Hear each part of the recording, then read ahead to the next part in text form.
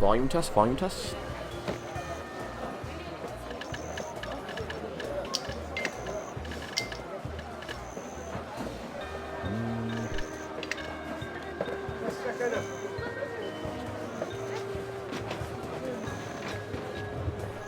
Let me make sure the volume is okay.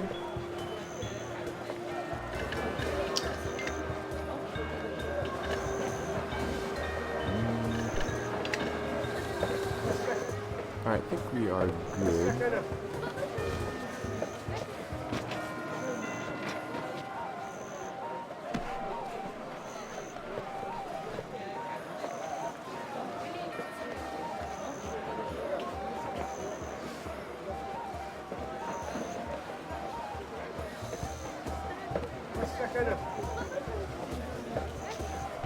Let me verify real quick.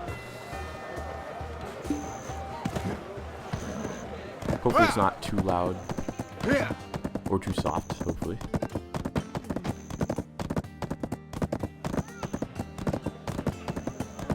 Alright, but today, for those of you guys who will be seeing this later, we're going to be checking out the all-new Valencia 2.0 content. I don't know what to expect other than some harder mobs, so hopefully it is good, and it's stuff that people have been asking for. But before we do that, we're going to go ahead and check out the Valencia ore boss that you get from combining 5 of the Valencia fragments together. And that gives you a summonable boss over here in this Valencia area. And this is it right here. And then we're also probably going to be doing the weekly as well. I'm going to show you guys some duo great sword action.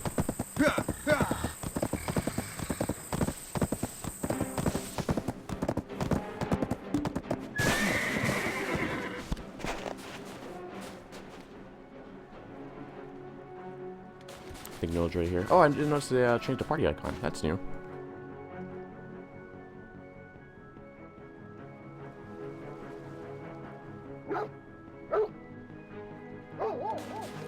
Okay. And these new, the new, pathing system is kind of cool.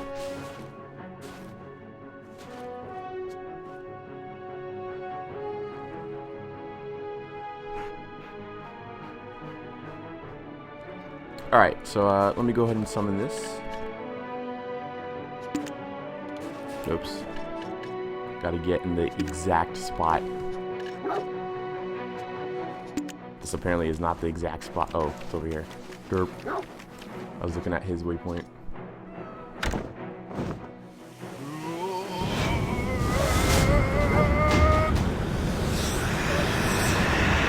Alright.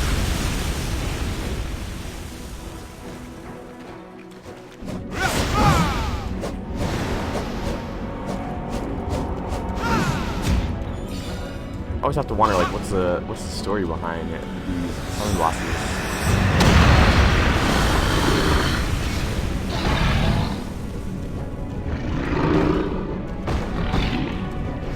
Also, anatomically and physically, how does a golem work with joints?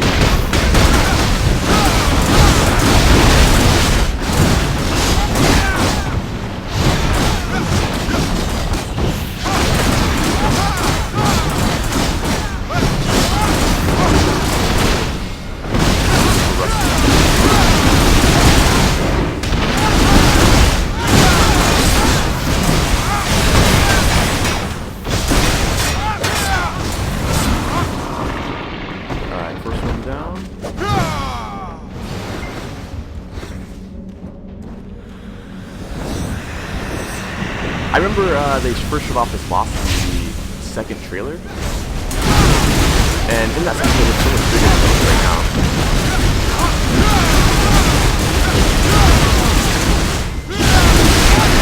They have him as an original boss again. Hopefully we'll get it.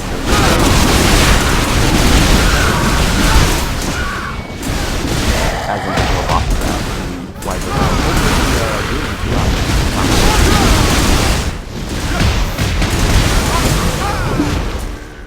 That feels a little loud in game. Can any, does if anybody's watching right now, do you know if are you able to hear me? Let me go ahead and collect my reward here.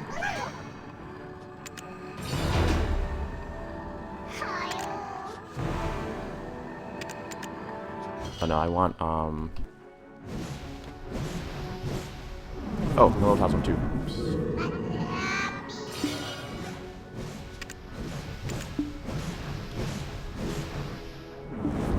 Go ahead and complete my other quest here, or grab the other quest.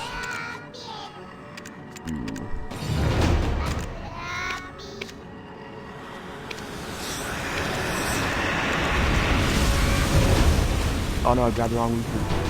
Oh well.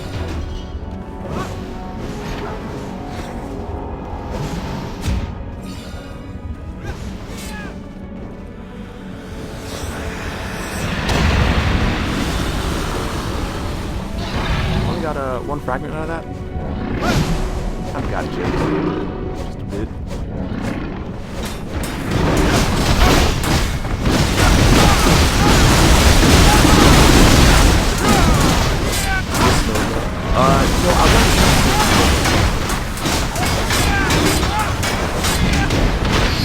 Oh my god, he just kicked me in the face.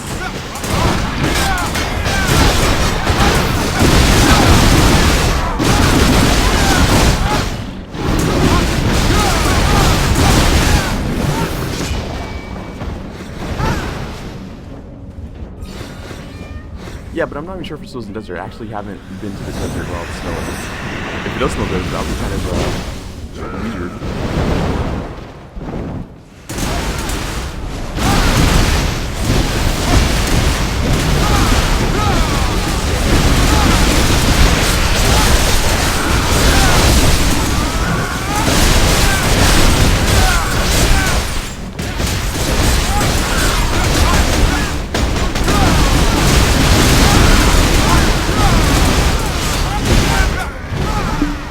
This poor thing. Alright, cool.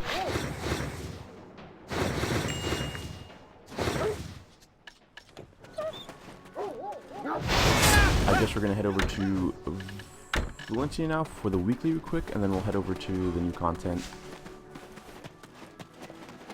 I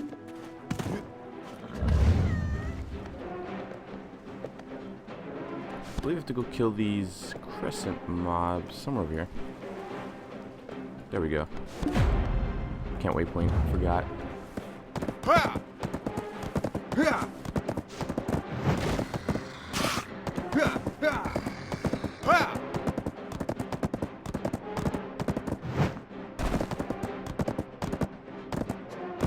He like left me in the dust with his horse.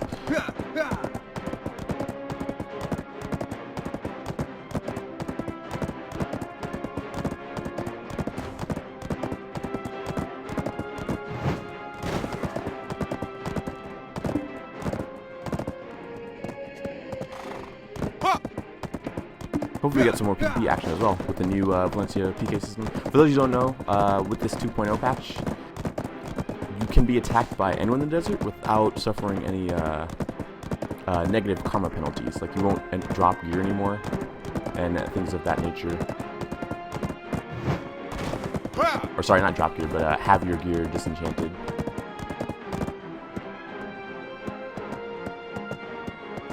So hopefully that should mean more crazy PvP fights going on within the desert. Am I going the wrong way? Oh yeah, that's right. God, it's been so long.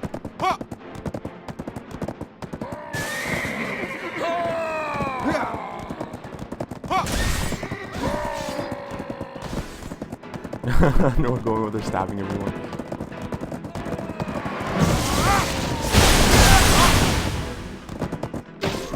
Oh.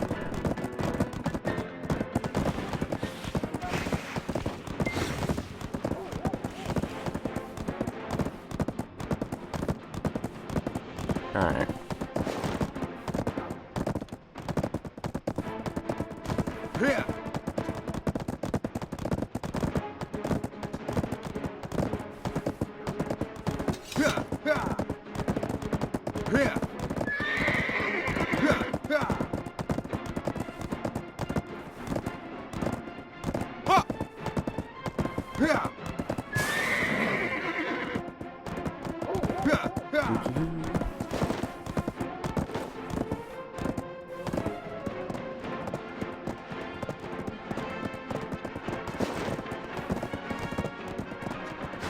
I think that there might be different karma, but as far as I know, there's only one karma system.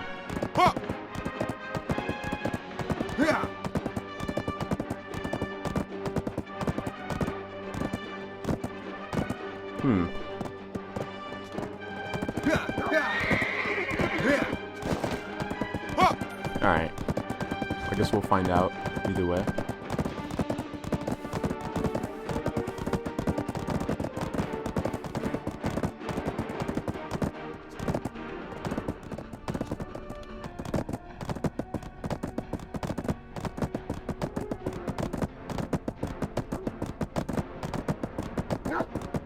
I just realized, is he rocking a freaking tier 8 horse?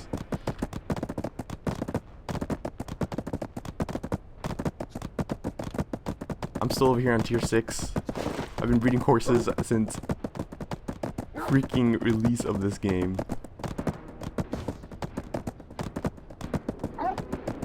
RNG has not been faithful for me.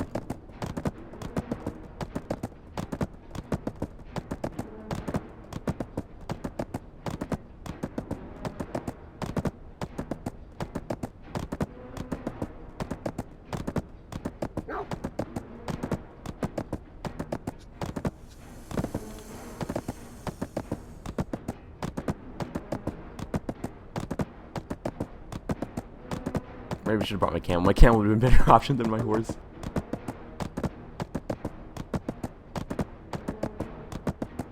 Oh well, horse will eventually make it.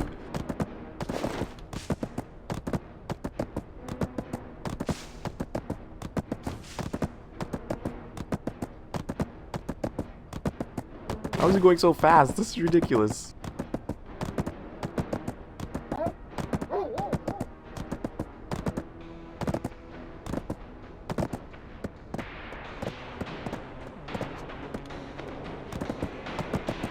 Accepting horse donations, guys.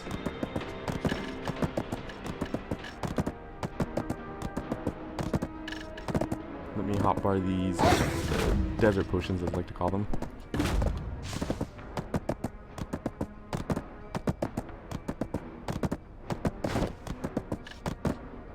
Oh, well, the speed is 10% higher than mine.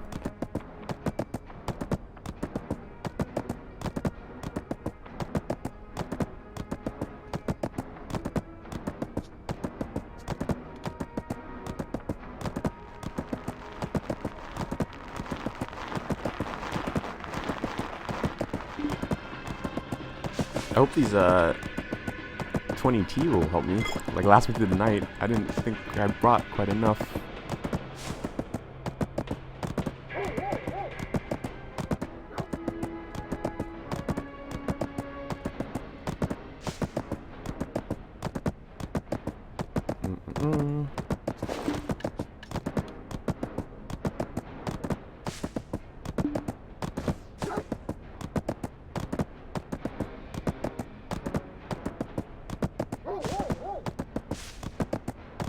Oh dang, I didn't realize you can't even jump on your horse in the desert.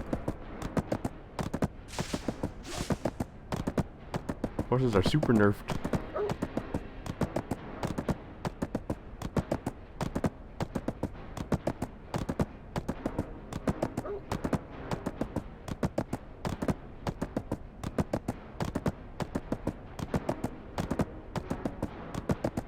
I always thought Valencia had really cool background music.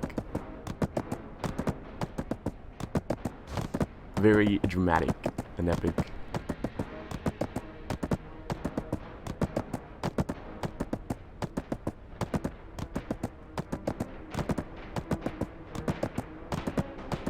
just noticed they changed the color of your HP bars to like a dark red now. That was never like that before.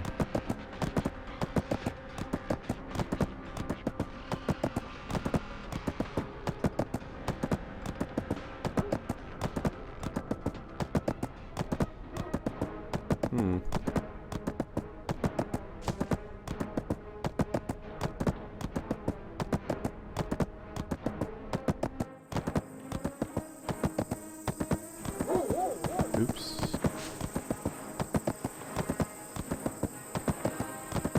We'll go ahead and activate these buffs I got from my mail.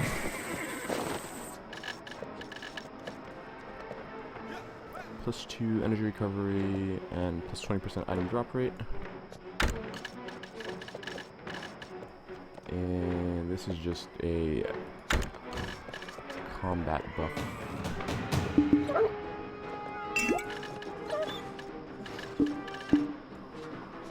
Oh nice, it's repeatable. Okay.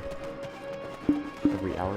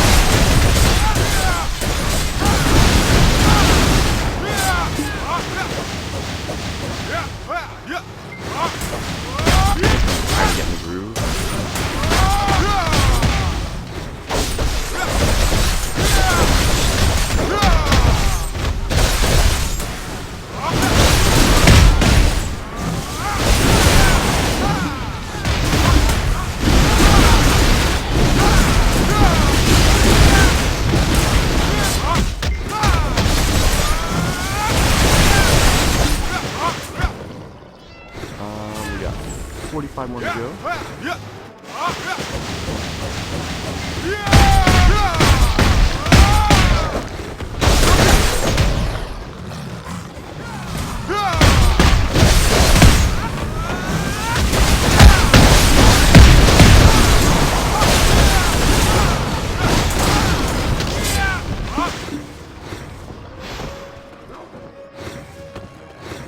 My lovely warriors back at stream. Aw, why thank you.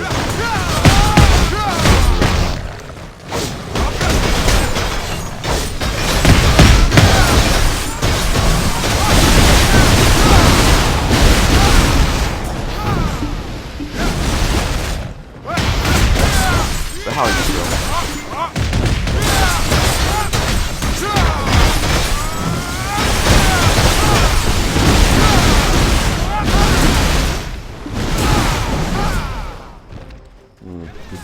pretty fun.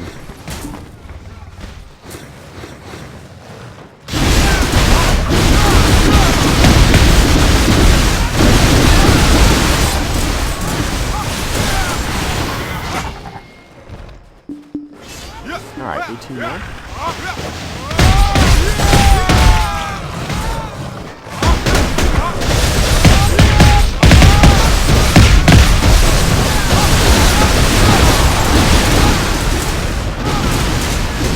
Why do you use most of the time Sword and Shield?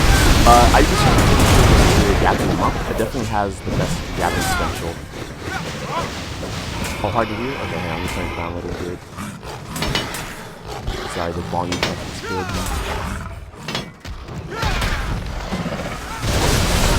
How about now? Come on, go a little bit lower. Also come down. Probably the sound effects.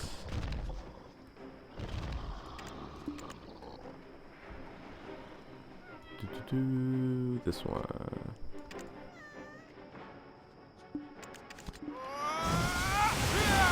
How's that for volume? Maybe I could raise this a little more. I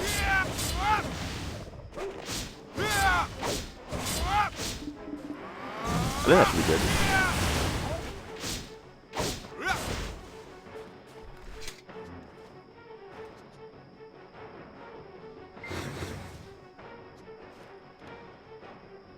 Alright, let me go ahead and grab my boss quest.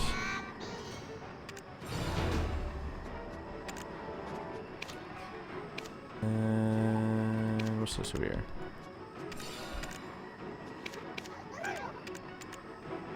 Oh, okay. Sorry if this was asked earlier, but how do you feel about the changes to the commerce system? Personally, I feel is a step in the right direction. Yeah, I agree. I haven't tested it out fully yet, but at least on paper, it sounds very, very awesome on paper. So I'm hoping it's actually awesome in practice. So we're about to find out soon, as soon as we get to at least find some players out here in Valencia.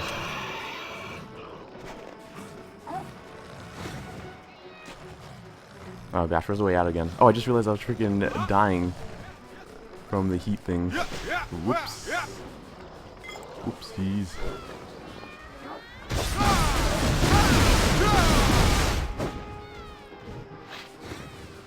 Why am I doing this? I'm supposed to be using sword movement. Ooh. Oh wow, this does snow in the desert. That's crazy. Of all places. Oops. I keep thinking I don't have my jumping lunge. Now it's better, but the mob's still screaming pretty loud. Okay. I'll try to turn down a little bit more to get somewhere safe. Kenta, what's your favorite between Blader and Warrior? What's the big differences, and do you think Blader will be available in EU and A release? I played Blader was my second favorite class apart from Warrior. I played that the most besides my Warrior, and I really like the class. I think Blader's really fun. The only thing, I won't say the only thing. Just because I like the general playstyle of Warrior in like the difficulty compartment. I guess I don't know how to explain it. I guess I'm a masochist when it comes to gaming. I like all the pain and suffering it comes with playing a hard class. Where's my horse? Horse? Horse? Oh, it's over here.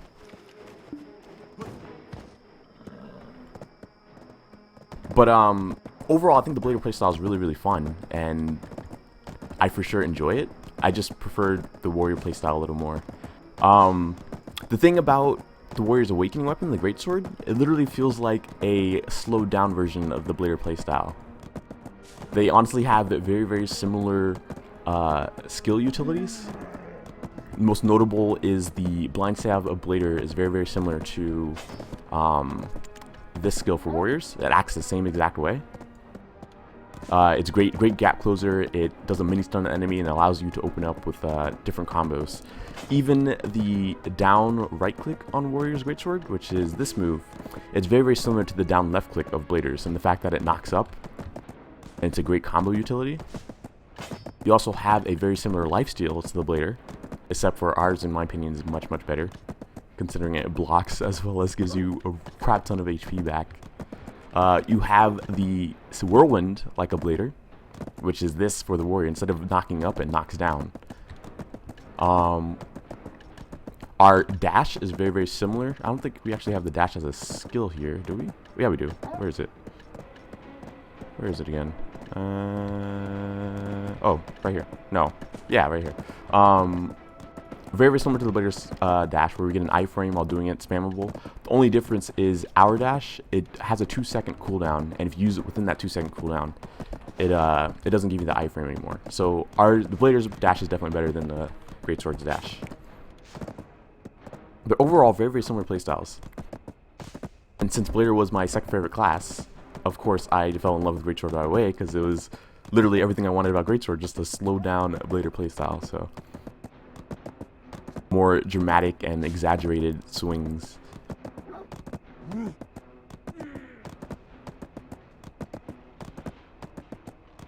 And yeah, as Joseph was saying, I don't think it's going to be available at launch. Is there new expansion in Korea? Yeah, there is a new expansion in Korea. We're about to go ahead and head over to that new content as soon as we finish this weekly boss over here in Valencia. How's the volume, by the way? Is the volume okay? Or is the game still a little loud combat-wise?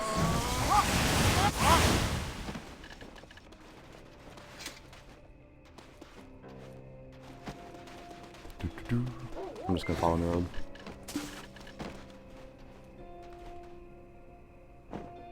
Alright, here we go.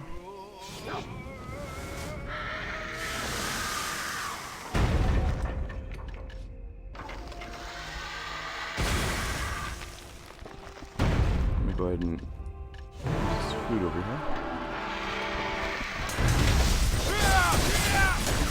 Oh yeah, keep forgetting this boss is like tough.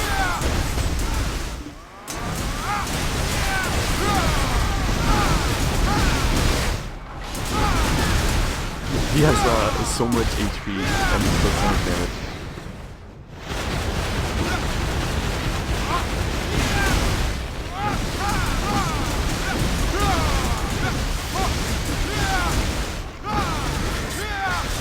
Uh-oh. I'm sorry. Oh my god, no, I'm sorry. Don't do that, please.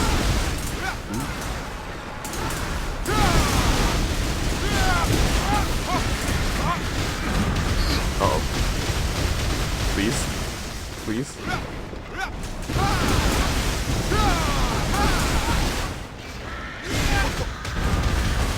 Oh god. Why? Okay, there we go.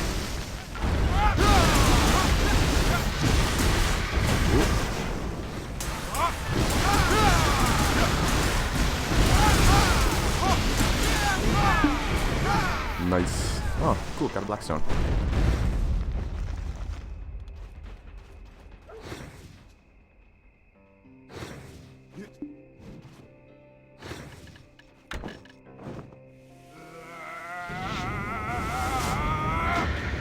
The volume is okay when I don't cast anything. Alright, let me try to turn it down a little more.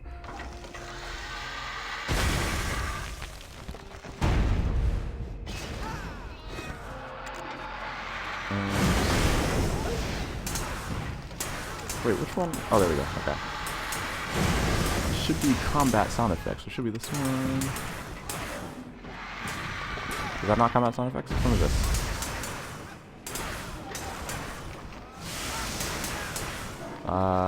Tog. No, I'm sorry. Oh my god, wait. Time out. Shit. Shouldn't be playing with sound settings. Oh my god, this fucking thing. God for warrior lifesteal. Oh my Jesus. Please? I'm sorry, bird.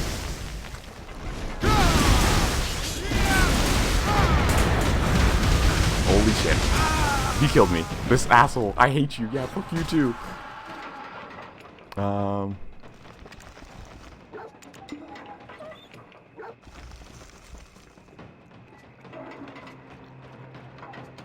Is he not gonna let me spawn? Let me spawn, you dick.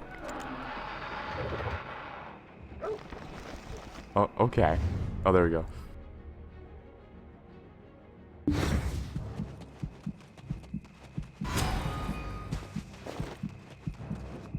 Let me see. Let me actually hockey some potions. That might help. Yeah, those things.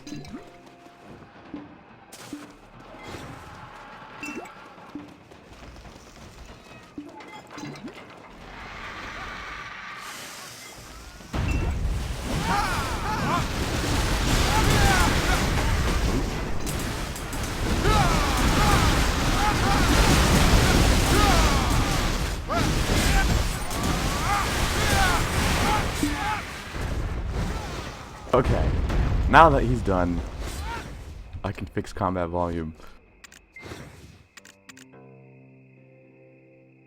Let me see here.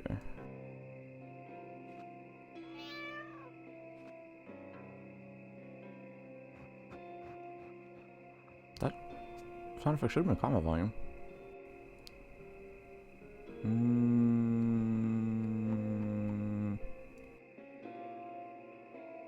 Screw it, I'll figure it out later.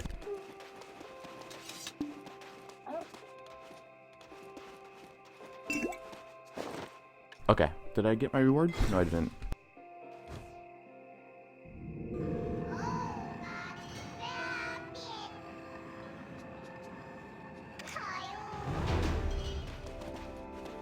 Okay, now for new Valencia content.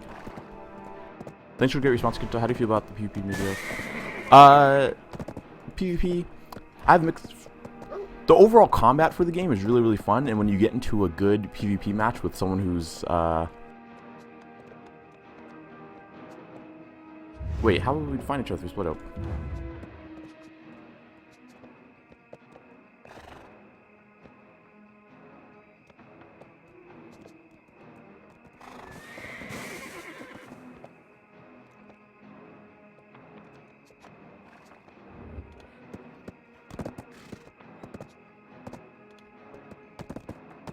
Alright, so I guess we're gonna split up and try to find the entrance. But yeah, like I was saying, Alexander, the PvP video I have mixed feelings about. Like, I really love it when you actually get into a good match. But because of the weird, not weird, I guess it's kind of normal for MMO these days, but the scaling issues on gear and levels, it makes it really hard to find those fun fights that I really enjoy. Because either you're going to be super duper overpowered compared to the other person, or going to be completely underpowered compared to the other person, and that's what it literally feels like all the time that you're running into. Like, it's hard to find those good, nice, and even fights, or at least just from my experience personally. And then combine that on top of well, it's not even the class's fault, honestly. It's just the way the game is. But overall, once you fight in those good matches, I really enjoy it, to the point where I think it's the best combat of any MMO out when you do find those good matches. It's just that it's hard to find those good matches. But for like the overall PvP system, if that's what you're talking about, I think for the Korean version, definitely could use some work. Like, it's pretty garbage in my opinion, the PvP system in Korea. Like, the way that you can allow people to engage in PvP, such as PK mode or, you know, flagging, those could definitely be adjusted. But I'm hoping that for our NA/E release, it is adjusted appropriately to allow more combat. Because sometimes it literally feels like the Korean version is just trying as hard as possible to not have any PvP whatsoever. Let me make sure I have the right tab open. Oh, he already found it? What the hell?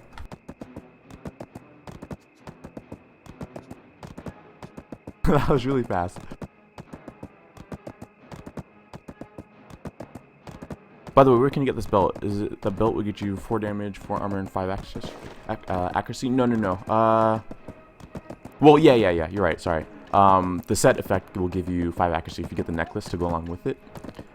But you can find this belt over in Hasla, which is over here. Over here in this area, if you go, where is it again? I think it's about right here. Right here, there's a small little entrance, and it leads into a cave. And inside that, it's like an old temple ruins cave. And inside there, you can find a bunch of ancient styled mobs. And if you kill them, they have a chance of dropping this belt. If you want to get the necklace drops in the other dungeon, which is over here by the helmet mobs. There's another entrance. I'm not sure where exactly it is on the map, but I'll know if I actually went there. But it's somewhere around here. I would say probably in this area. And you can find the entrance there. And you kill the mobs over there, and they will give you the necklace for the set.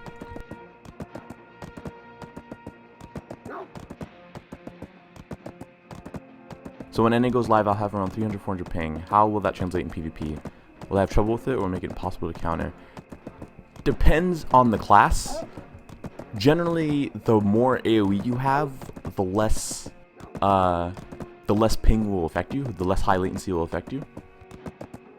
So if you're going a class that's more single target, say Sword and Board Warrior, or maybe even Sorceress, you're going to have a harder time than if you went with a class that has a lot more AoE, such as Giant or Tamer.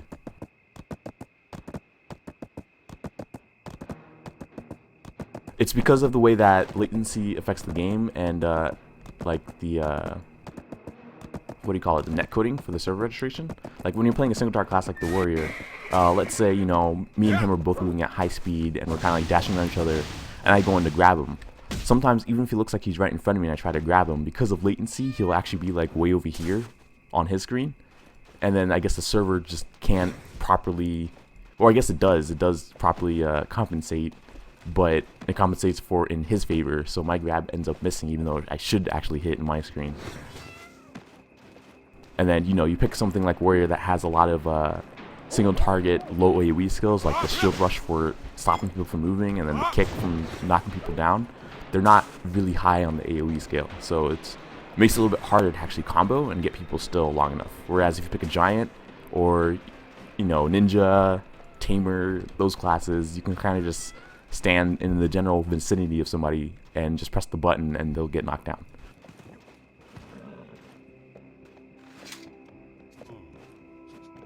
I wasn't paying attention to what I was saying. I guess it already disappeared, so I have to find a new one.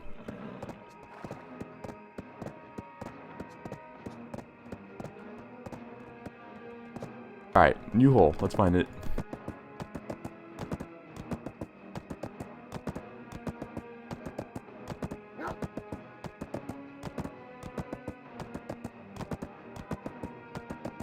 But, while it'll be harder to play, Mitchell, it's still possible, is, I guess, what I'm trying to say.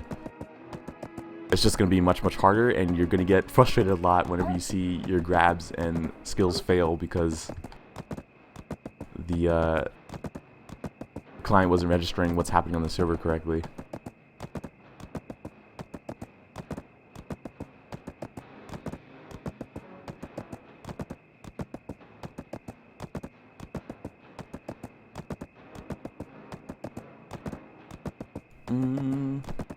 I'm not sure. I kind of saw a few screenshots of what the entrance looks like, so forgive me if I miss it. Oh, that was a mob. I thought that was the pillars. I should be looking for like pillars sticking out of the ground that has like a little, some little smoke effects, little dust effects coming out of it.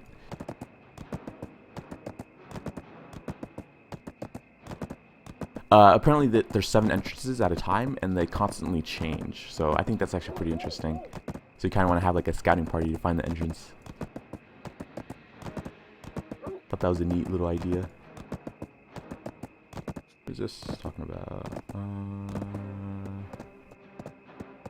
I only recognize the word HP, if that is HP. Something attack. Most of those words I don't know.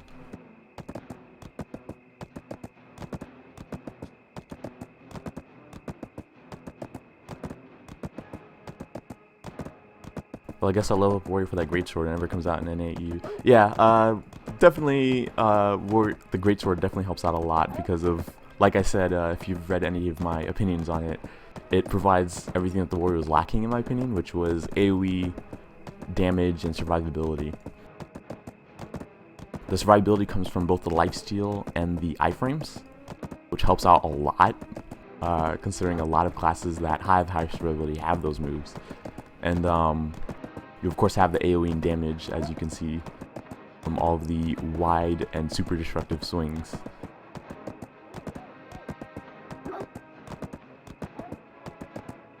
Are there any big differences between Blader and Plum? Seems like classes I'd be into. Overall, it's regarded as Plum is the slightly stronger version compared to Blader, simply because the differences in their main two skills. It's just more, what's the word I should say? I'm not sure if efficient is the right word, but more practical. There you go. It's more practical on the Plum side, which is beheading, and I forgot what you call the other skill. I honestly forgot the name of the other skill, but beheading is one of them, and it stuns. It's a nice stun, whereas compared to the Bladers, it's just another NATO that knocks up. I would say the stun is much better because it allows you to get those back attacks in. And they have some pretty strong skills that benefit really nicely from back attacks. And they also have, what is that other skill's name? But it's basically, in my opinion, a stronger version of the Bladers Tornado, of their main tornado skill. And they also have an additional skill off their blind stab tree that helps them out a lot as well. Another stun, which again, as I said, the stuns help a lot for those back attacks.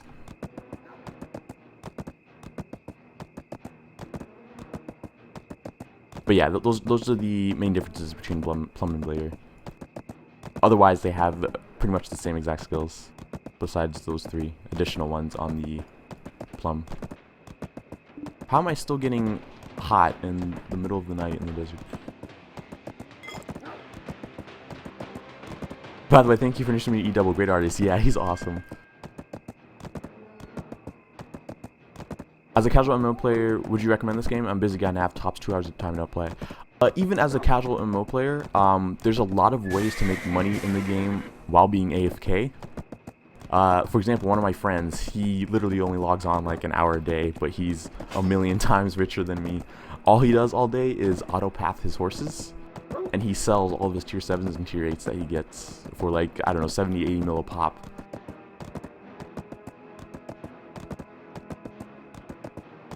So there is definitely a lot of ways to make money while AFK. You can even do AFK trade runs.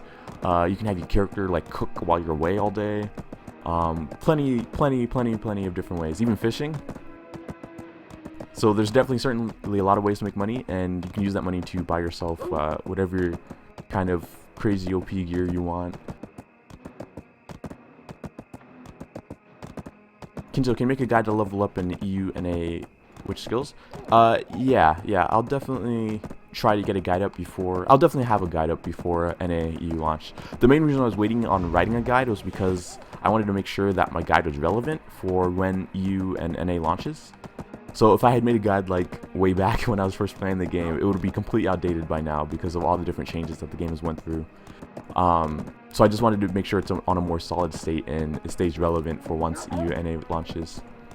But since it's getting closer, I'm definitely considering making one very soon.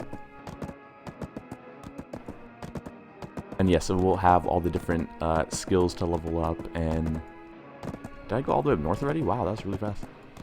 So nothing around here. All the different skills will level up and like priority for different skills. And different opinions on what advantages and disadvantages different gear types give you. But yeah, I'll have that all. Man, this entrance is kind of hard to find.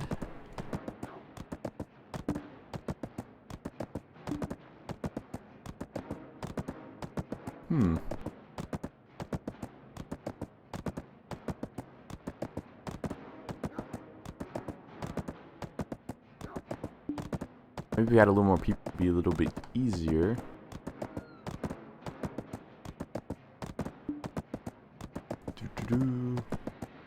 Nerl's already found like the entrance like 3 times already. Still haven't found it once.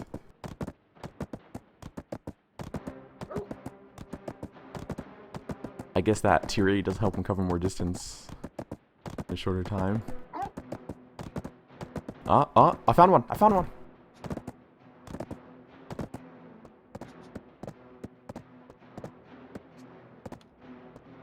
Here we go. So here's the entrance. Only it's better if you park your horse outside.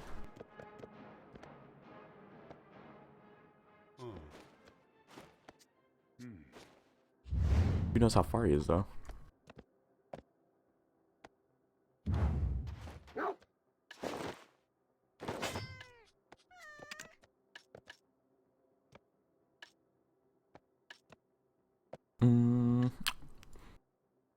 I was kind of hoping to get to level 59 before you slash NA beta, but that would be a lot of grinding.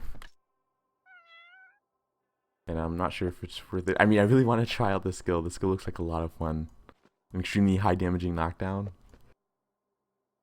And the fact that it's a charge skill. I love charge up skills. And you get super armor while charging it too, so I think that's pretty sweet.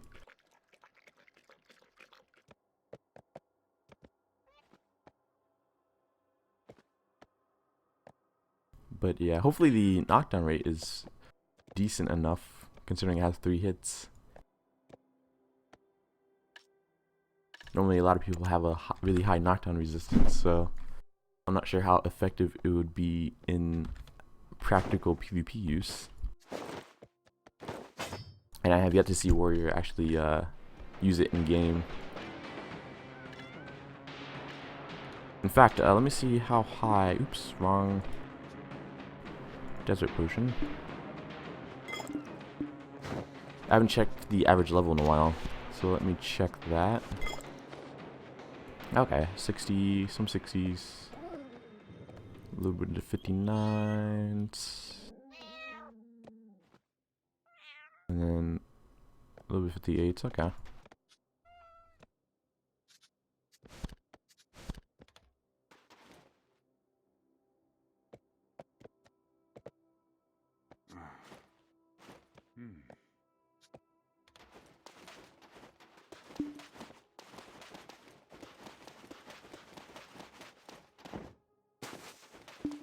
I should be able to see him coming up here soon.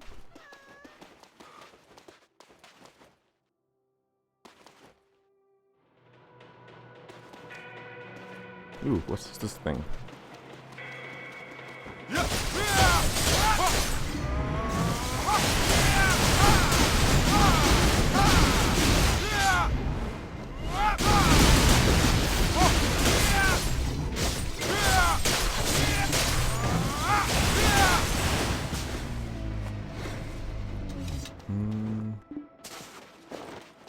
It doesn't drop anything good.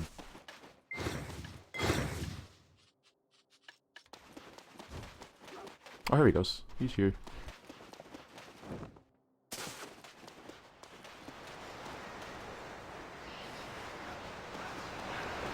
And we go. How do we get in? Oh, here we go. I was like, nothing's happening.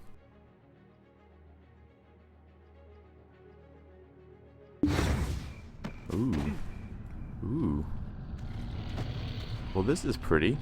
Wow, it goes super high. I guess this is the bottom. Ooh, what's this? What are you doing down here? What the hell are you doing? Oh, cool. Repairs. Neat. You sell stuff? Neat. He even has potions. Very neat. That means you could just grind here all day if you had the money. And space. Man, I wish I brought my horse down here now. I could have started stacking stuff on him. Oh, wills. Dang, I have way too much money on me. Oh my god. I won't be able to grind for very long. Just realized I got 400k, almost 500k on me.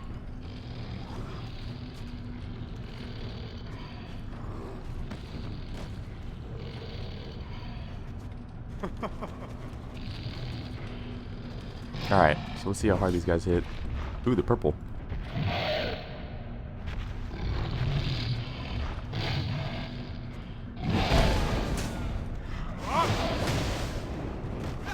Oh.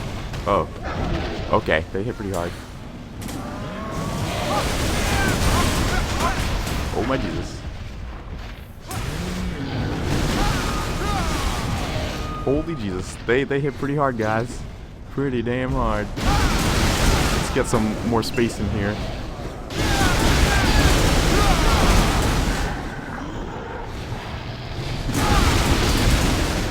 Ooh. Woo.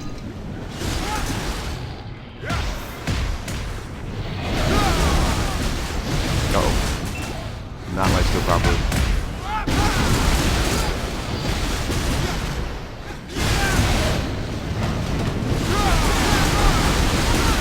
Oh, ah. Oh man. Oh, they stunned me. That's not good.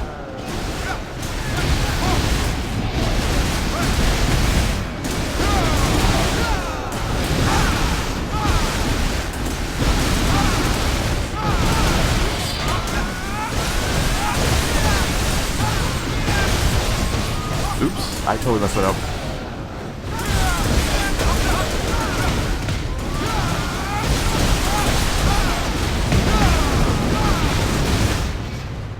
Oh man. Wow.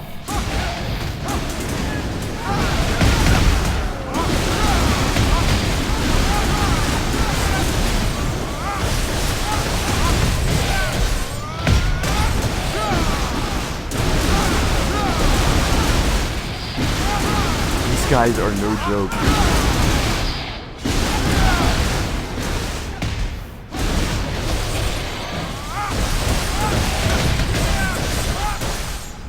Is there a penalty for dying in this game? Yeah, there is a penalty.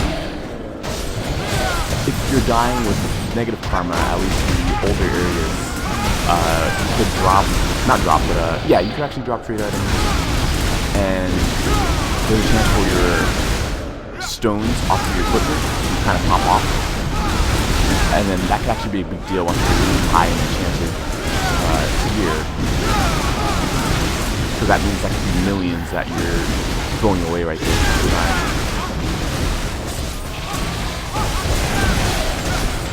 So you definitely don't want to die with negative karma, but in the premium version with positive karma, there isn't much of a penalty at all, other than some experience loss.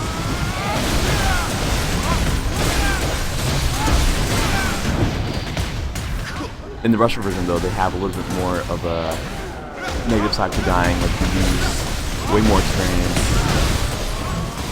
even if you are positive karma and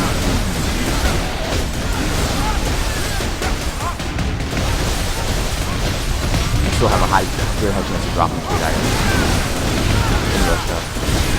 The Russian version. Not sure if we'll be getting the same. Oh my Jesus, poor Neural. Holy shit.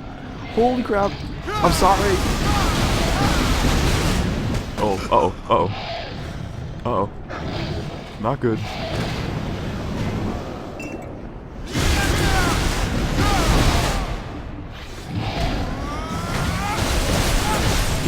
Damage me through my blocks. Oh man. Woo.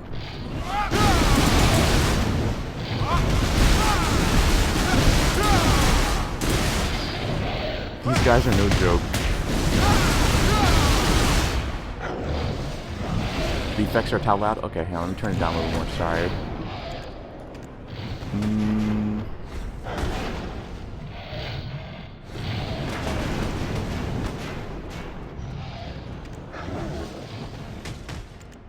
Ow, shit. Oh god. No! No, I'm sorry. I'm sorry. No, I'm about to die. Ah, run. I'm sorry.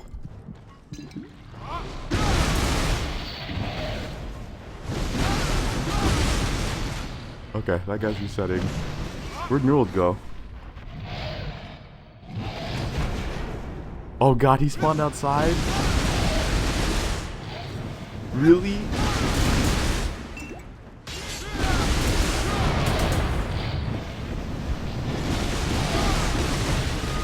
my Jesus. Wow. These guys are no joke. No, I dropped something. One of my crystals. Oh man. There was one for my gloves. Was that the one for my gloves?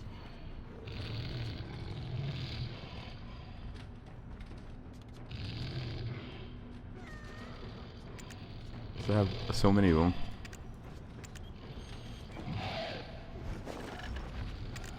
Which crystal is that? Oh shit, that was one from my helmet. Oh no. God, these guys already spawned on me. How they have range attacks? Why is this a thing? Alright, where's the why didn't we kill these things? They're so much easier. At least they're red and I can actually hit them.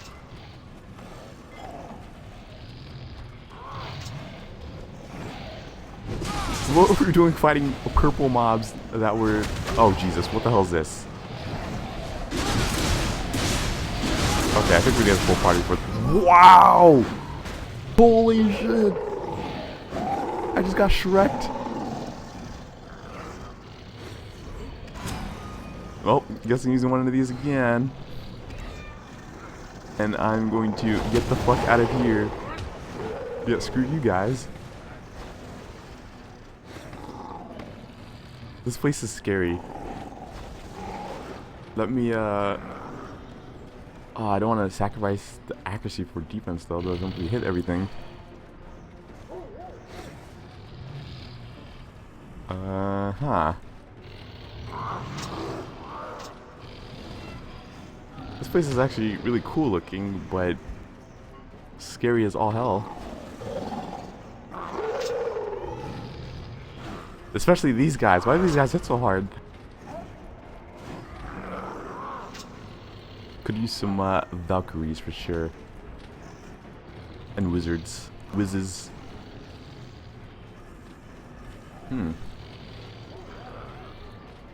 This room... I guess all of the dead ends. So I guess let's try this way.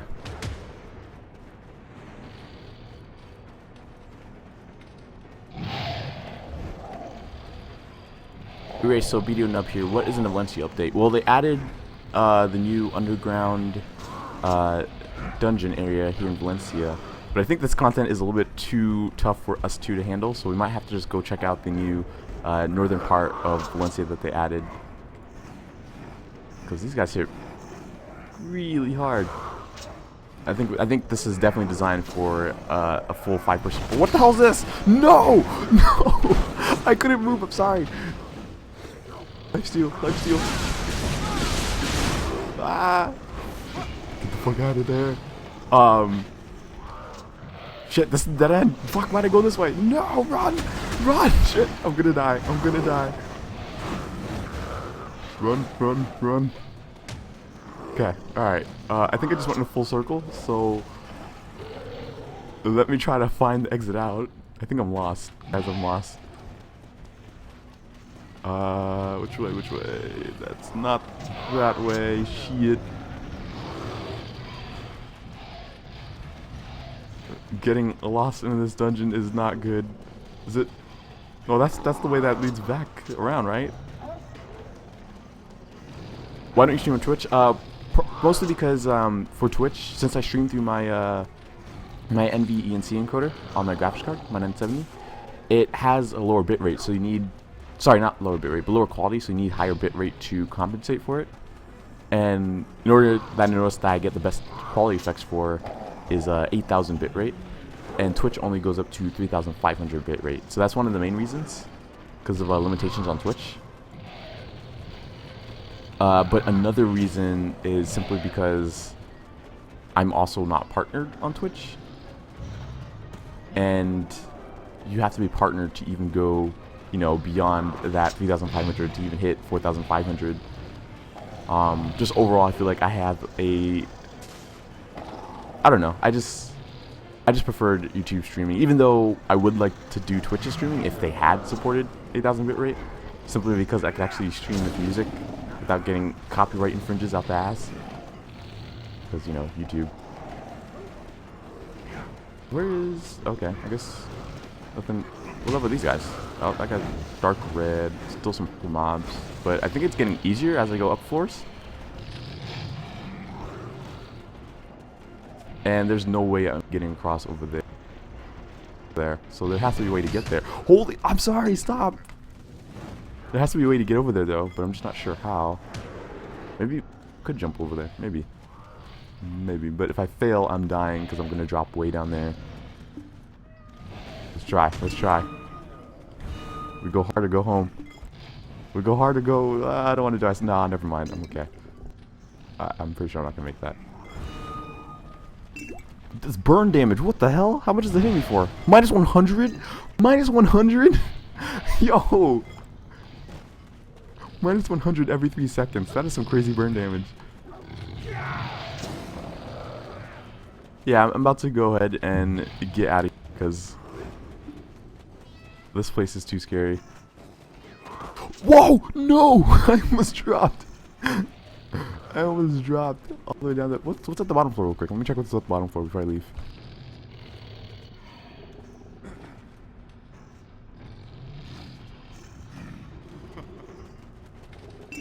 Need a full party for this stuff.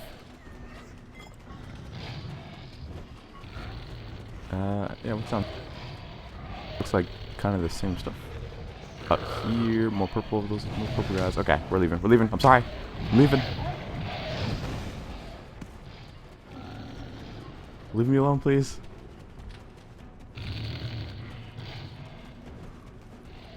Alright, escape function.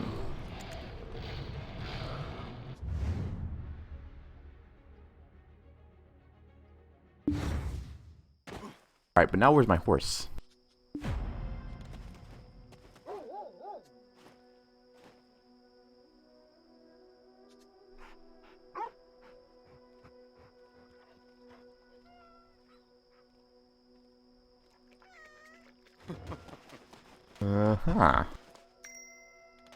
I have no idea where the hell I was on the map, and...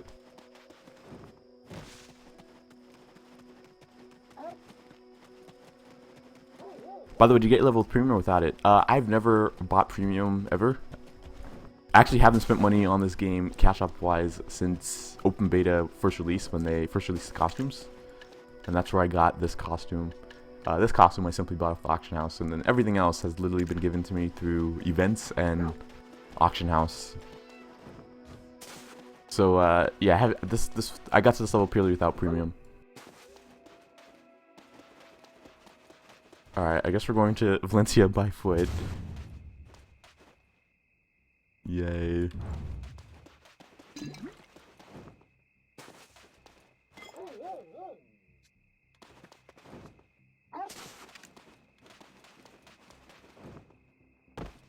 Hopefully I can get a full party later on, and then we can actually go and experiment with that dungeon. Let me let you off this dude.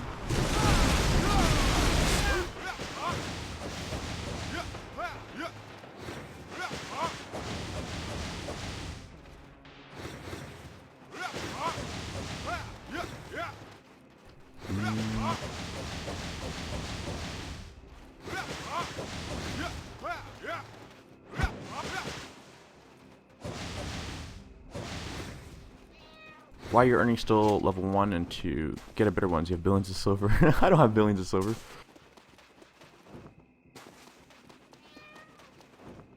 No, I'm super poor. I have like 6 mil in my bank or something like that. Let me see how much. I spent all my money trying to upgrade this great sword and still only got plus 15 because of RNG. Yeah, I only have 8 mil in my bank. I spent over 200 mil on this thing and it's still only plus 15. That's RNG for you. It would have been literally more efficient for me just to buy a sword at plus 18 with that 200 mil instead of trying to upgrade with RNG. Yeah, let me actually see how much the sword prices are right now. Oops. Keep forgetting they changed the thingy.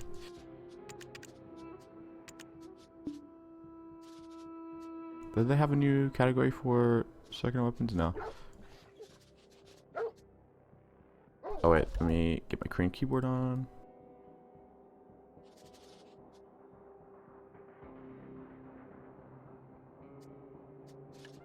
Let's see. Wow, yeah, a plus 17 sword only costing 100 mil. Yeah, if I only saved up like another 40 mil more, I could have got myself a plus 18 greatsword. Wouldn't have to spend all this time with all this RNG crap. Sad face. Can you show us your armor closer? This armor? Or are you talking about this armor?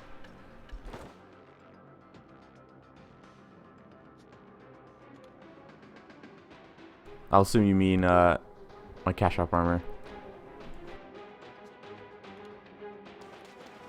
Oh.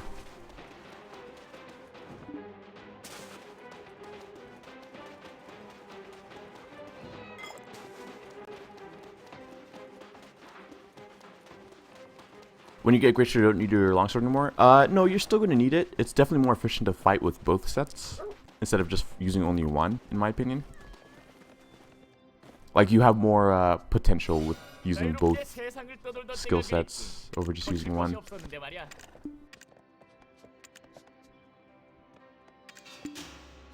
Oh, cool. They added the option to recover your horse to use the brink function. That's nice.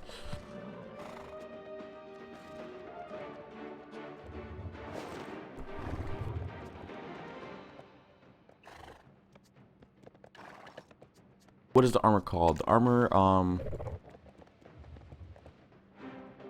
this one's like a Kalsnoff. I'm not sure if the translations will hold off once they transfer it to different versions. But yeah, Kalsnoff armor. This one's Clyde. This is also Kalsnoff, which is part of this set. Also Clyde. And Clyde shield and Clyde sword. And then this set is Ciudad. Not sure how to exactly pronounce it. Yeah, Ciudad. Yeah. I'm not sure if they will carry over the same names though from the Korean version over to whatever version you're playing.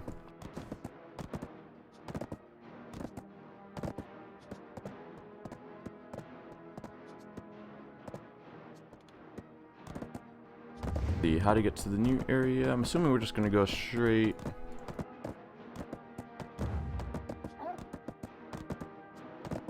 Yeah, let's go to Valencia first, then we'll go from there.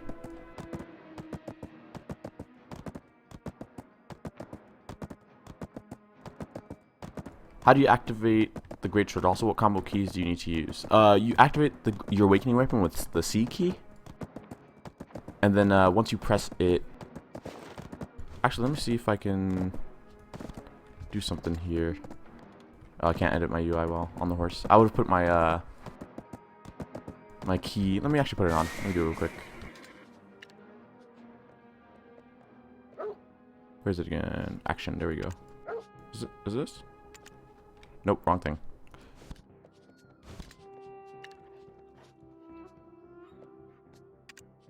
Ah, this one. Is this too big for you guys, or is it okay?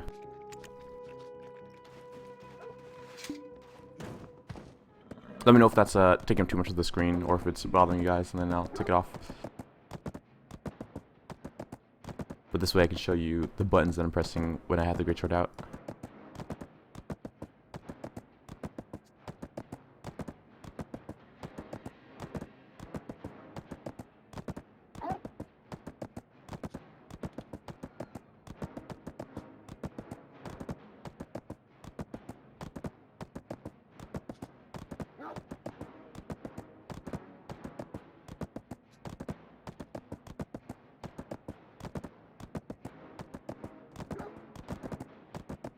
Oh cool, someone else just passed me.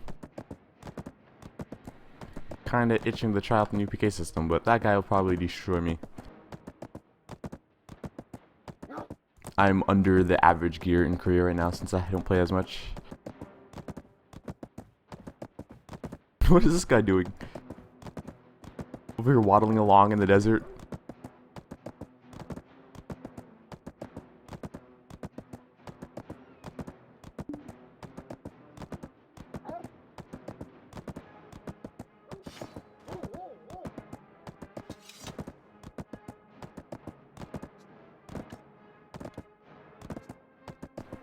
Okay, so maybe like 20k per mob. I suppose if you have a full 5-person party and you're able to kill them fast enough, that could be decent. Not entirely sure though.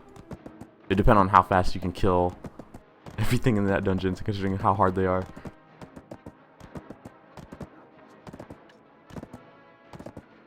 At least they weigh only at 0.10, which is actually quite efficient. That means you can hold a lot more of them than the ones that usually weigh 0.30. So you can stack a lot of them. Oops, wrong T.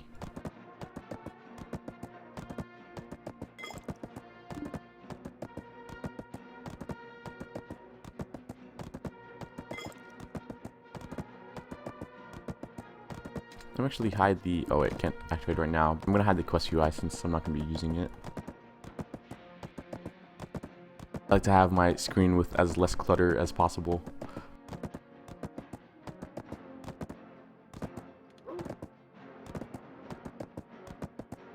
I know it's gonna be AFK real quick, so let me just get to Valencia and then I'll go ahead and head up north from there.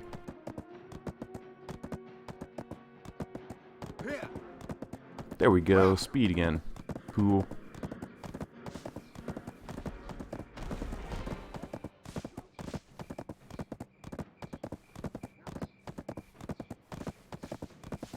I still have, to this day, I've not gotten a horse with both drift and sprint yet, which I really need to get. The speed that you get just from having those two skills alone is crazy.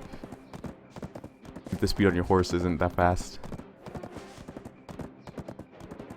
How your forward slashes had so far distance in your warrior guides? If you use the cancel version of it, the distance is extended a little bit. I feel like it used to be a lot further before, but I feel like they shortened the distance a little bit since then. But overall, it still sends you far enough, I guess. Alright, I guess I'm gonna go over to this. Or is that a mountain? Is there a road lead up there? I don't think there's a road. So let's go over here, I guess. Yeah, let's go over here.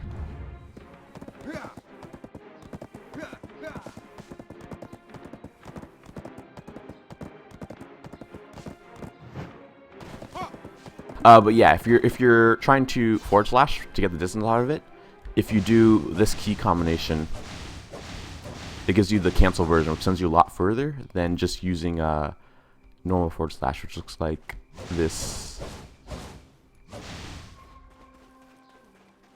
And there's different way to do the cancels. Some are more consistent than others.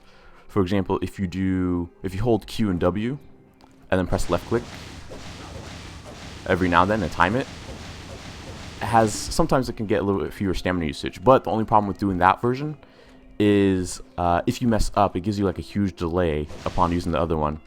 The other way you can do it is you can do QW and then left click at a slight like 0.1 second delay afterwards. So it's gonna be like in slow motion, it's gonna be boom. Well, you can't do it too slow, otherwise you get stuck. So you kind of have to do it fast enough to the point where you get them all off at the same time. The way I don't recommend doing it though is holding QW and holding left click, because if you do that, it just destroys your stamina really, really fast. You definitely don't want to hold all three of them at the same time. So you have to actually time your clicks. And then you can, of course, also do hold W and left click and Q, but that also has the same problem of destroying all your stamina usage. So I definitely recommend either holding QW and then pressing left click to time it, or doing QW at the same time and then left click shortly after.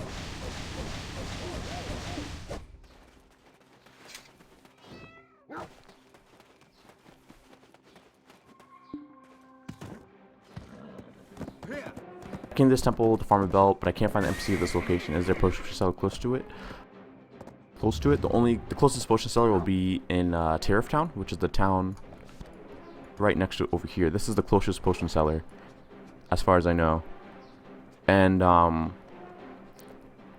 don't remember if there's an NPC or not, but if there is, I can't waypoint right now because I'm in the desert. But if there is, it would be really close to this point if you can discover this point.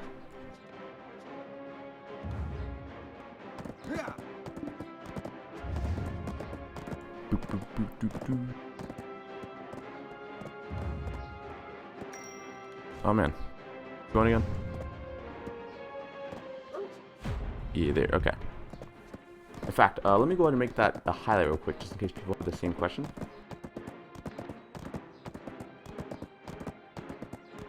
Let me see here.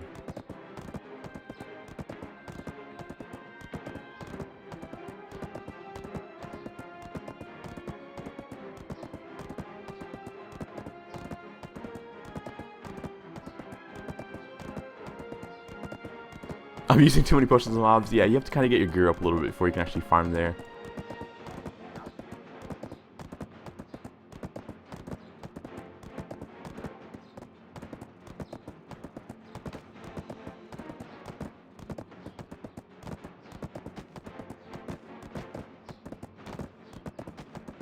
Get player time. Oops, no. I was making this highlight so difficult.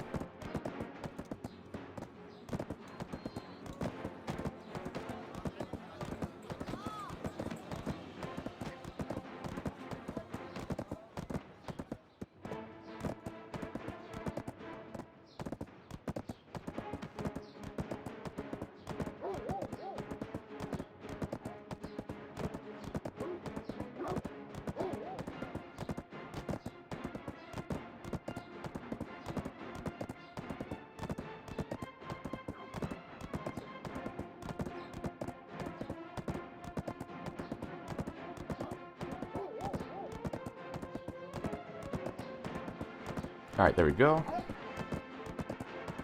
Some Kinto is somewhere you build that update every change time. Yeah, and I still need to make the guide on how I build my character and everything. The whole reason why I was waiting, like I was saying earlier, was because I wanted to make sure that my guide was relevant to the point of NA EU launch, since they are constantly changing the game a lot. I didn't want to give you make a guide really early on, and then by the time it comes out, it's completely outdated. So that's kind of the reason why I was waiting, as well as to get, you know, the official English names for the people who will be playing the NA and the EU beta or launch. I mean, now I got lost again.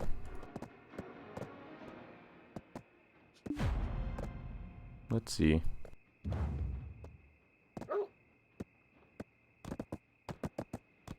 Okay, this is one. All right, I know I am. I got it.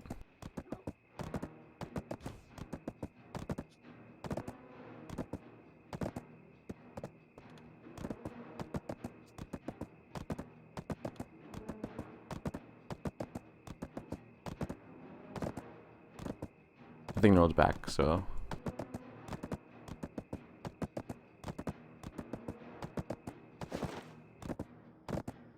Oh man, I should have dropped off this money first. Maybe there'll be a village or town somewhere close by. Hopefully.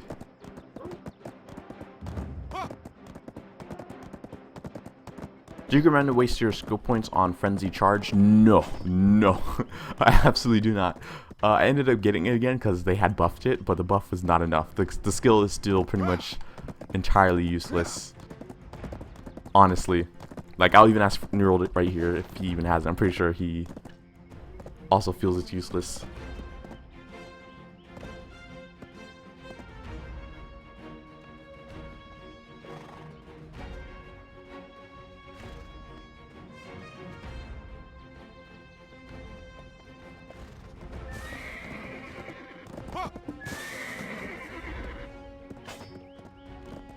Only reason why I guess I even have this skill right now is just because of the cool animation.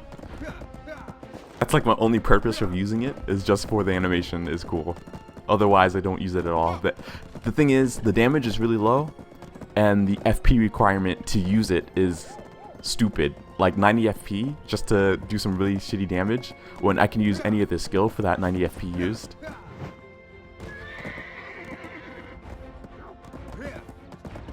The damage isn't enough to warrant the FP usage. And even the knockback and knockdown rate isn't at its best, at its finest. I'll show you an example of this skill once I get somewhere to park my horse.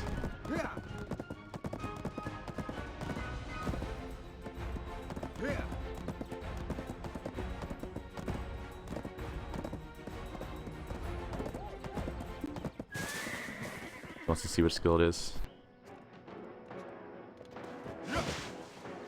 Oh, but he's going way too far ahead.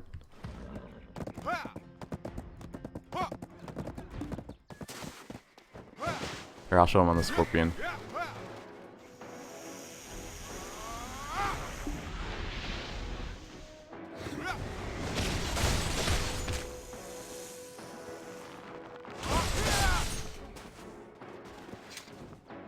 What about spear? It has little damage too. Yeah, but the purpose of spear isn't the damage anymore. It used to be really, really good damage. Yeah, all garbage. But yeah, as you can see, 2 warriors saying it's garbage. I definitely think it's garbage. He says it's garbage. I'm pretty sure it's garbage. But the spear itself, before in the betas, it used to be extremely good damage, simply because the damage calculations are different and people didn't have as much armor. But nowadays, it's not used for damage at all. It's purely for the CC effect and the fact that we actually have a ranged way to have a mini stun on somebody, a stagger effect. So that's its main purpose right now. But you do, because the spear has no accuracy on the skill itself. Oh, it actually does. It has 2.5 accuracy, but it's just absolutely shitty. I'm not sure why. They may as well just gave us 0 accuracy. But anyway, what you want to do is stack lots of accuracy to make sure it's hitting all the time.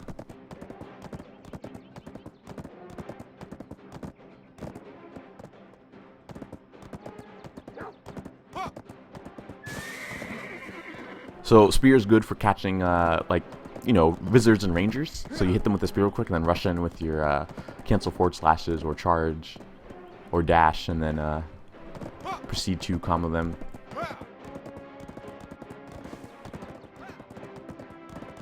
Ooh, what's this? Is this an area? No, looks like monsters.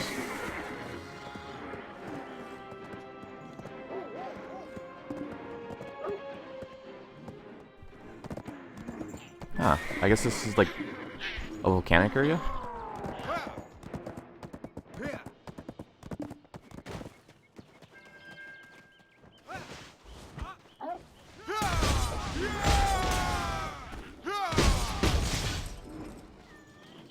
I think this is all the mobs we have in this area.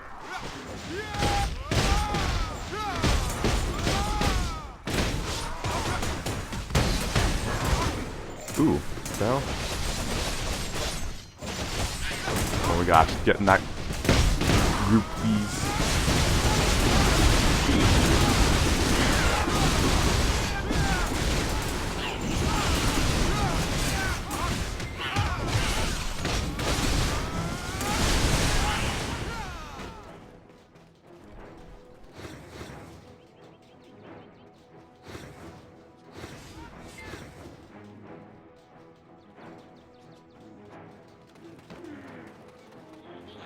Maybe the XP is better? Again.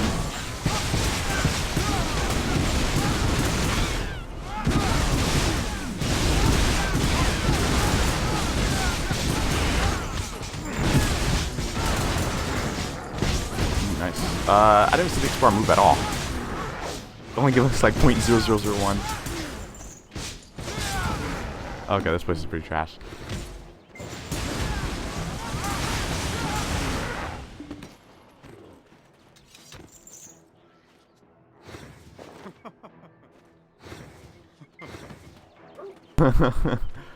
You'll live in your area and it still gives shitty experience. Oh well. Let me go to activate this book again. Well, depending on the wizard witch class in the Korean version, PV and PvP that is. Very, very strong in both. Just not as strong in 1v1, at least against certain classes for the wizard. It takes a lot of effort to kill certain classes 1v1 as a wizard, but in group fights they're amazing. Definitely in group fights serve a great AoE purpose. Look at this guy just headbutting everything with the sword. And they're great support overall. Just doing what they're supposed to do, what you'd imagine a wizard would do in a battlefield, just sitting in the back and supporting their teammates and damaging everybody in the front lines, causing mass AoE destruction. Overall, I think they're a pretty unique and fun class to play for sure.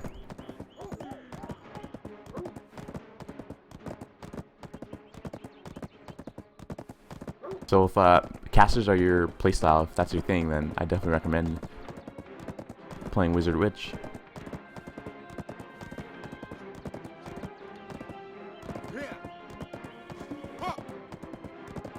What the hell? Oh, there we go. The arrow moved all weird on my mini map. That was weird.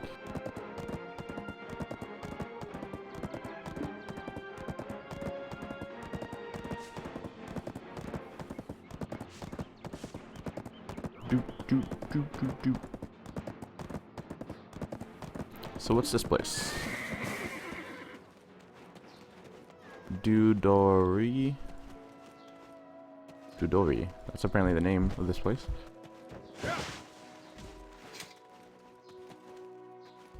Oh, I guess these are those new fortress thingies they added. Ooh, that's a really far drop. That is a really far drop. Trying to see if I can climb on top of the roof. Maybe I can if I can get on top of these boxes. Okay, it won't let me get on top of this one though. Oh, maybe it did. There we go. And there's no way I'm gonna get up there. Okay. So that was a useless effort. Have you tried Ninja? My Ninja, I haven't played it very much myself. My Ninja is only level, what is it? Let me see. Like very, very low level.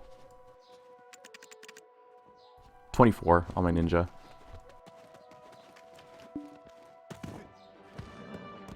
So I can't give you a really good opinion on it. I can only give you opinion from a standpoint of a warrior versus a ninja. Or just watching them in general.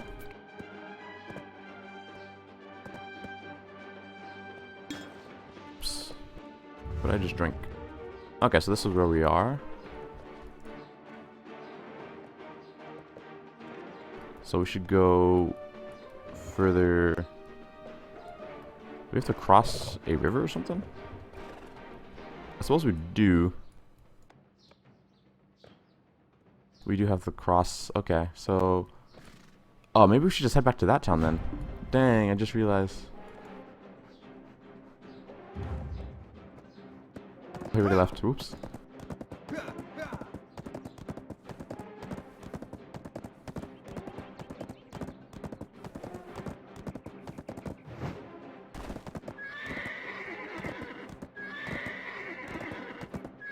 I don't have a defined playstyle, just like the flashy skills and AoE damage of the class. My focus is almost entirely PvP though.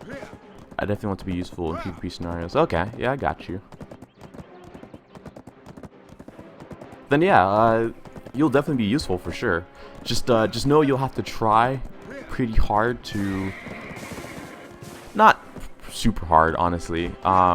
It'll just definitely be a uphill battle for you. With certain classes, like mostly classes that can block, such as Warrior and Valkyrie.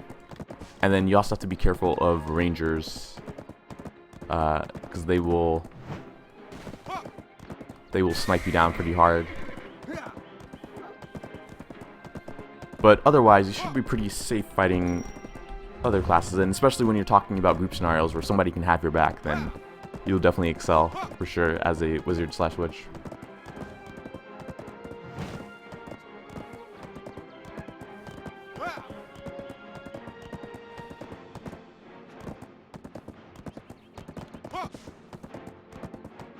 Where am I right now? Okay, I see. I'm sure if I'm gonna go on the outside.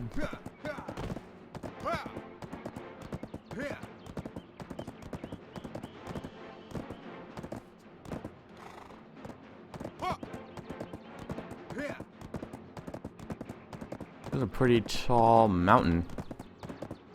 There's a really tall mountain. Probably the tallest mountain in the game right now. Wow, I'm so high. Oh shit, oh shit. Don't want to fall off.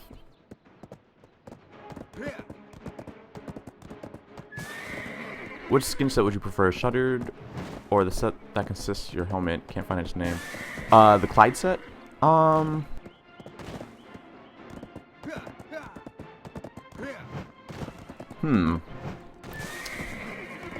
Hard choice, because I prefer sets with capes. And the Clyde set for the helmet, it doesn't have a cape either. Oh my gosh, I'm really stuck. Okay. Let's see if I can make this. No, I can't make this. How did Neural to get over there? Freaking hacker. Do I need a running start? There we go.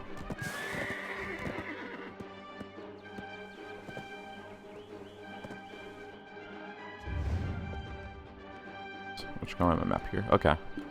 So let's try going over here. Apparently, Autopath wants to go. Oh, up this mountain. I see. What might what be?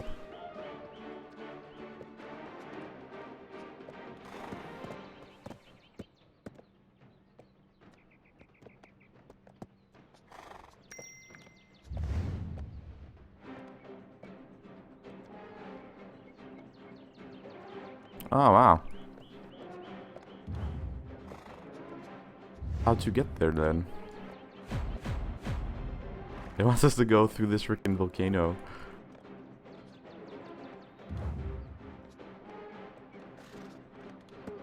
My second character option would probably be Valkyrie, so same question there. What's your opinion on the class, and what does it have lack compared to Giant Warrior?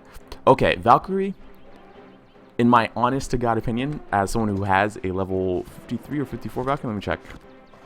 Oh, 51 Valkyrie. Okay, as someone who has a 51 Valkyrie, I honestly feel the Valkyrie is stronger than Warrior in every aspect except his speed. Woo! And instead, his speed is traded out for horizontal and sideways movement.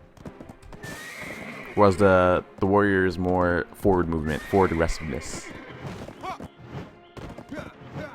Overall, I feel like the Valkyrie can be more powerful than the Warrior, both offensive-wise and defensive-wise. Not only does she have really, really cool defensive buffs, but she also has much stronger defensive buffs, by the way. But she also has the heal to support her survivability. So when you're talking Sword and Board Warrior versus Sword and Board Valkyrie, overall she wins out on the defensive playstyle. And then the reason why I feel like she's more powerful offensive-wise is not only because of her high damage output, but the fact that all of her high damage output skills also have CC effects associated with them. Whereas the Warrior, all the original 4 classes, they generally have the same playstyle where you have to, not playstyle, but the same mechanic in order to damage people, where you have to use utility skill to get somebody on the ground, and then use your high damaging skills afterwards. So for example, Warrior's main tool for getting people on the ground is going to be his grab, which is very single target, not very damaging. And then you have your Shift F, which is decent damage, but still not used for damage primarily. And then you have your SF kick, which is also used to get people on the ground. Those are the main tools for getting people on the ground as a Warrior, and none of them deal damage. The only damage you're going to be doing in PvP, for the most part, is going to be from your S right click, which is your rotation slash. This move. The Valkyrie's version of it, not only does it deal equivalent damage to rotation slash, but it also CCs with a bound effect. So that's just an example. And then any other utility skill that they have generally deals a ton of damage as well, compared to the Warrior skill sets. So that's why I feel like the Valkyrie is the 2.0 version of the Warrior. Oh gosh, did he really cross this whole place? Okay. I guess he did. My horse doesn't have the hops.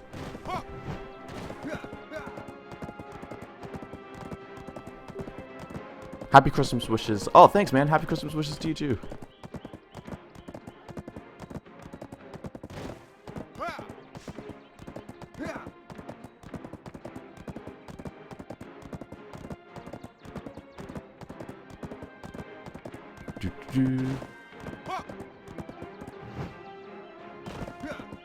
I'm surprised my horse didn't take damage there. That's a pretty high jump.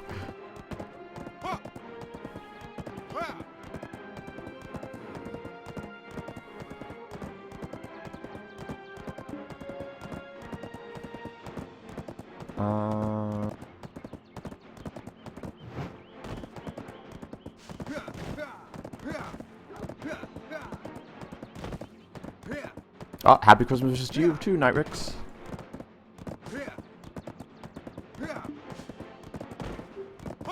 How did he get damage right there? That was like a two foot drop, really?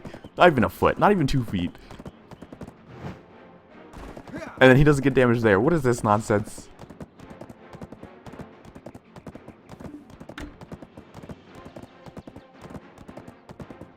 Game not calculating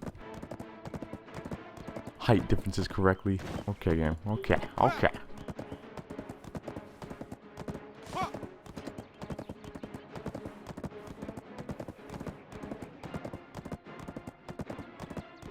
Should definitely go down this side. I want to take that drop.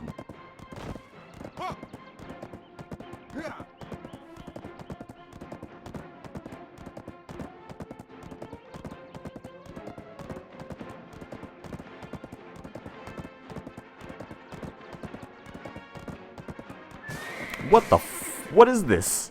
What is this? I'm pretty sure everything's not loaded incorrectly, because this literally makes no sense. Huh. I'm not even sure if it's safe to swim over there. That does not look safe at all.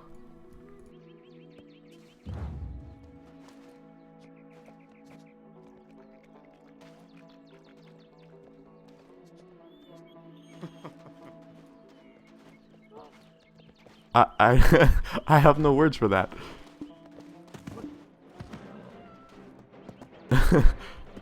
What are your thoughts on Black Desert so far? I think it's definitely a great game. For sure, if you haven't tried it out yet, for sure I say give it a try. Like any game, it has its issues in my opinion. But overall, the game itself is definitely an amazing game, and I for sure say give it a try.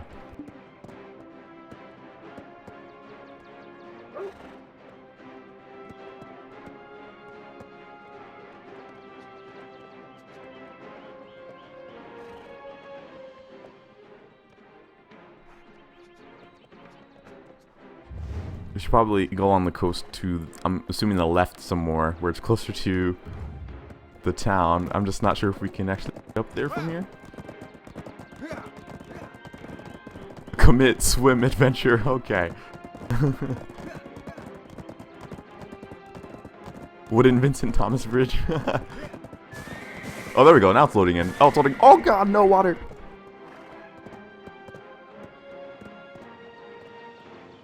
Okay, so then it's probably going to be a bunch of walls, if I remember correctly from the way the map looks. Yeah. Just to find a different way. Oh wow, it's happening to this side too. That looks strange. I was thinking of buying it, but I'm afraid of a second coming of Arcade.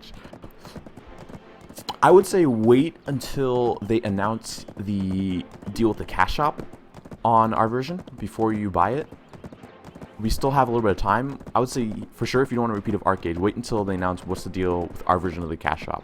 Once they announce that, and if we don't have any ways of some serious pay-to-win going on, then I'd recommend buying it.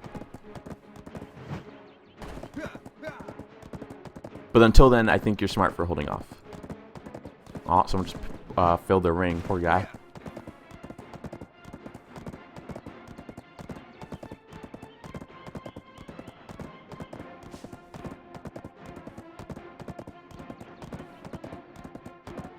Ooh.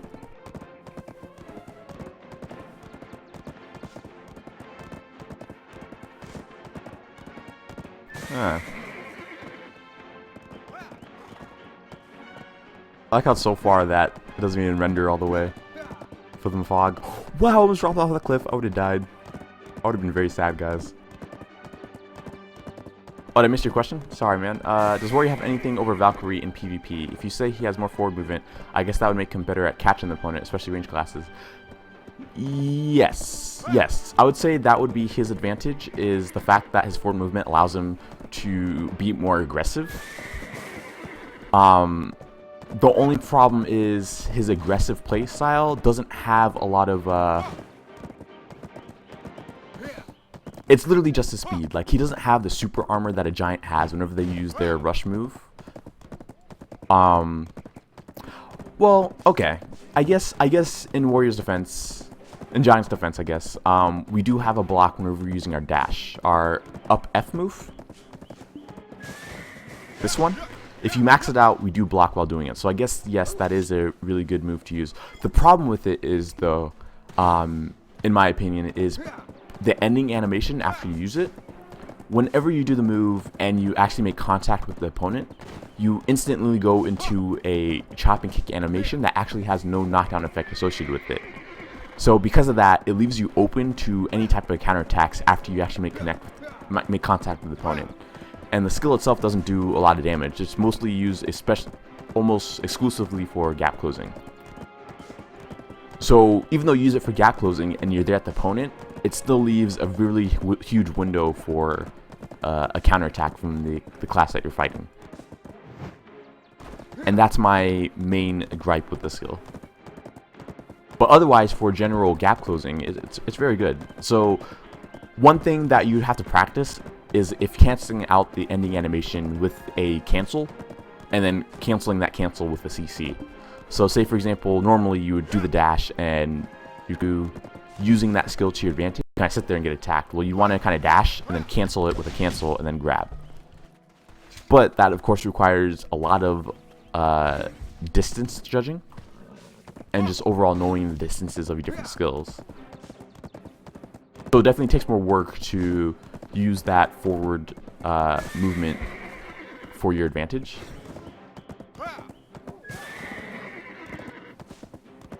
Now, where'd Noel go? Why do you go back this way? I get.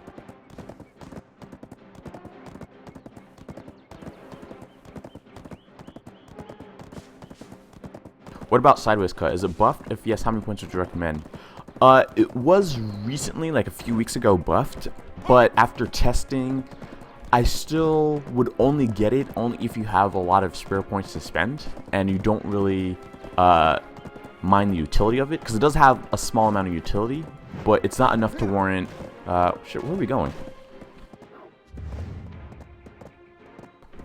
Map is all screwed up. Okay, I guess he's. Okay, I see. Oh, I can't make a waypoint there. But I would only. Ooh, knowledge. I would only get it if you had a lot of SP points to spare, like I said.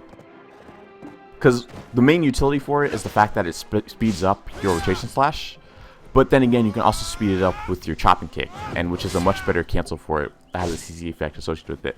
The damage was slightly buffed, but I still don't think it's worth it to warrant the skill point usage into it. It has a huge what do you call it, stamina point cost, 200, whereas you can get way more usage out of chop and kick, which also costs stamina. And I'm pretty sure it costs far less. Yeah, only 100 stamina, whereas sideways cut will cost you 200 stamina at any rank.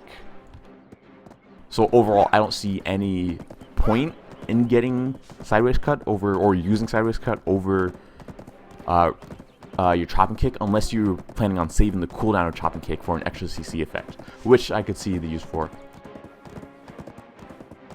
But again, the situations in which you'd find that opening for it is a little few and far in between to actually warrant the use of it. Oh shit. Okay, so how do we get over to that side? No! Get horse, no! Oh god, okay. I accidentally started typing, I started utter running off the cliff.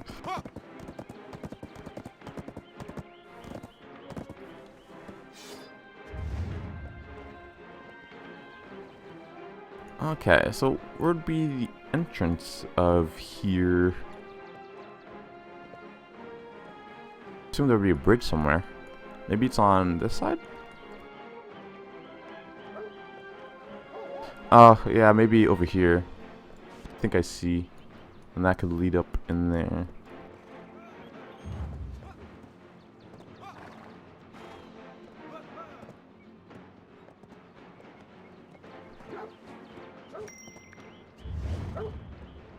Let me mark it.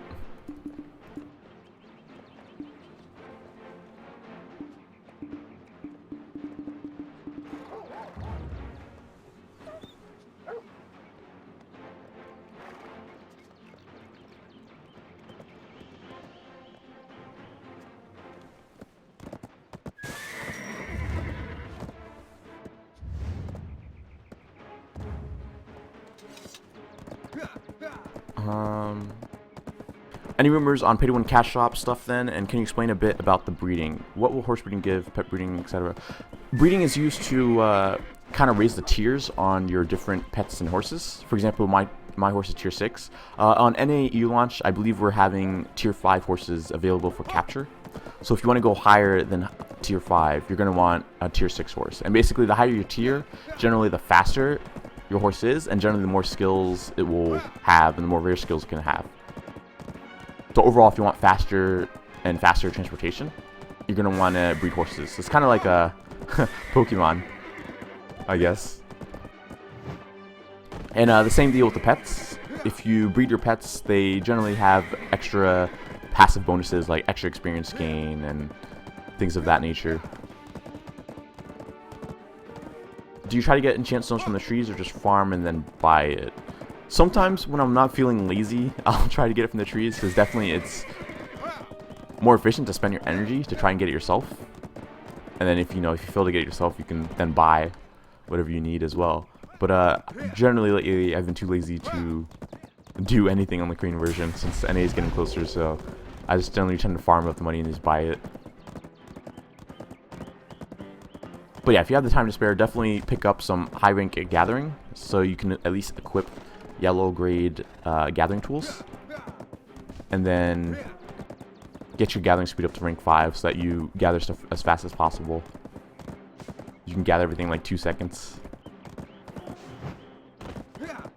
Now that you're familiar with the Valkyrie skill set, does she have any kind of abilities that would allow her to catch an opponent, or will she get kited by a ranger and outrun by a warrior? She doesn't have as much forward movement as a warrior, but she still does have forward movement, just not as aggressive as a warrior. One of the special abilities that a Valkyrie has is whenever they're blocking, they can do a long range dash up to 3 times, and each dash has a separate cooldown.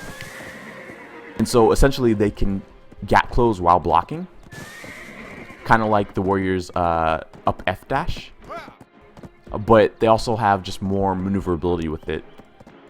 And then they can also move sideways and backwards with that same dash as well. And then in addition to that, they have a move that's very, very similar to the same style of the shift of the forward F move. I don't remember whether or not if they block at max level while doing it. I think they do.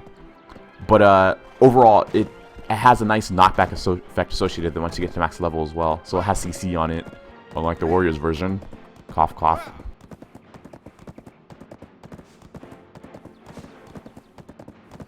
So the main thing that they're missing, unlike the warrior, is literally just this move, the forward dash.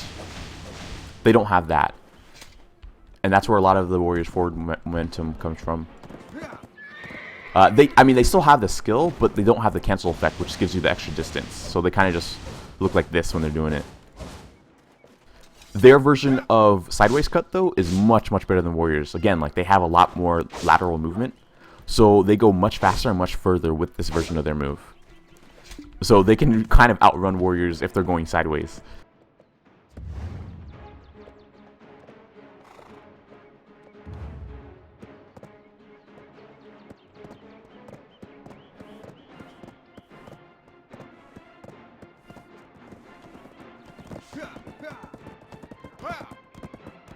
Can you let us print screen your build, please?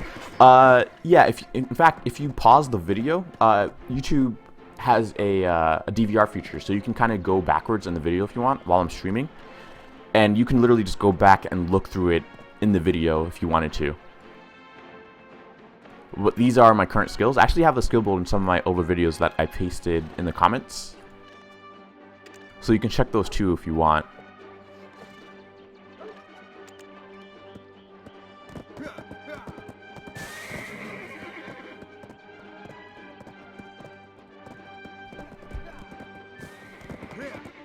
And earlier when I brought up Arcade, you said that there might be some way pay to win introduced in Black Desert. Any rumors on that? Well, that's the thing. It's kind of a controversy on the forums. A lot of people, because again, pay to win is subjective, so it's up to the user whether they feel something is pay to win or not. And a lot of people, including me, can see pay to win coming up when you have people buying stuff off the cash shop with pearls, which is the currency that they use for spending real life money on the game, and then use those pearls to buy yourself, like usually costumes and pets is what people buy. And what they do is they take those items and they sell them on the auction house. And when you sell them in the auction house, it gives you, you know, silver that other players have farmed, and you can use that silver instead to buy yourself higher grades of equipment. For example, my plus 18 armor is 170 mil at the cheapest, up to 100 mil, and you can literally just sell a few cash up outfits. Like, this is just one single piece, like just a chest piece, and this is worth 30 mil, for example. So if you get the full set, you can get about 80, 70 mil for the set, which is nearly a full plus 18 piece, which is bypassing a lot of grind in the game. Where is this? Oh, I see. I don't think we can get up from this side. I'm pretty sure from over here.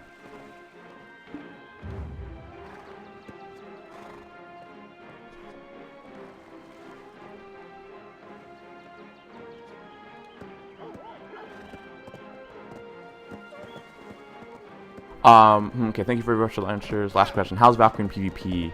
1v1 larger groups. What is your role in group PvP? Okay, so for group PvP, of course, because she has really good defensive buffs and great support with her heals, with her group heals, she's, of course, very, very awesome in group-oriented settings because of those. She's the one who will protect your teammates, especially the more squishy targets like rangers and wizards. And she'll generally just CC them with her spear, which is a much better improved version of our dark spear. They have a spear of light, and it's their down E, and literally it's just a ranged instant knockdown.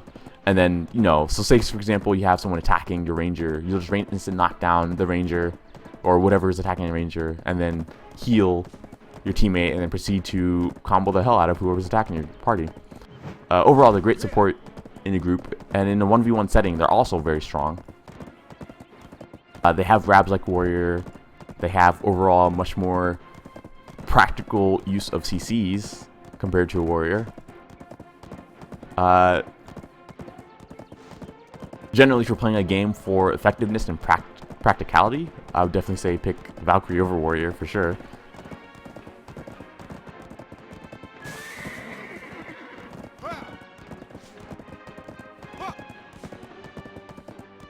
But yeah, in group PvP, she mostly serves a role as a protector for the group. But she can also be very offensive if she wants to.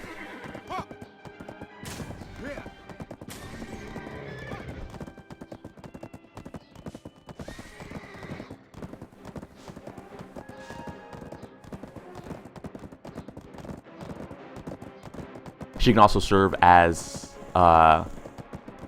the leader for a battle. Like, she can be the commander, as everyone follows and just pretty much sticks to her like white on rice, so that they get all the support they need.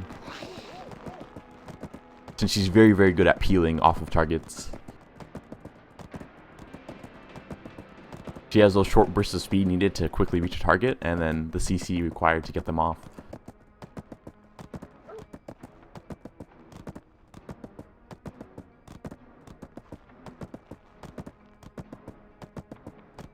If we stuck to the northern version, we would go a little faster.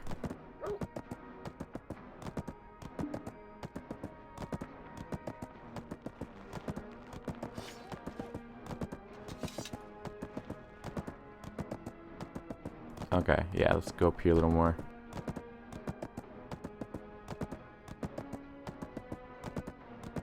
Okay, he has the same idea. Oh, someone messaged me on the Discord.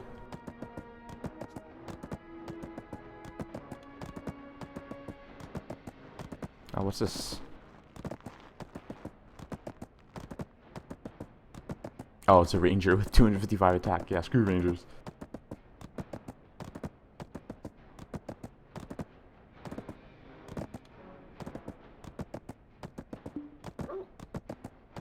Yeah, for sure, Valkyrie is a solid class.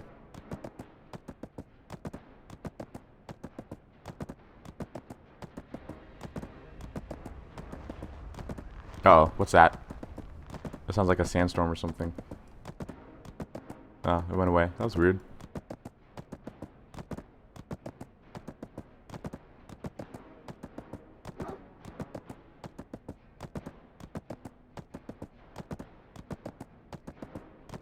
I see, so it's basically buying money. What about the housing? Yeah, it's basically buying money. Housing. Yeah, I love the housing and farming aspects in Arcade too. I just hated certain things of it, like all the housing spaces being taken up. But I mean, that's to be expected in open world MMO. But unfortunately, in this one, I guess fortunately and unfortunately, I kind of have mixed feelings about it. They have purely instance housing. What I would have preferred is if they had both non-instance and instance housing. Like maybe half and half. I thought that would have been pretty cool, but nah, this one is purely instance housing or phased housing, so multiple people can own the same house essentially. So you won't have any problems trying to find a house for that matter, and you can own any house you want and as many as you want. And how do you make money in the game? There's various ways to make money in the game. They've been pretty good about making all the ways pretty equivalent for the time spent. So, for example, you can breed horses all day and then, you know, eventually get some tier 7s and tier 8s and sell them for 80 mil a pop whenever they do sell. You can do alchemy, making really expensive alchemy gems, selling for like 10 mil, 25 mil a pop. You could do cooking. Cooking's also pretty decent money. Can we not get up here? Maybe if we go this side. Yeah, there we go.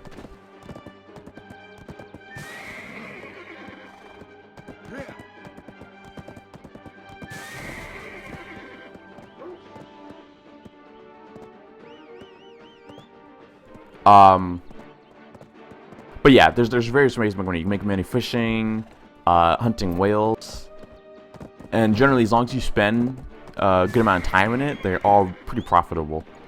There's even ways to make money AFK, like just literally letting your horse run around it while you're AFK with the auto pathing system.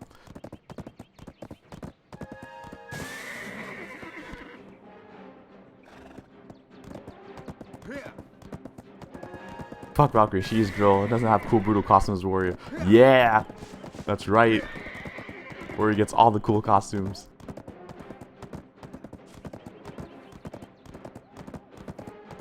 And then people steal our costumes.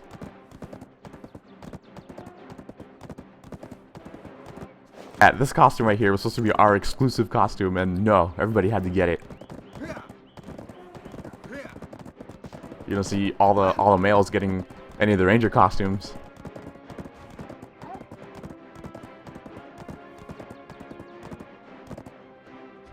Alright, should be able to... Yeah, there we go. I can put marks on the map now. Oh wait, I was already able to. I just couldn't see the path.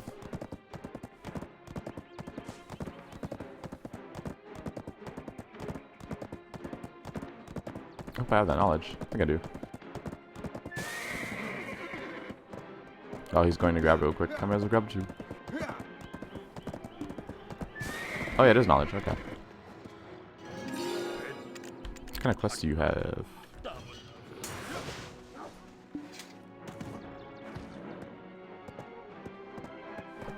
Yeah, there is a naval aspect. Currently it's not that fleshed out as Arcade, but apparently in the next few major patches, they're supposed to be adding galleons and actual naval warfare with cannons and everything. Currently it's mostly just sailing around on boats without being able to combat, without being able to do any combat or anything at the moment.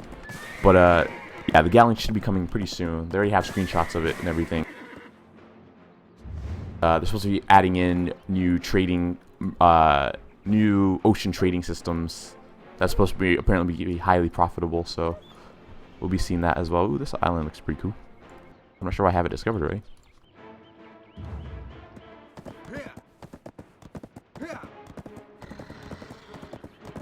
But yeah, for hunting whales, generally what you do is you want to get a hunting rifle, and then you're basically going to be following around the whale on a boat with your group of friends as you shoot it till it dies.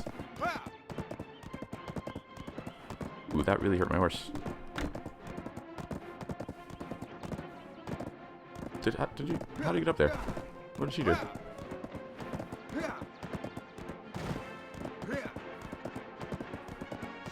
This way doesn't lead me too far south. Oh, that should be good.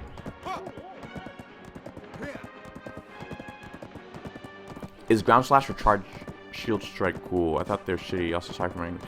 Are you talking about this move? If so, this move is freaking useless. Don't get it. It's a waste of SP.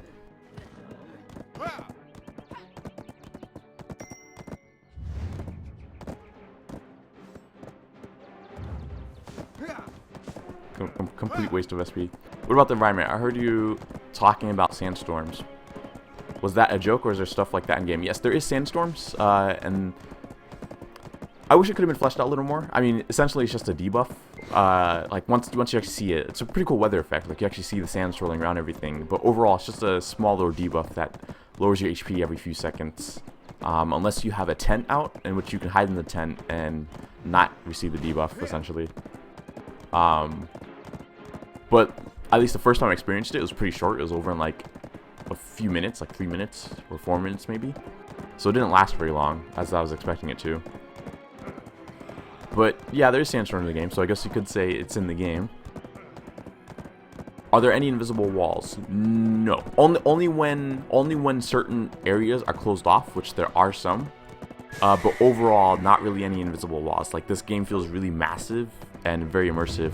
Like, you'll only see invisible walls when you're going to areas that aren't completely unlocked yet. Like, for example, we can't go to the snow area yet. So when we try going too far south, it will basically not let us go any further south. Like, anywhere past this fog, basically. Because that area isn't unlocked yet. But overall, anywhere you can actually get your hands to or get your character to, and anywhere that you can parkour to, you can actually get. And which way is this thing taking me? Oh shit. Oh god. Please leave my horse alone. No, I mean the SE and Shift Q.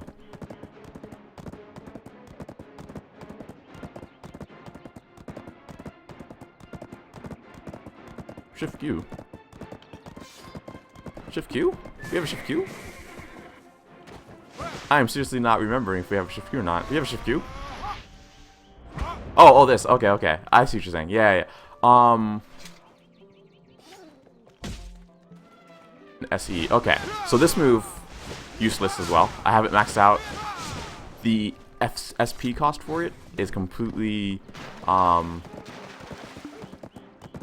inefficient. For the SP that you're using, you can better spend your SP on something like Rotation Slash to get way more damage output out of it instead of using SE. Even with the down attack bonus, it's still not worth it. And the AoE is kind of low, so I wouldn't recommend it. I'll show you an example in PvE as soon as we can reach some monsters here, and I'll show you what I mean. But overall, I wouldn't really recommend it. And Shift Q, it's a good skill, especially when you use it, when you get it in certain combos, and especially when you get the stun off and you can actually get the back attacks with Rotation Slash. It's extremely awesome. Whoa, that was death. It's just the problem of actually getting to those moments where you can actually use it. Because again, the warrior doesn't have a lot of very good utility skills to actually get an enemy still. Because they're all very single target, and then once you actually do get them still, it's sometimes better just to try and get as much damage output as you can in that short amount of time. And instead of risking your chance of trying to get that RNG stun off, which is this, the RNG stun, because again, people have resistances, and as you can see, depending on how high your stun resistance is, mine is only 20%, there's a chance of it being resisted. And again, it only has one hit. So it's a 1 in 5 chance that it'll be resisted by default, unless they actually have more resistances, which will make it even worse. So whenever you get that rare CC off on somebody, sometimes it's better just, or 90% of the time it's better just to actually take advantage of it and get as much damage output as you can in that short amount of time. So I suppose we can swim from here.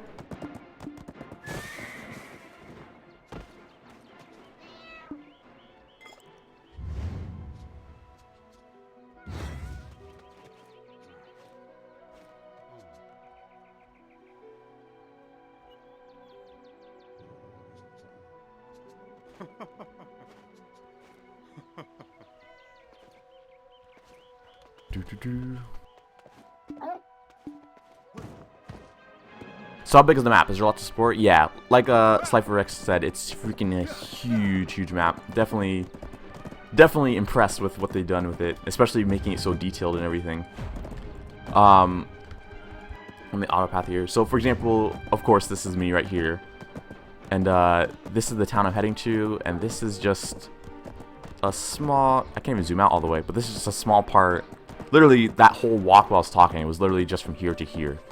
So of course you have this whole area, which is Valencia. You'd have all this area over here, this area over here, and of course we have all this unreleased area that we can't get to yet, because they're waiting for different expansions to release it. And who knows, they may even add more to this area. We also have the ocean as well. Lots of different islands to explore. So overall, very, very massive world. And it's all open world, no instances, no teleporting, so you actually have to travel by foot to everywhere you want to go, which is awesome. Very immersive experience.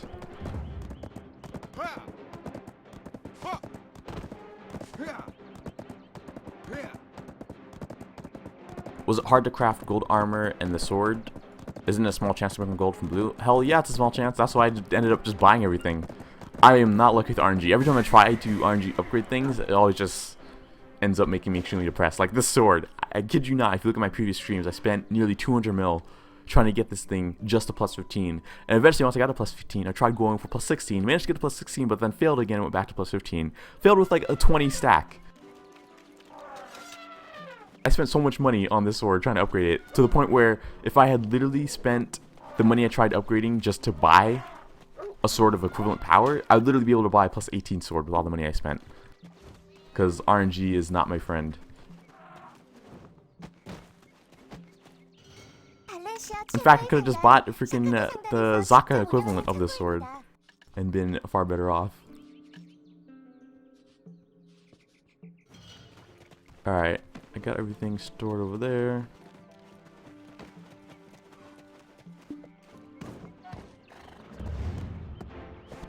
Oh, I lied before. I have another question. No problem with the questions, man. I appreciate the questions. I have no problem with answering them. But how do you build a Valkyrie? What kind of equipment? And should you stack Axe like your close by distance warrior and grind purples?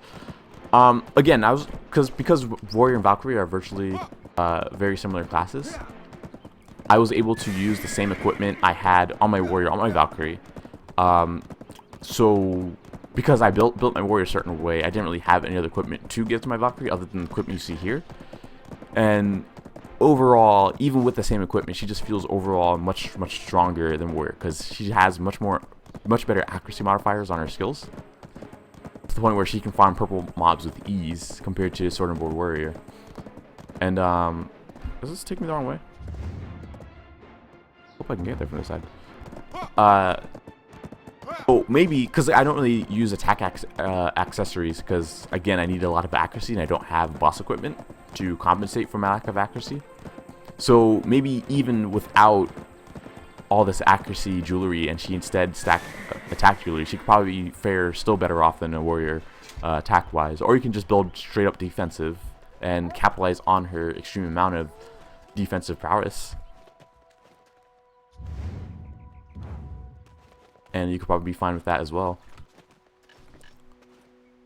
I hope I have enough potions to swim there. I probably should have bought some potions before coming out over there, but it should be fine. It should be fine. It's not that far of a swim. Cough, cough. Is he already swimming? Oh, he's over here.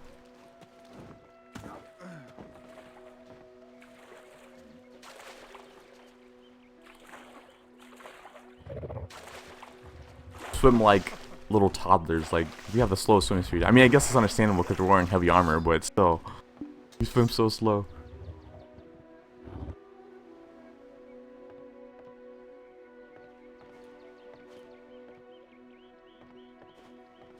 One question though, how hard did warrior get affected by the no chaining CC in PvP? I haven't PvP'd too much after the nerf, but from what I've experienced, it didn't affect us as much as it affected other classes. Because again, we're not the best CC machines. Like a lot of our CCs were already pretty RNG based anyway, and the fact that we just have to wait before doing another CC, it did, at least in my opinion, from my experiences, just from my short amount of time, it didn't affect us as hard as it affected classes like a ninja, which were really practical at constant CC chaining. So, in short, I feel like it didn't hit us as hard as other people.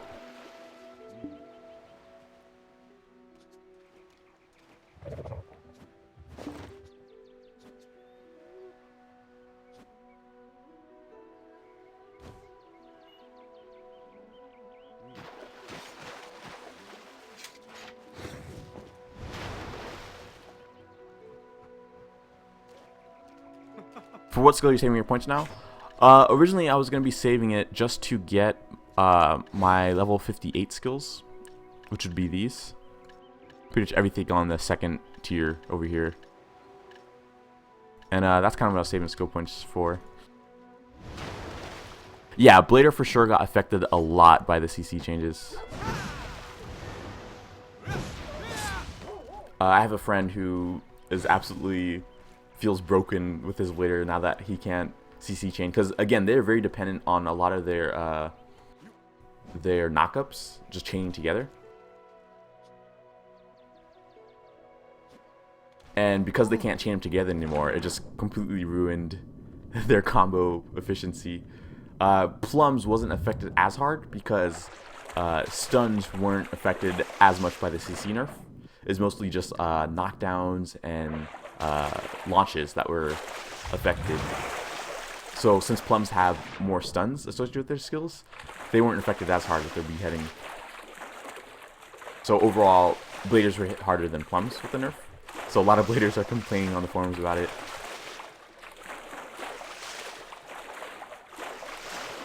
And yeah, Blader is definitely the better farmer than Warrior.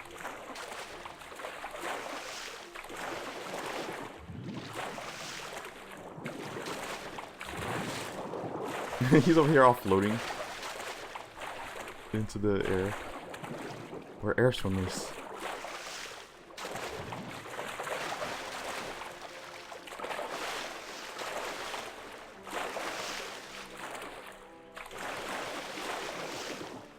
Yeah. I'd have to find another ninja after the nerf, because I'm pretty sure they got hit really, really hard, since a lot of their OPness came from the fact that they could go crazy with all their AoE CC abilities and just keep you locked down on the ground forever.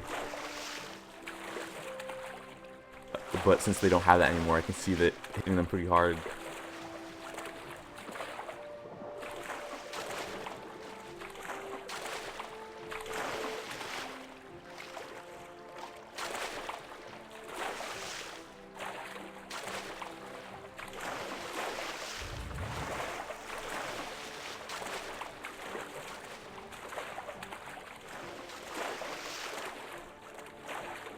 Did they release this area? I think they did. Did they? Shit, I don't even know.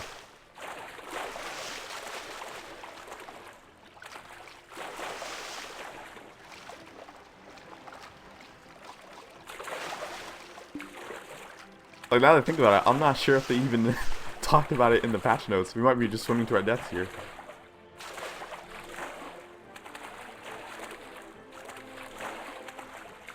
Which classes are available at the moment, or will be available on release in EUNA? Well, in EUNA, the classes that will be released will be Warrior, Valkyrie, Witch Wizard, Sorceress, Ranger, Giant, and Tamer. Which would mean we'll be missing Ninja and Kunoichi, as well as Blader and Plum.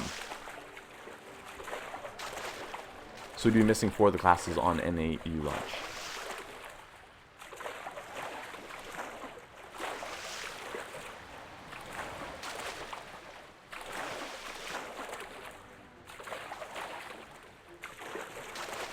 Cool, they allow us to power swim even though we're out of stamina. That's cool.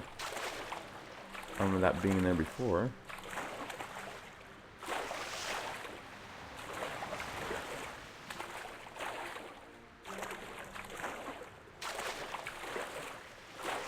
NPC galleon.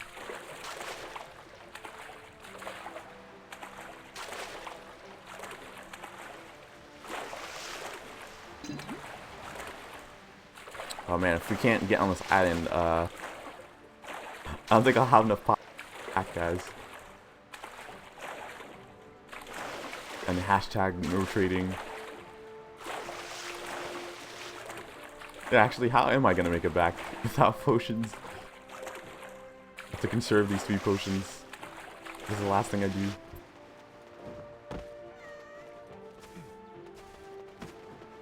Oh god, it's not released yet.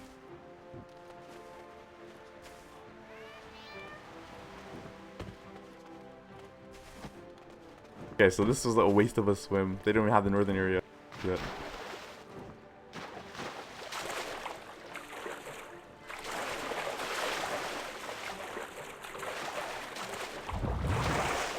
We swam out here for nothing. This is your fault, Neural. This is your fault.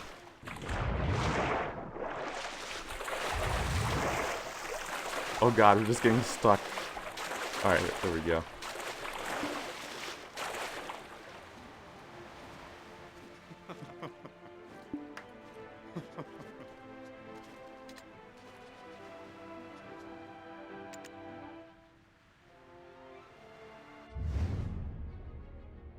How immersive is the game? Like looking at all the small things, day-night cycle, need for torches at night. Are there any things you can think of? Yeah, like those things. I really like it, especially since they brought back the nighttime. That was originally in the game in the closed beta test for the Korean version. So I'm glad they brought that back. So that definitely adds to the immersive experience. Overall, just the overall, I guess, kind of preference for realism, I guess is the way I should put it. The preference for realism I definitely enjoy about this game. Like the fact that you actually need to travel by foot or by horse to get to different locations and not be able to instantly teleport to other areas. I think that's really neat. The fact that you actually see heat waves coming off the ground in the area once it's really hot outside. The fact that rain and snow, you can actually see puddles of rain on the ground and the rain glistening off the rocks. Really neat features.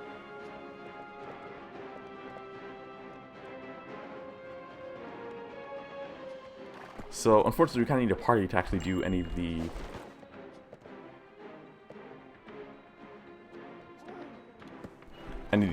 Valencia dungeons over here. Let me see if anybody is on.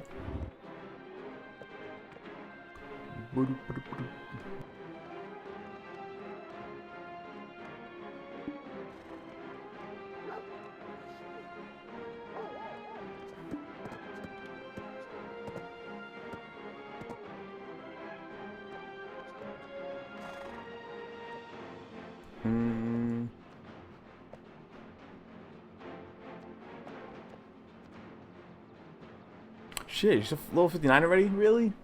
What a hacker.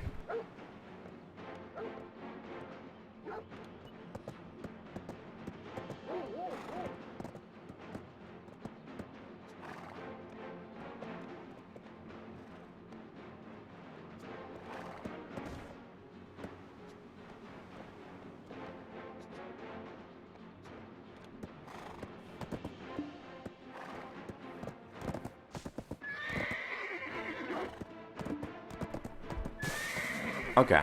Well, unfortunately we don't have a lot of,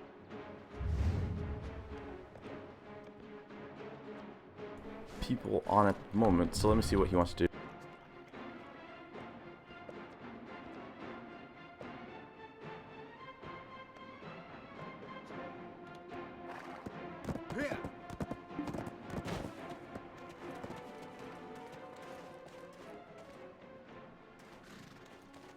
Hey Mahmoud, how's it going? So in all, I really love immersive games with loads of exploration things to do. If I buy this, I won't be disappointed. If you felt like all MMOs have so far been lacking, like what's your most immersive MMO that you'll say you've played? Chances are I've probably played it, and in my opinion, Black Desert has been the most immersive MMO I've ever played to this date. At least in my opinion.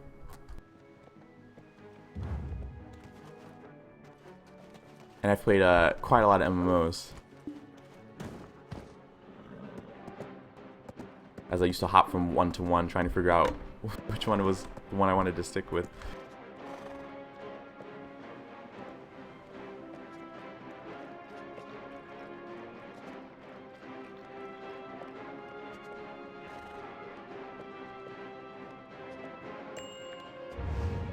So I guess we're gonna try out going to the Outlaw Outpost, which should be over here somewhere.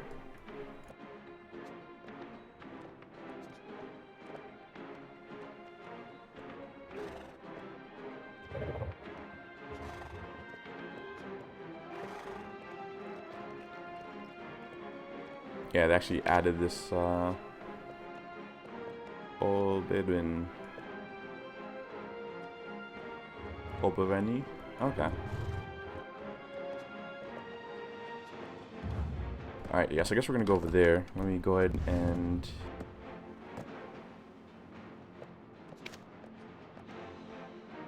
do this.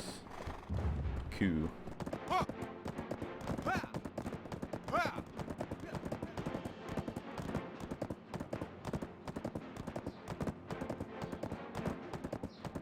Yeah, for sure. Go ahead and say what you will. What skin set has your partner? He has a new set, one of the newer sets that came out. I'll show you it. The set is called the Akeru Gunide.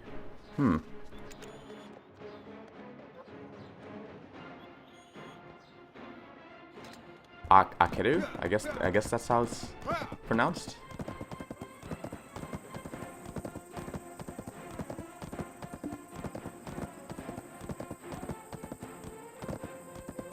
The auto path while I look at it. Oops, Christmas set. Yeah, but this is the set right there. This is it with the great sword. And then if you wanted to see, oops, sword and shield. This is it with the sword and shield out. I'm personally not a huge fan of it. I like sets with capes more. Like let me see if they still have it. Yeah, the Goyen set. Now this set is beast. I would get it if I had the silver to spend on it, but I don't. I'm just selling on the auction house.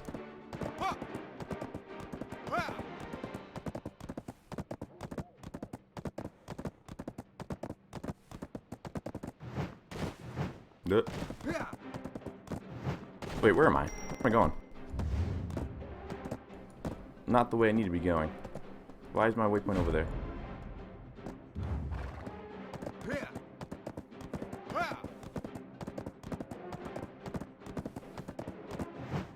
Oh, that is... okay, we should be good.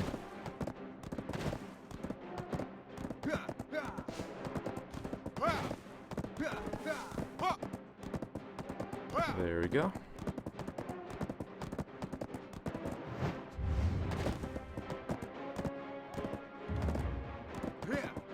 I think actually might be more efficient for me to just stay on the northern side until I get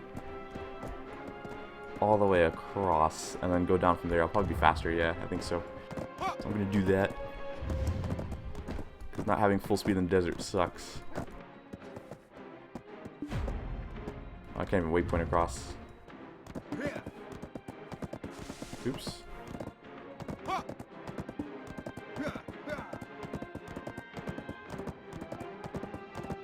Can you show us all skins on warriors? We only have 3 so far, so I want to know what sets are in Korea. Yeah, sure. Give me 1 second. Let me get on a nice auto-pathing area, and I'll go ahead and show you. What's your favorite thing about the game that keeps you coming back to BDO? Favorite thing. I would also have to say the combat. The combat combined with the visuals is, in my opinion, really, really nice.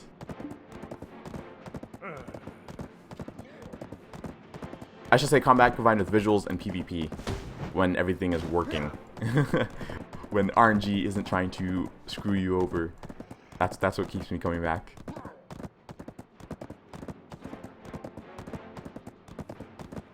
Overall, I'm very excited for N8 release because that's the version I'll actually try to get serious in. Or that I will get serious in. And I expect to have a lot of fun with it, especially with more PvP availability.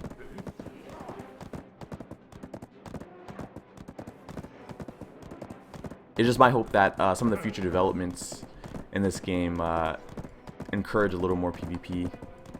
I just saw knowledge that I need to get over there, but oh well. But yeah, that's kind of what keeps me coming back to this game. Is this game available in the Middle East? I'm not entirely sure. You'd have to check the zoning of which zones are supposed to get which game, which version of the game. I would assume... I don't know. Yeah, you'd have to check to see if the NA/EU version has the proper rights for distributing it in the Middle East.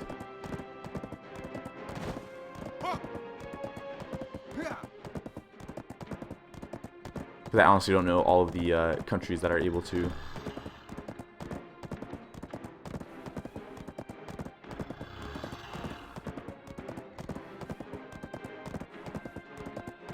Aw, it's not available? That sucks.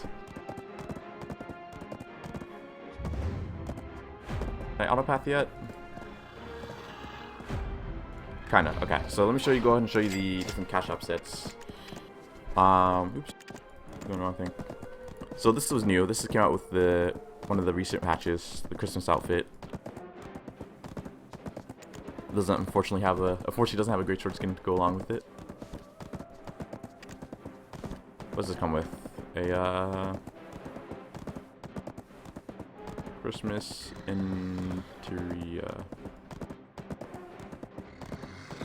Not sure what that is.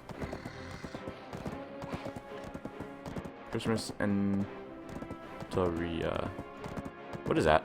Oh, I guess that's just a set. But I'm not. What is this then? Noel song? I'm not even sure what that is. Anyway, this is the set I was showing you guys earlier.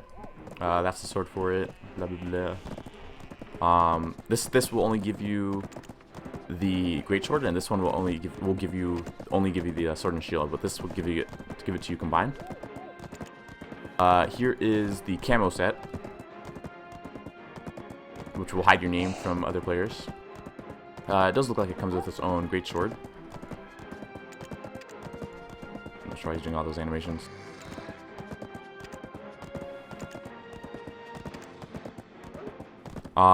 Here is the desert camo set.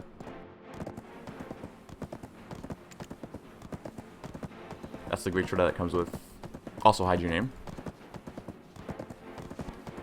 Ooh, I guess this goes with this here.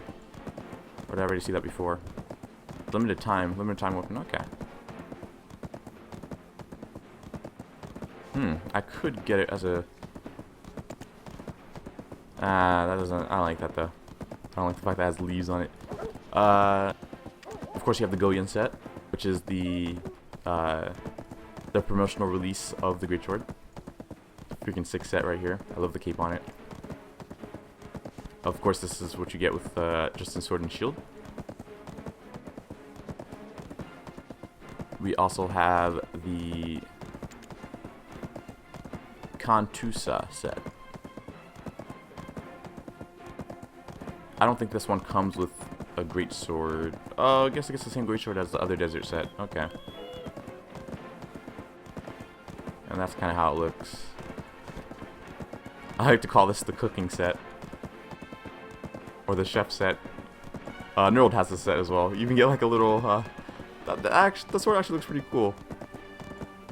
Very futuristic looking though. It doesn't come with a great sword though, unfortunately. This set, Kibelius set. And I think it's pretty cool set. Pretty decent. This set looks amazing on bladers. I have it on my blader. It reminds me of, everybody calls it the Bloodborne set. It has a lot of Bloodborne looking elements. This set is pretty cool. Oriental themed.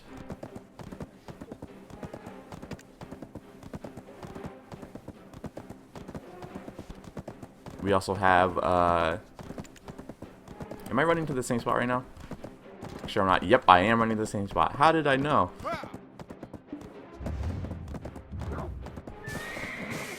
Oh man, I hate getting stuck in this area.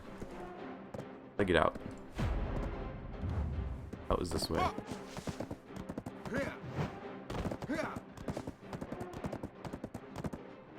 thought about it, I have to say, I think Arcade felt the most immersive to me. The Arcade before release, we won't talk about after release for reasons. Yeah. Arcade. No, please don't fall. Okay. What the hell is this? Why is there a huge ass drop here? That was death. That was death just waiting for me.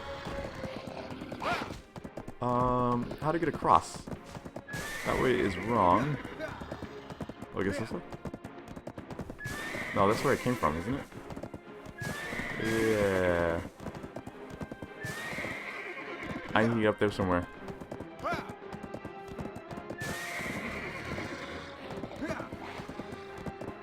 Hmm.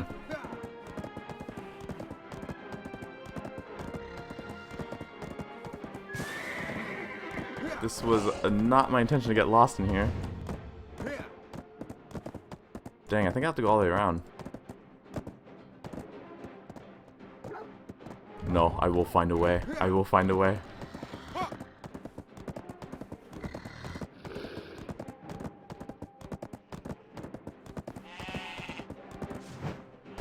Can you explain the PK aspect of the game, like punishment for killing people or so? Yeah, so whenever you... Okay, first of all, every person has what's called karma, or as the English version calls it, tendency. And you can go at a positive 300k by killing lots and lots of monsters. They give various amounts, depending on the level of the monster you're killing. And then the other...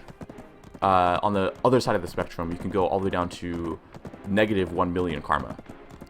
And depending on your karma ranges, depends on what the penalty is for dying. Generally, the lower it goes, the higher the penalty for dying. And you lose karma by PKing other players. In the Korean version, it's minus 200k karma per PK, so you hit negative just after PKing 2 people. Whereas in the NA/EU version and the Russian version, you lose 60k for every time you PK somebody. Therefore, taking you 5, what is it? Confused math here. Yeah, 5 PKs before you turn negative.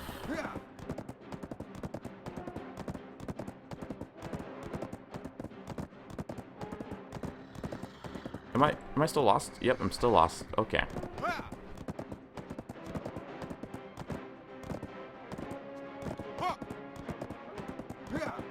How to get out? Maybe this way?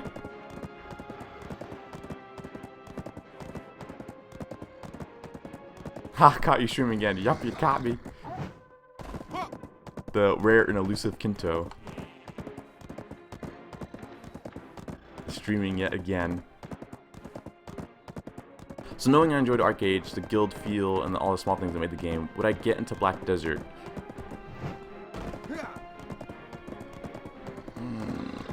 I think so. I enjoyed Arcade as well. Like, really the only things that really killed the game for me was the extreme gear scaling issues. To the point where if someone outgeared you enough, there's no way you're going to compete with them. And then that combined with the pay-to-win elements, which made it so the more you paid, the better off you were in Arcade. That really killed the game for me. And the combat. The combat was trash. But if those two weren't an issue, I'd probably still be playing that game. But Black Desert kind of has all of the features of Arcade. Some are a little more fleshed out, some are a little bit less fleshed out, but overall very, very similar features. But of course it has, in my opinion, drastically better combat, which overall increases my enjoyment out of the game, for sure. But yeah, that's kind of my opinion of Black Desert vs. Arcade. It's to be seen whether on our version, if we'll get similar pay-to-win elements on our version through the cash shop. That's what a lot of people are fighting for, is that we don't get any of those pay-to-win elements. In my opinion, the game wouldn't be as pay-to-win if they scaled back the effectiveness of gear. So it wasn't so much of a drastic difference between different gear levels. That, in my opinion, would completely, or not completely, but fix most of the pay-to-win issues. If we did get the same cash shop / auction house system that we do have in Korea.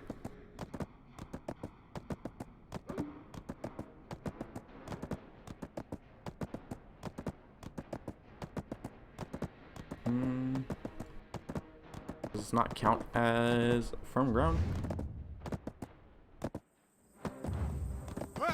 There we go.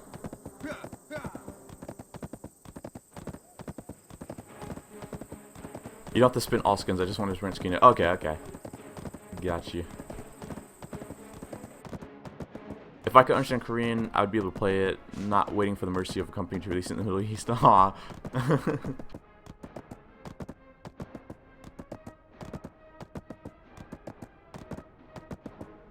A perfect game, in my opinion, would be arcades without the 10,000 free-to-play kiddos that comes in to fuck up the guild system. A better combat system, a lot of exploration. Okay, okay.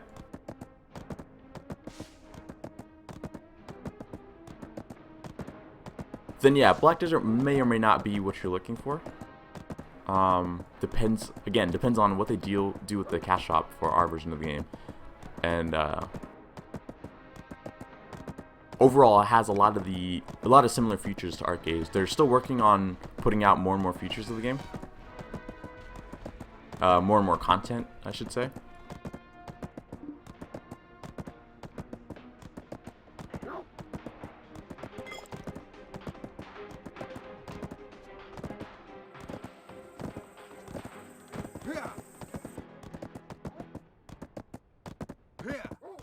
Okay.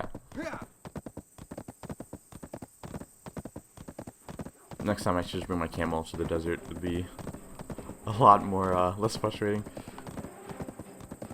Do you understand Korean? I'm able to read it and write it. I have a very, very small vocabulary. Like, a lot of words I have to look up in dictionaries because I don't know them.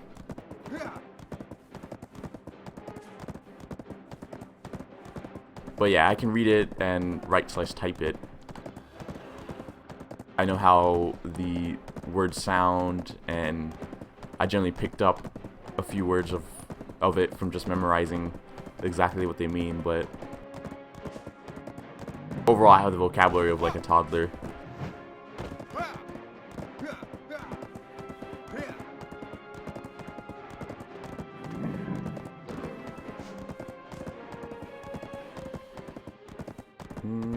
Okay, I see where I am. I think I see where I am. Oh yeah, I see where I am. Okay, cool. So there's Valencia, and then Neural is way... Where is he? Oh, he's in Valencia already. Okay. Alright, so I should be able to autopath soon. I can show you the rest of the armors. Ooh, lions.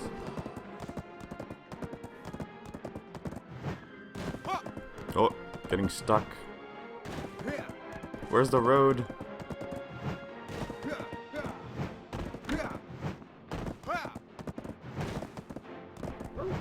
Ah, come on. Please, road, please.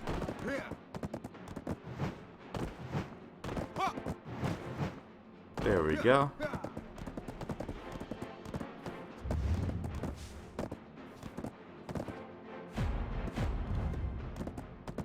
Okay, so as for the rest of the armors, I stopped off at this one. And then we also have, I really like this armor. This is the armor that I'm currently wearing. Only parts of it, though. I still don't have the gloves and the helmet, but whatevs. Oh, I just realized the sword is actually really cool. I actually never seen this sword yet. I like to call this a butler set. The horse taming set. Or horse riding, I should say. Again, the camo set again. And then these are just all individual pieces. I don't think you want to look at the underwear. Yeah, Christmas hat. And I'm pretty sure that, yeah, that's it. They generally take off older cash shop outfits out of the cash shop after a while, after it gets old.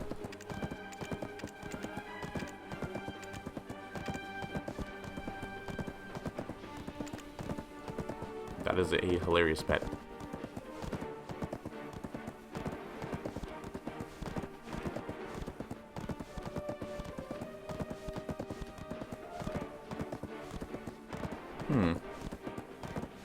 This cat is so creepy. Look at its face. Hey guys.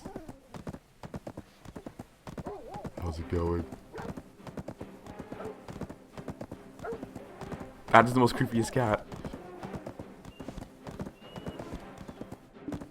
And I'm running into a wall again. Why is it every time I try to check the thing, I'm running into walls? What the hell? This is not even the way to Valencia. Why am I running that way? Damn you, auto-pathing. Do you prefer this or Dragon's Dogma? I prefer this for PvP reasons, but for PvE reasons, I for sure prefer Dragon's Dogma. I think Dragon's Dogma has amazing PvE in my opinion. I love the fact that they try to stray away from the casual and common everyday angle slashing of games of that type, and instead have you climbing on top of the bosses to damage it. Overall, it adds a lot of really cool elements. It reminds me a lot of Shadow Colossus, which is a game I really liked.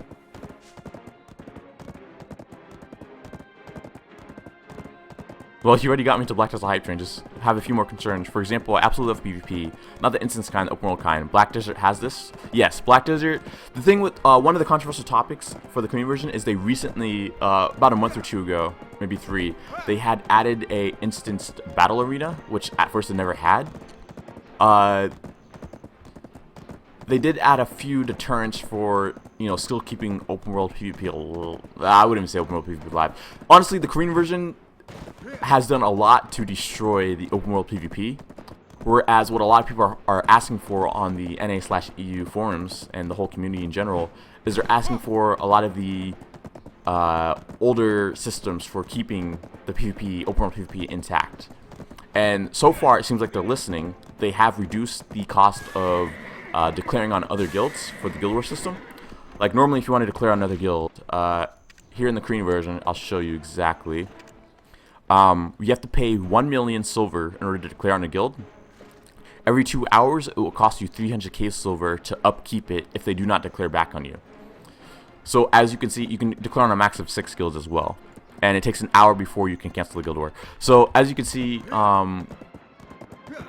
the guild war system, it's really punishing for smaller clans and smaller guilds to actually have really cool PvP battles. Whereas if you're in a big guild who does captures nodes and sieges all day, you will be fine silver-wise to declare on other guilds. So overall, it really punishes smaller guilds. So the only way you actually can see PvP and combat in the Korean version is if you're joining one of these bigger Zerg guilds, and you constantly stay on channels they have to find them in. Another thing with the Korean version is, before they didn't used to have this, but they introduced what's called a mega server. And the mega server really took a huge hit to the open world PvP because it added 24 channels for you to switch to. And so this made it really hard to find GVG targets. So let's say you're a small clan like me, and you got the silver together to declare on a guild, and you know you're having to fight another small clan of your size that's only 10 or so people. The chances of you finding those 10 or so people on these 24 different channels is very slim, especially with how big this open world is. So a lot of the stuff they've changed about the Korean version is a lot of stuff people are asking that they do not have for the NAU version, in order to have and encourage more open world PvP. Thankfully in the beta they didn't have the mega server, so we got to see what it was like again to have a normal channel system with only 3 or so channels. I'm still hoping that they don't introduce the mega server option for our version of the game, so that we can at least have a more consistent community within the servers and actually having more PvP along with it. And it's so weird to see it snowing here.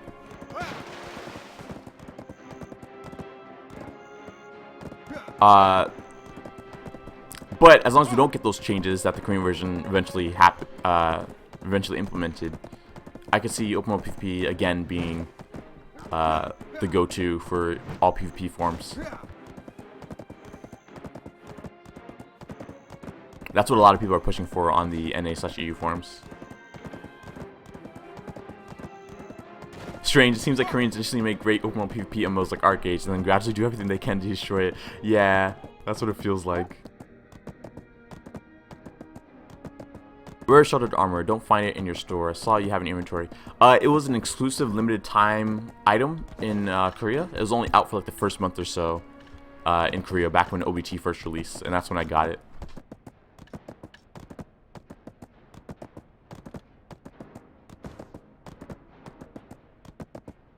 Hey, Mr. Flonial, how's it going? It's so weird walking in the desert when it's snowing. Everything just looks white and scary. Let me make sure I'm heading out in the right direction.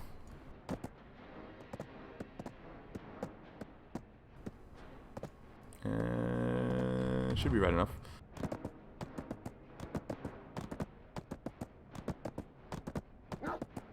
Wow, nice to see this new map, Desert. I actually like it when it's snowing. It looks actually really cool when it's snowing.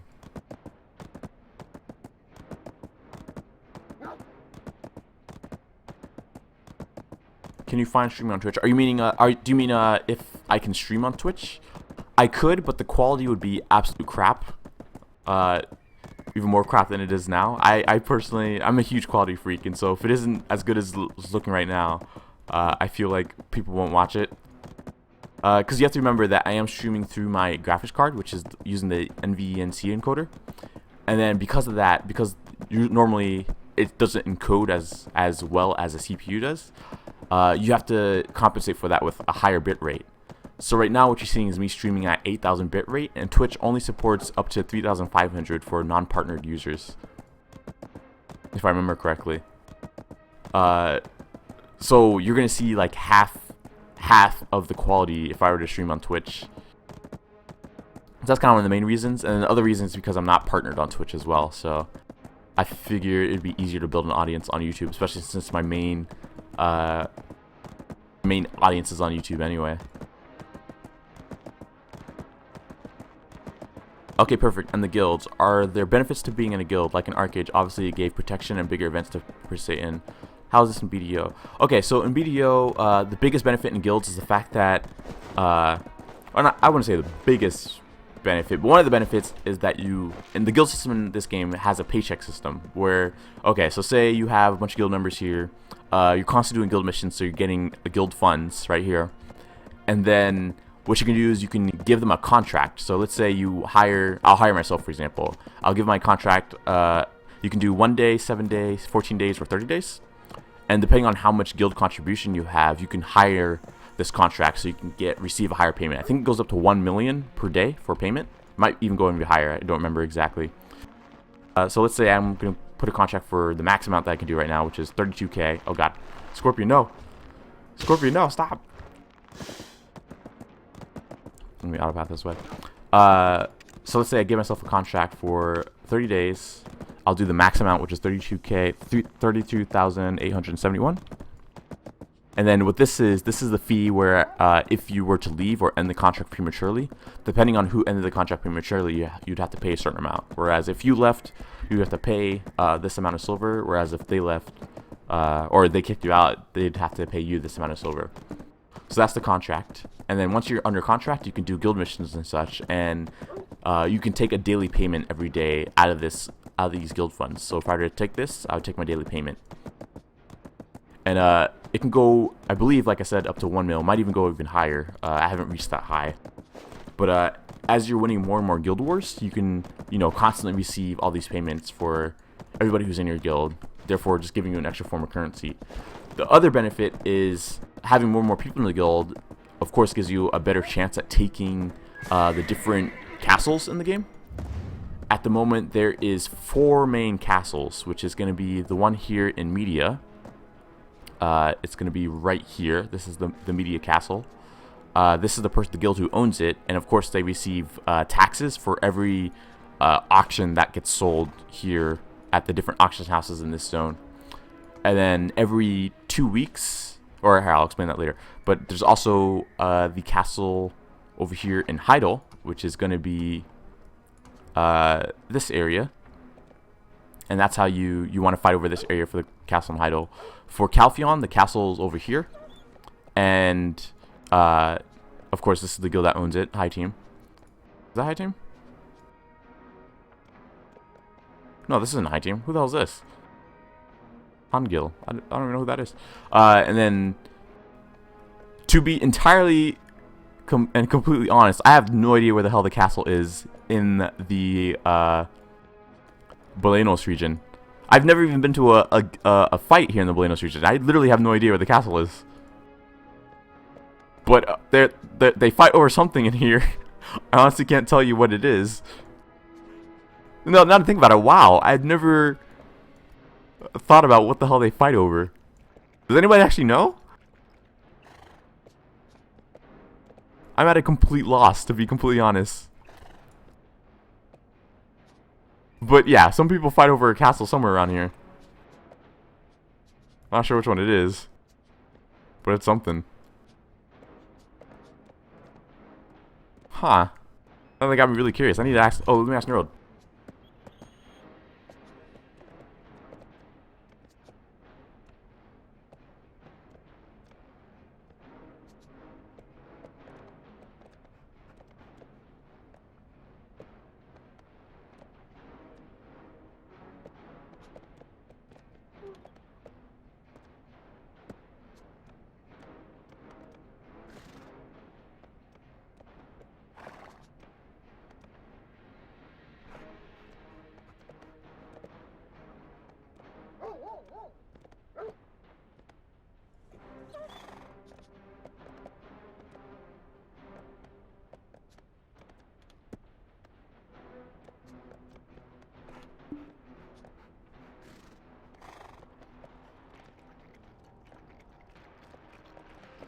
Where will you play when the game will release in NA EU? If you're talking about server-wise, definitely playing on NA.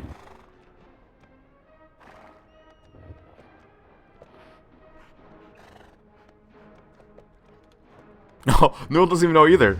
Guys, I'm at a complete loss. I've been playing this game for over a year, and till this day, I have never known where the hell people fight for the Balenos region.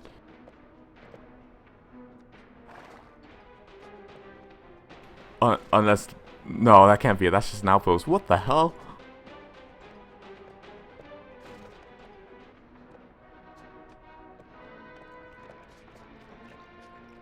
I guess there's no... I guess Balenos just doesn't have a castle, so you just fight for ownership of just the area just by destroying the other outposts.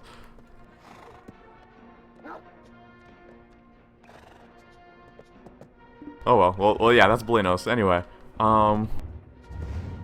where are we now? Oh, he's going this way.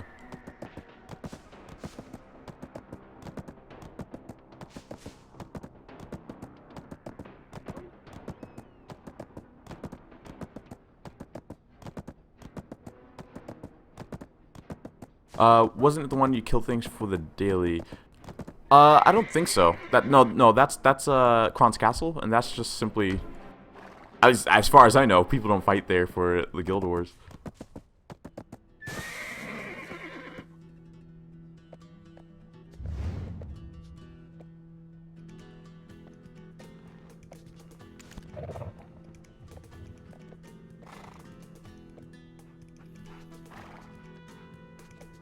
Yeah, I don't know why it's that there's no castle there.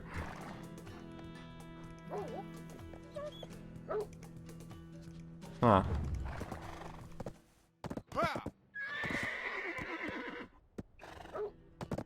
Ooh, what's this? Where are we? Okay, we're actually there. Go ahead and get the knowledge for being here. Hopefully open up more of the map.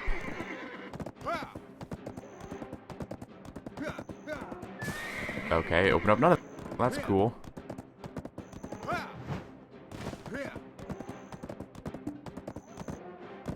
Map, please receive an update.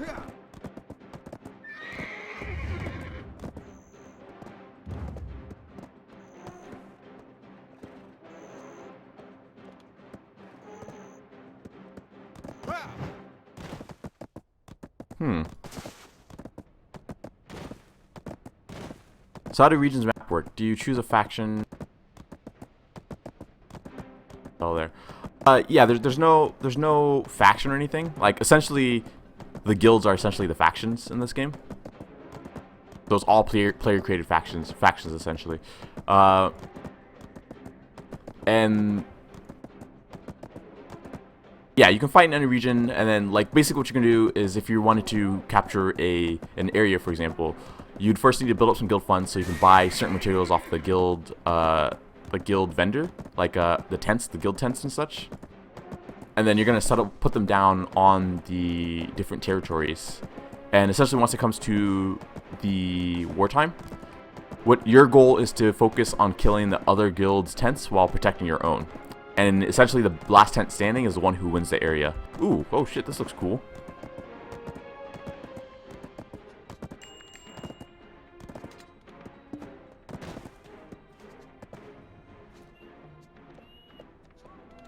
Pretty sure this is the jail.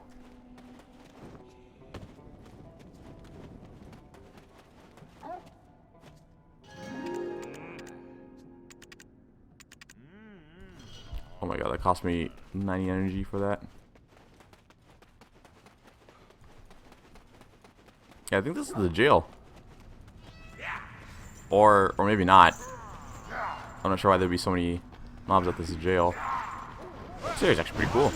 How strong are these guys?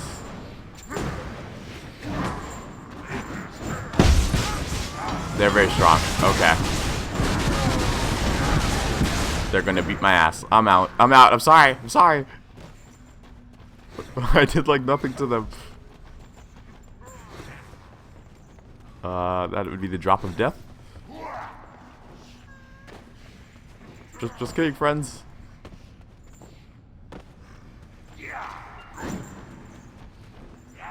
So I have to make a loose comparison. It's kind of like how PlanetSide 2 works. Yeah, I guess you could say that. I think you could say that. Ooh, this guy looks really cool.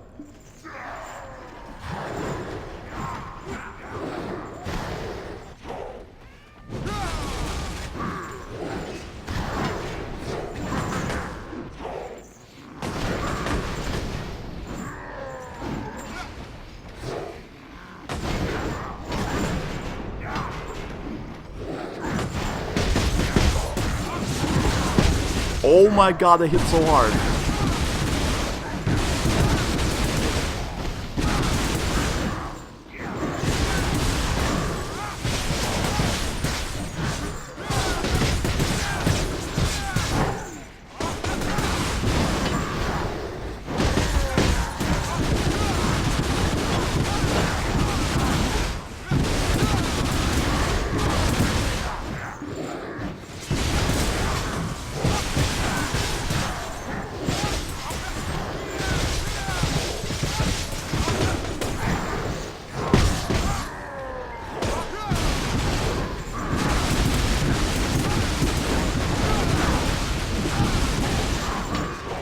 Oh man, these guys are no joke.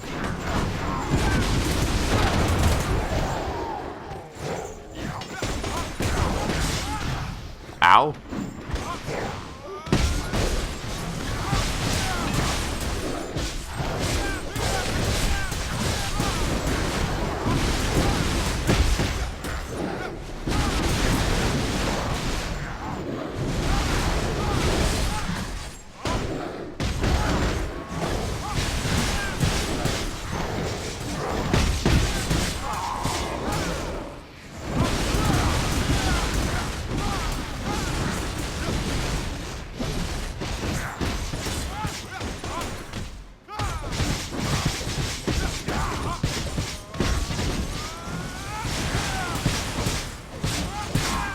They're so tanky. Oops, I did not mean to ghost away. Oh well.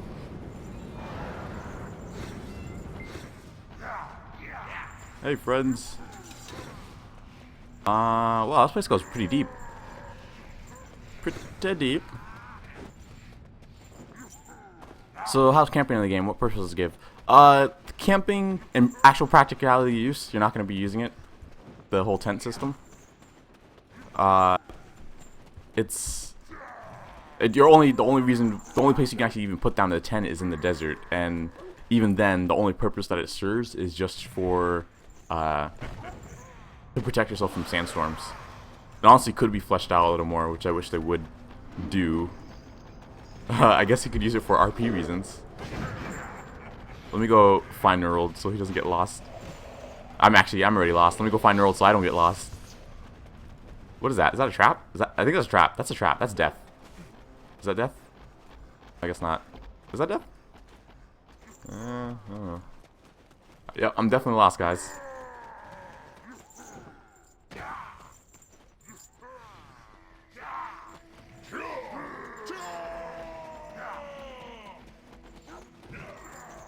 animation for hitting mobs is very Street Fighter Killer Instinct like. Yeah, yeah. Oh, oops, I just realized my, wrong thing. I didn't have my control thing on. Don't hit me! Don't you bastard! Can't edit UI on blocking either. Please stop hitting me. Oh, stop clicking the wrong things. Oh god, I pressed the wrong. Okay, whatever.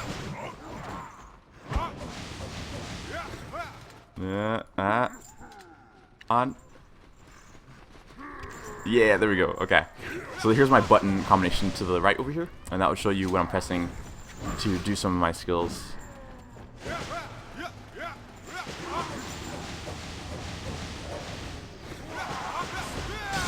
Oops, I keep forgetting I don't have my jumping thing. Woo. Oh, here's no. Okay, cool.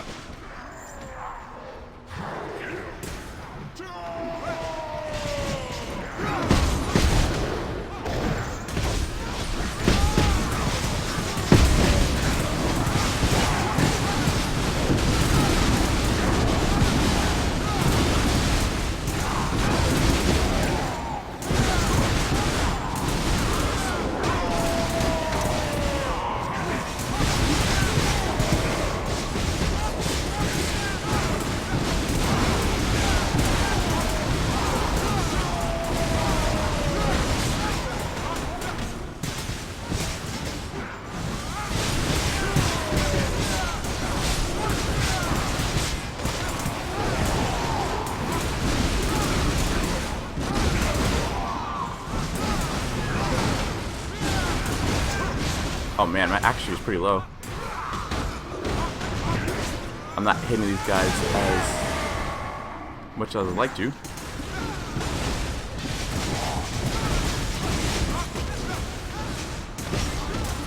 Oops, knocked him way too far.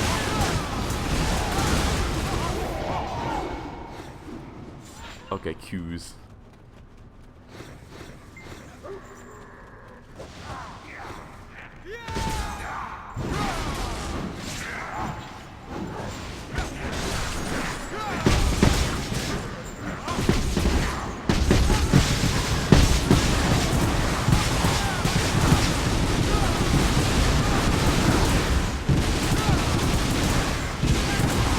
How does the Awakening Weapon work? Is it another weapon set and it goes along with your base skills? Hang on, I'm turning on the combat volume a little bit. You can tell it's probably hard to hear me.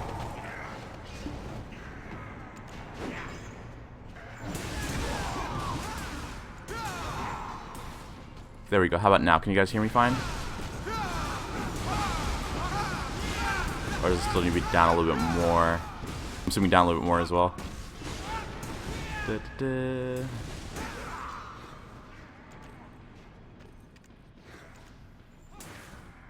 How about that? But now it's too low. That's too low. Now I can't even hear that. No. Oops, was that the right? That was the right effect. Oh man, where is it again?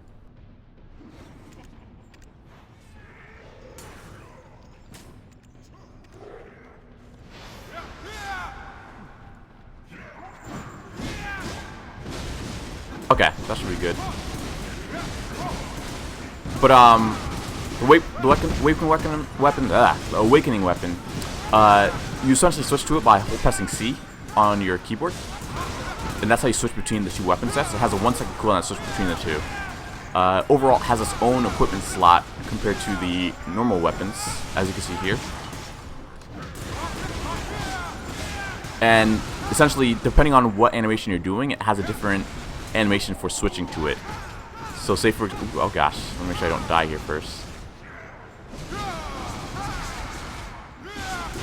So let's say I switch after my chop and kick, for example. I'm gonna give it so I get some mana back. Chop and kick will be like a downward slash, whereas if I were to do it after, a ground slash, for example, and then switch, it's kind of like an upward slash. Sometimes they have a CC effect associated with it, like sometimes they'll knock them up in the air when you switch. So if you get really efficient and good at it and knowing your combos, you can actually intertwine it with your different sets, your different skills properly.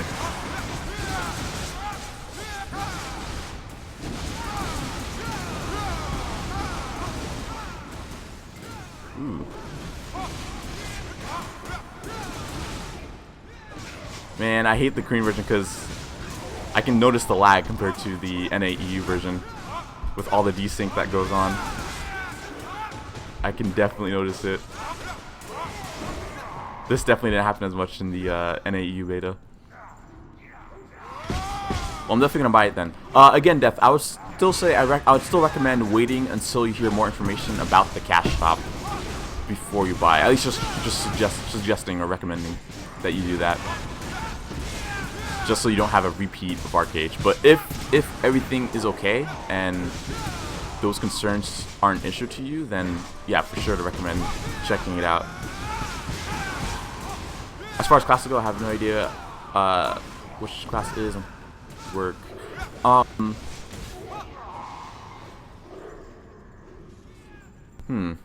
Good summary. Okay, so of course you have the warrior. That's that we're both playing right now. They're very aggressive, but their actual practicality and aggressiveness is to be questioned. They're very, very speedy. They have a lot of very fast skills. They got plenty of utility skills, although I will say that the utility skills are very single target, at least with sword and board, but it's drastically improved with their greatsword, where they combine AoE utility skills with damage like every other class has. Valkyrie would be the female equivalent of the warrior, also more defensive and support oriented, at least on paper, which she actually is in actual use. But I will say she's, even though she was, I guess, originally designed to be more defensive than the warrior, she can still be more aggressive. Not more aggressive, but more practical and offensive type gameplay. Just because of the way that her skills work, how they have CC effects associated to the attacking skills. Who am I? You also have Giant, which is the berserker of the game, which is actually aptly named in the... Holy shit, I am dying! Oh god. Why are these things so strong? Oh, it's that mage over there. Hey, you. Screw you, guy. Screw you, guy. Why do you do so much damage?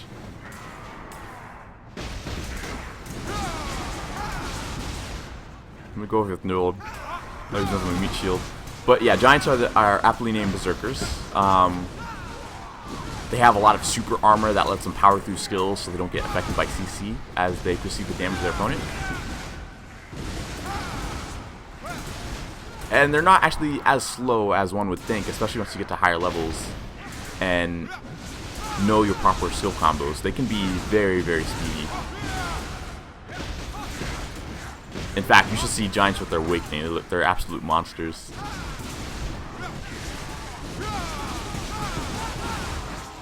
Ooh.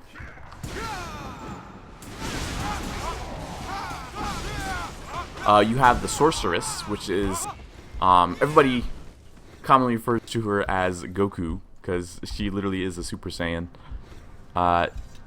She has the Q buff, which is Super Saiyan mode, and essentially gives you plus 30 attack and all these other nice little goodies. They have really, really good iframes, so their survivability is pretty good, coupled with their evasion, which increases their survivability.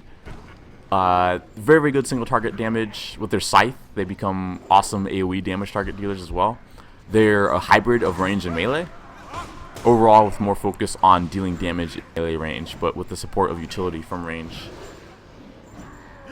Find the trigger. But yeah, that's Sorceress. And then you have the Tamer, which is the pet class, the summon pet class. As a warrior, I absolutely hate fighting them. They have plenty of evasion as well as iframe skills. And while you're busy beating up the Tamer, their pet will beat on you, making it very hard unless you drastically outgear the Tamer and their pet. You have... Oh gosh, what is going on in this in this area. What is down there? Why is there spikes? Who designed this? Who thought this was a good idea? Why do you guys hang out here?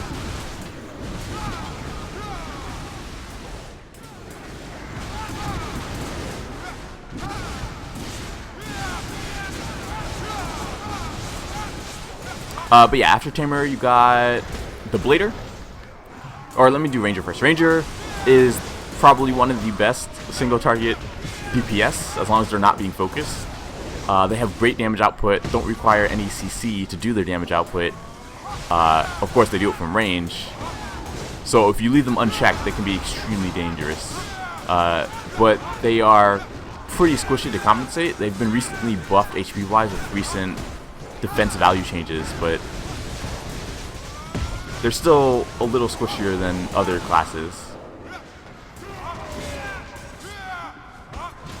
And then those are the original four. You also have Blader that came out after Tamer, and Blader was the original assassin class before Ninja came out.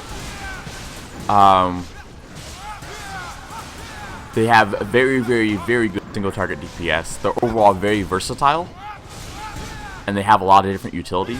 They got a block like a warrior, extremely evasive maneuvers like a sorceress with iframes, and just overall very fast and just good all around utility wise.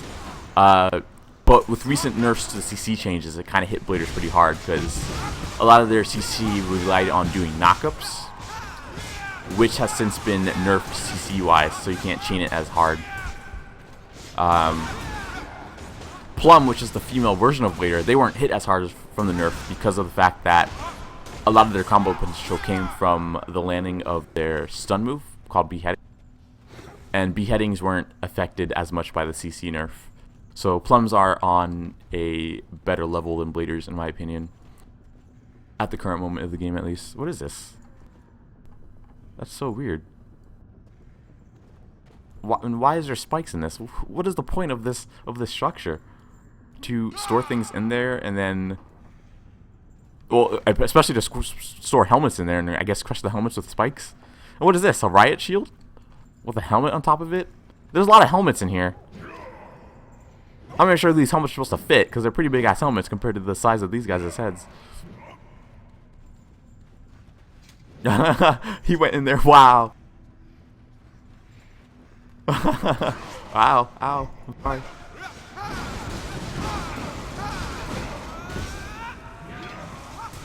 Ooh.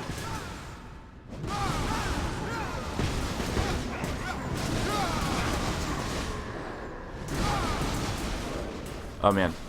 But so yeah, so you got the Blader's Blum, and then what came out after that? Valkyrie. Well, of course I already explained Valkyrie, female version of Warrior essentially. After that came out Witch and Wizard. Witch and Wizard are pretty much the same class. They have the same exact skills. Just a gender difference. They are very, very useful in group PvP situations. Extremely useful. They got support abilities like the heal. They deal great CC from range and damage from range as well. They got all the pretty much whatever you envision a wizard to be. That's essentially what they are, and I thought that was really cool how they managed to capture that pretty well with the game. The full idea of a wizard. But yeah, they got great nuking spells from range like Meteor. They got awesome CC from range like Blizzard, and their Fissure or Earthquake. Overall, very, very cool class, and lots of support abilities to go along with it. Definitely rather have a wizard on your team than not have it on your team for sure. And then after that came out Ninja and Kunoichi, which are the current screw you classes. Because, well, at least not as much anymore since the CC nerf, at least. But overall, they have ridiculous amounts of AoE and damage for an assassin class. And of course, they go invisible and do all those cool assassin things.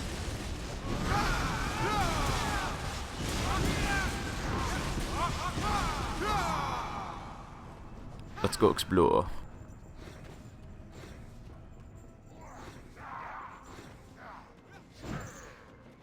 Where's this lead? This is like another jail, I guess. These are some big prison doors. I guess not that big. T. Oh, okay, I'm sorry. I won't sit on your bench anymore. I need to recover some FP here. Before I die. Before I die. Especially before I die.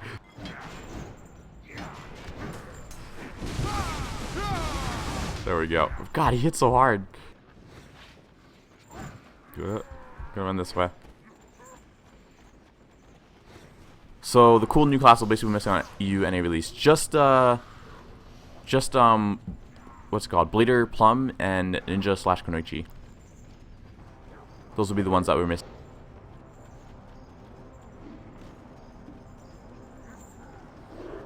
I think one of the best abilities I've seen in MMO is Massive Black Tornado. I think it's on Dragon's Dogma. Yeah, that was really cool. I think Dragon's Dogma has great animations for its abilities. Overall, has a more of a realism feel for its animations, like especially when you're talking about the warrior, all the huge exaggerated swings. I really love that. In fact, one of my favorite manga / anime is Berserk, and I like how the creators of Dragon's Dogma collaborated and did a Berserk cameo in the game, included Guts' sword and armor. I thought that was really interesting.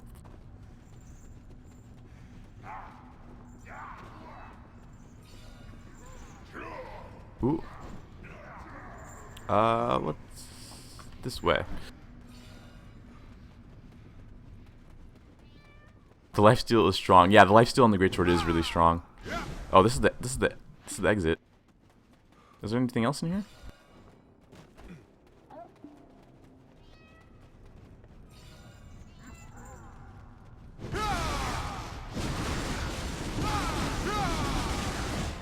Okay, there we go. Full HP.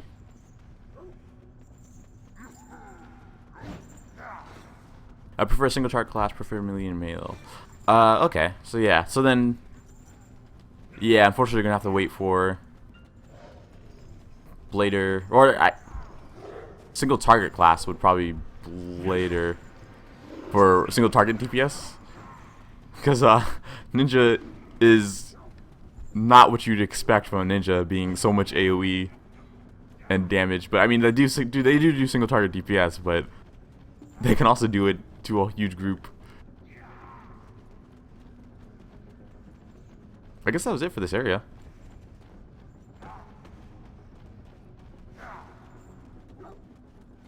Nothing else around here?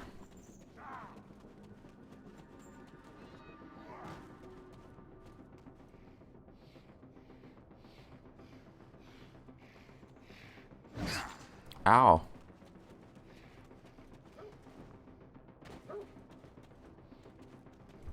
I guess that's it. Let me switch to get some movement out of it. Like how I missed 90% of those attacks on that guy because of my accuracy. I guess you really do need a boss weapon for this area for the accuracy bonus. Boss weapon and boss gloves. But you're not gonna be able to hit much here.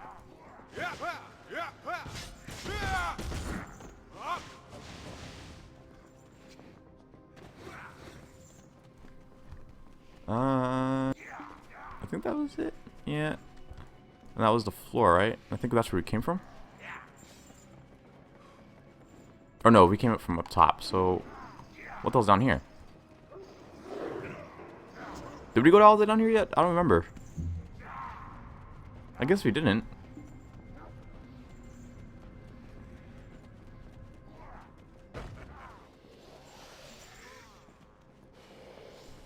This place, they do a really good job with the aesthetics for this game, though. Like, the game looks extremely beautiful.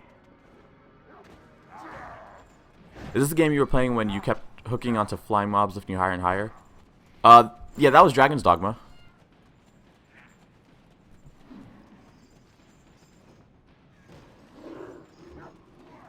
Ooh, this is, looks like a dead end. Oh, no, never mind. There's something over here. So apart from all that, the pre-order stuff, which package would be the best to buy? Since I'm not that concerned about the cash shop at the moment, I basically have a pay safe card that has to go. If you're extremely competitive, PvP wise, I would definitely recommend getting the 3-day head start from the $100 package. That is honestly, for anybody who knows how this game works, that is honestly a really, really big advantage, like extremely big advantage. I'm actually kind of disappointed that they actually had head starts in this game for the NAU launch, because they didn't have it for OBT in Korea. But yeah, for anybody who knows how this game works, that is a huge advantage. Like, you can be leveling before anybody else, especially if you're one of the first people, and getting all these really cool drops and selling it for huge amounts of money, much more than it's normally worth, just because of the way that the auction house works, since it has fixed prices. And since there won't be much in the beginning, you can kind of basically control the market in the very beginning, just because of the way that it works, especially if you level fast enough and you get to all the newer drop places faster than anybody else. And that's what a lot of people are going to take advantage of, so that they can buy as many Blackstones in the beginning as possible in order to enchant their gear, while it's still cheap to buy Blackstones, so everybody will still be in the leveling phase. So if you plan to be competitive, for sure buy the $100 package, which unfortunately kind of sucks, so it's forcing you to pay $100 in order to be competitive in the game, at least in the beginning. Then you're going to have a little bit of a hard time catching up.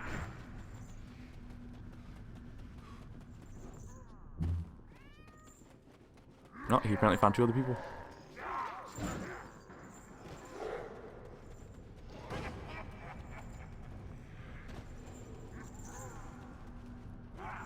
But yeah, if you look at my one of my more recent live streams, I was leveling through the EU/NA beta, and you can kind of just see, just from me knowing how to play the game and getting through all the content pretty fast, how much of an advantage it gave me over the other people.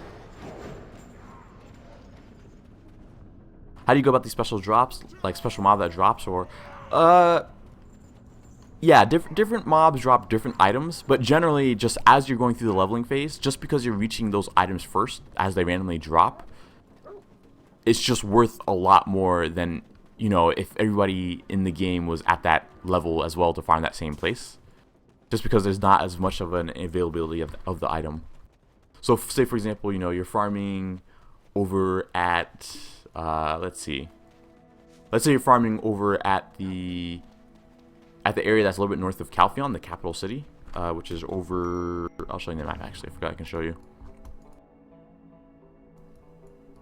So I had a pretty good example in one of my streams, on one of my highlights actually.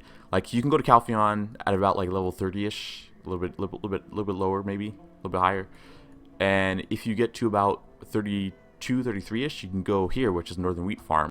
And at Northern Wheat Farm, there's this little secret underground cave that you can go to. And if you drop them there and kill certain mobs that you can be using for leveling, they have a chance of dropping what's called the Callus Ring, which is actually what I'm wearing right now. And for example, in the EU/NA CBT, I was selling them for like 200k-ish, almost 300k a pop, just because they're relatively new. Whereas normally now you can get them for, I'm pretty sure, fairly cheap on the Korean server. Has matured quite a bit. Yeah, 34k right now. So, you know, 300k compared to 34k, huge difference.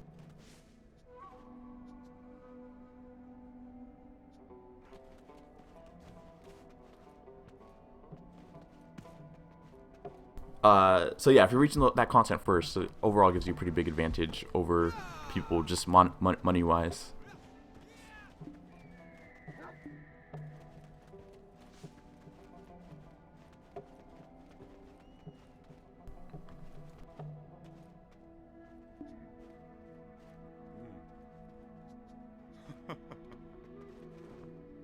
See, it is my dream to have this MMO, like, be having, like, huge, large-scale fights in areas like this. Like, I think it'd be absolutely amazing. Like, to have a bunch of archers sitting on top of these rocks and just pelting at people down there, and then, I don't know, you kind of have to come up with a strategy to protect yourself from everybody who's kind of wailing on you. So much potential for the PvP in this game. But the Korean version has kind of flushed that down the toilet.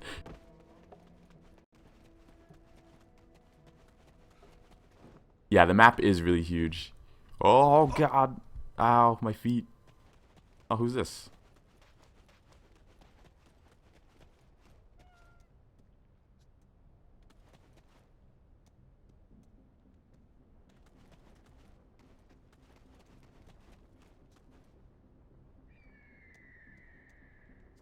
I don't know who this person is, but I'm talking to them like I know them. Talking to them like we're best friends.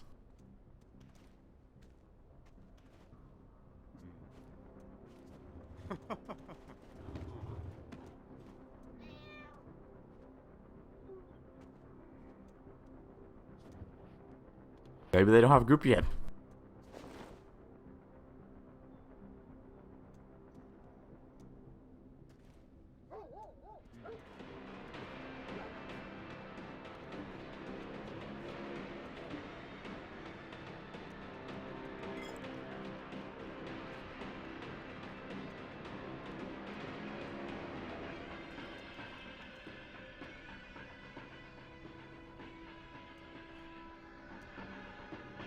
I think she's playing Sorceress.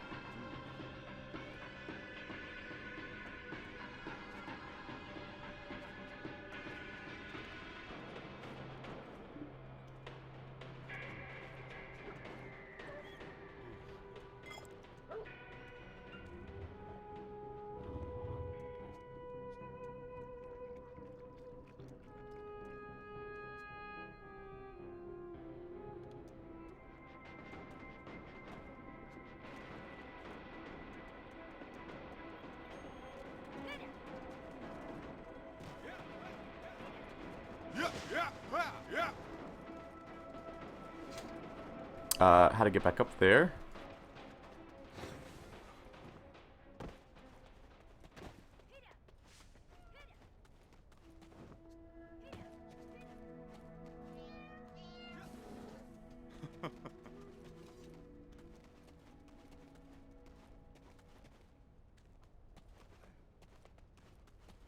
We're all trying to rock climb.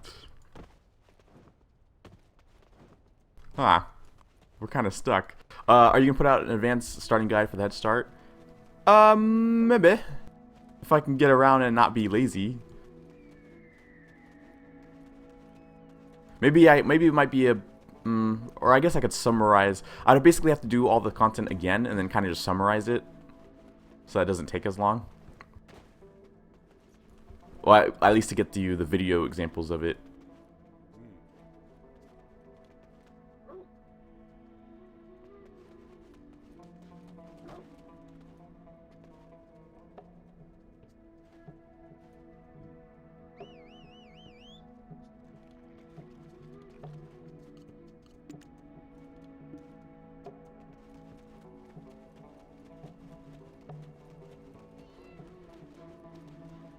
Okay, so she plays Plum. Or is that Ninja? I can tell. Is that Plum or Ninja? That's Plum.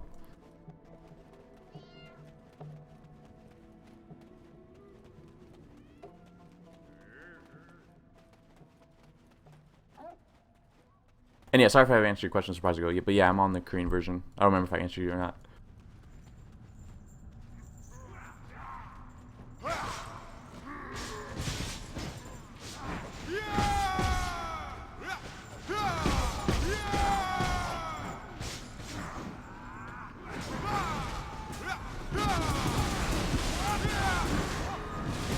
Oh god, they nearly killed me.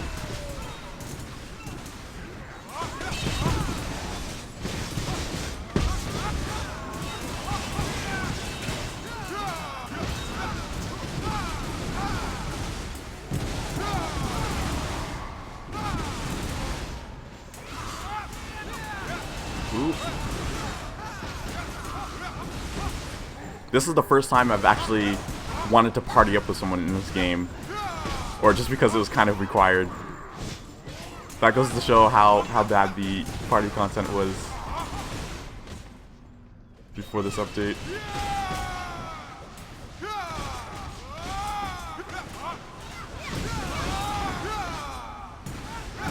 Ooh, they hit pretty damn hard.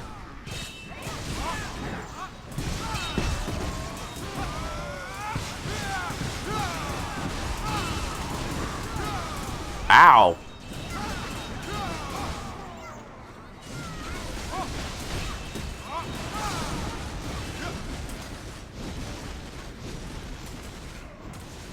I'm thinking about sacrificing the defense just to go for that tad bit more accuracy.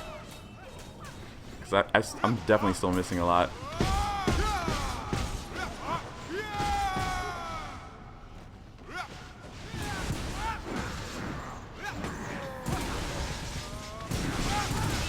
Oops, I totally canceled my ground slam there. I don't know, man. Love your stream. Bet you could get lots of views just by doing video content. Good at explaining. Well, thanks, man. I appreciate the kind words. Hey, Kuat. How's it going?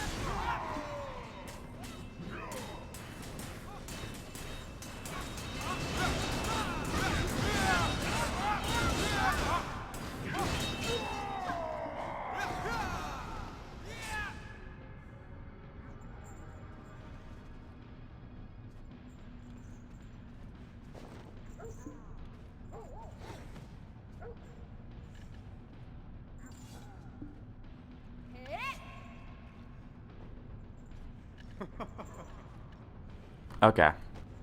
So right now, what is the disadvantage for dying?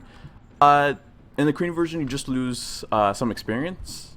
If you have positive karma, just 200k, or sorry, not 200k, 200k experience. If you have positive karma, you lose 2% experience, whereas if you have negative karma, up to, I want to say 5% per death. Yeah, my giant loses 5% every death.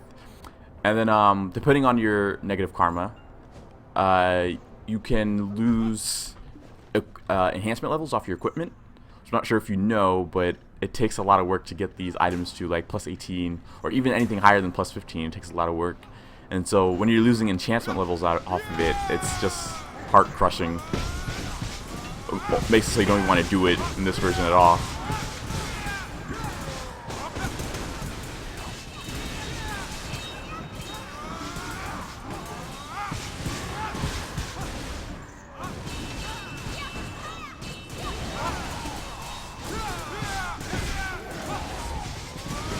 We need to get a Valkyrie and a Wizard in our party, and I think it would be complete. 2 sources of healing plus support.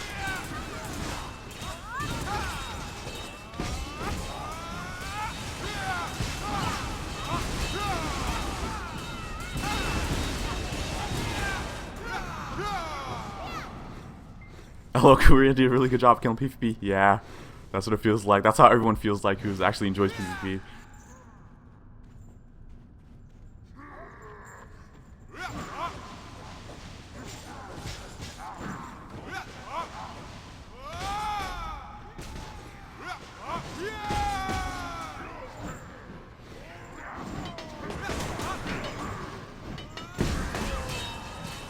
Ow.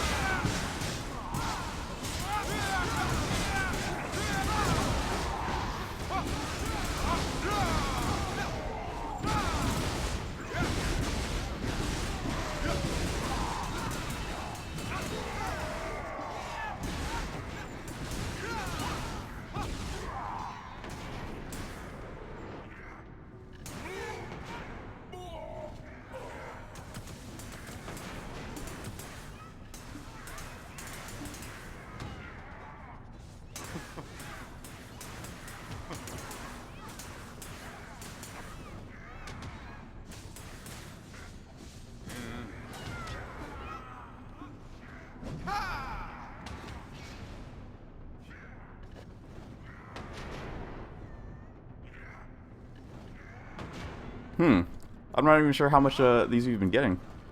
This actually isn't too bad if we get enough of these in a short amount of time. Which may mean it may be kind of beneficial to play in a party for once.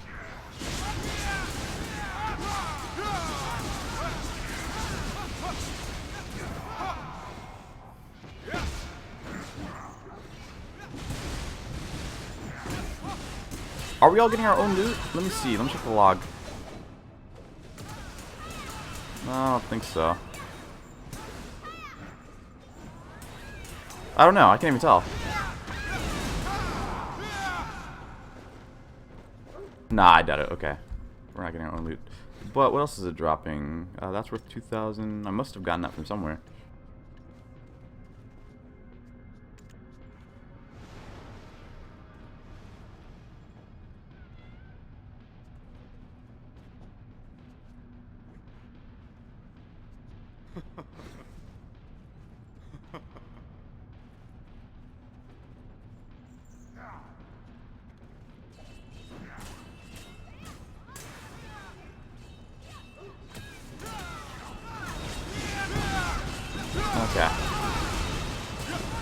Okay. Yay, parties! Yeah, right? Would you against possibly giving a rundown of rewards built at any point, gear setup included? Yeah, I wouldn't recommend... Hang on. I'll explain. Let me concentrate. Sorry. I'm really horrible at multitasking. Okay, but I wouldn't copy my warrior build exactly. I'll tell you what you should and shouldn't do with my build, because there are some adjustments that I've discovered from playing the NA/EU beta. And just from overall experience on how I feel about certain things. I'll just go deeper down. But yeah, I will give you a rundown. I'll probably do it soon. Let me just get somewhere like I don't want to feel like I'm leeching off these guys. So let me help out a little bit here. But by any chance, do you know the skills by their names? If you did, I could just tell you without showing you. But if not, I'll go ahead and bring up the skill list so I can show you. Ooh.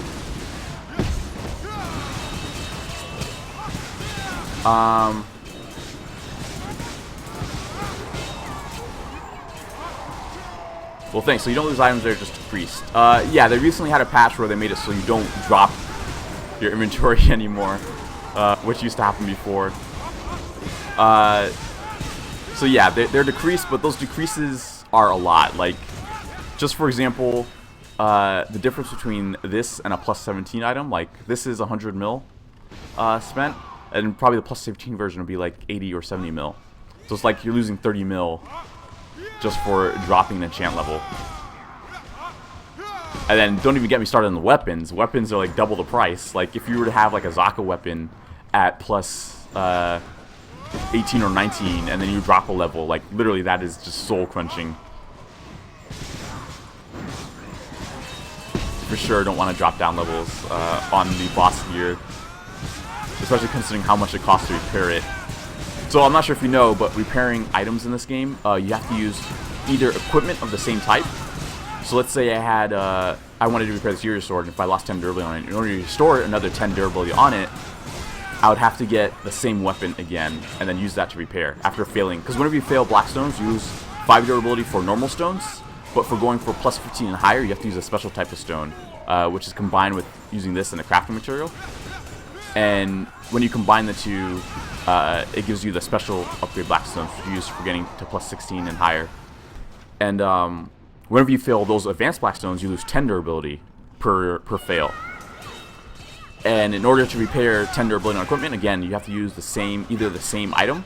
So say, for example, I have a Zaka weapon that was, you know, you put it on the auction house for about 40 mil, just for normal base price. If you were to fail an enchant on it, you'd have to pay essentially 40 mil to recover 10 durability. Or you can do what's called boss scrolls, which you get by combining different items that you get from certain mobs in certain areas that drop it, and you combine 5 of these in a certain pattern, and it'll give you a boss scroll that you can summon. And oh god, I'm dying. And from these boss scrolls, they drop what we like to call cookies, or memory fragments. It's these, and you can use these to restore 1 point for each fragment. So you get in general, on the average of, I would say, 5 to maybe like 14 on a full boss scroll run. Oh god, no!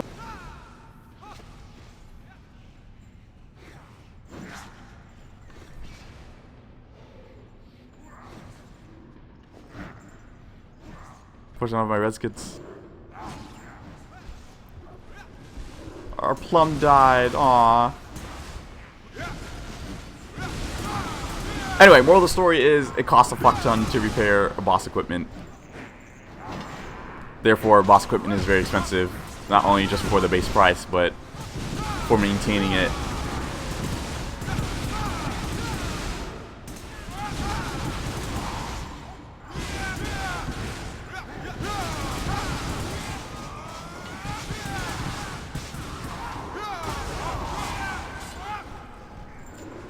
Oh my Jesus, my HP is gone.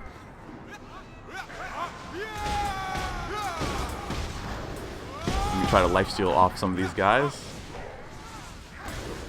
Once they all group up, so I get the maximum efficiency for the lifesteal.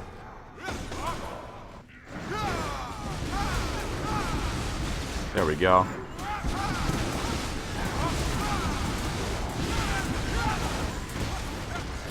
Ow. Why do you guys do these things?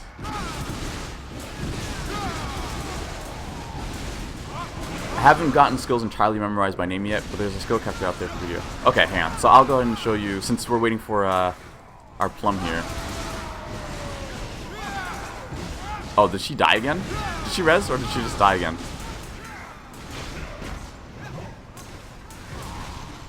Honestly, can't tell.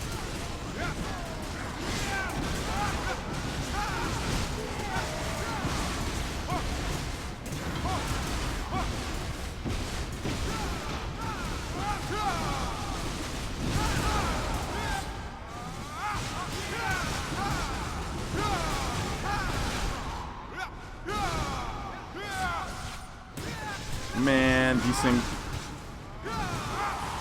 Okay, so anyway. Don't get your basic attack. Useless. We have probably the shittiest basic attack in the game. You're only going to need level 1 of this skill. You're going to be using it early on for farming. Essentially, what you're going to be doing is holding left and right click, and then tapping W after the right in the middle of the animation. That way, you get the most speed out of it. Unfortunately, since I have my cancel, it allows me to cancel out of the skill a lot. But you won't have that cancel until you're level 40. Then save up the SP points for it, so you probably won't have that issue early on in the game. Anyway, by the time you get to level 40, the skill will fall off anyway. So early on, you'll be using this skill a lot to farm. In fact, I actually went over it in my latest highlight, if you want to look at that. So you're definitely want your chopping kick to get maxed out. This helps out. It's essentially, once you get to the last level, it allows you to cancel it. Normally, it looks like this. But once you get the cancel for it, it'll look like this. It'll actually turn red, and it'll cancel out of whatever animation you're doing currently to actually go into it. And if I don't lifesteal right now, I might die. Okay. So for sure, high priority on the chopping kick. It's one of your important cancels. Basically, all your cancels are very important for use in both PvE and PvP. The useful thing about it is it also knocks down, which is why it's an important cancel. It's one of your main CC tools for PvP. And then that allows you to go straight into your rotation slash, because it also has the effect of speeding up the casting speed of rotation slash, allowing it to go instantly into the first slash, whereas normally you have like a bit of a load up like that. Another important skill, of course, Twilight Scar is going to be your main farming tool for damage in PvE. It also has a property of restoring your FP, allowing you to not have as much of a starvation on your resource as long as you're using it pretty often. And then you got your forward slash, which is your most useful utility for movement, forward movement.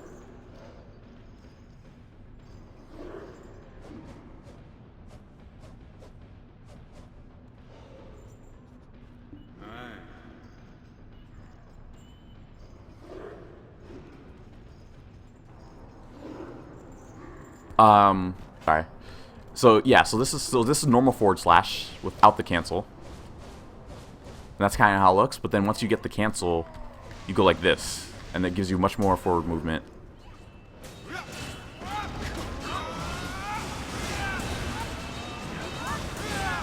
So overall, I'd say it's very important.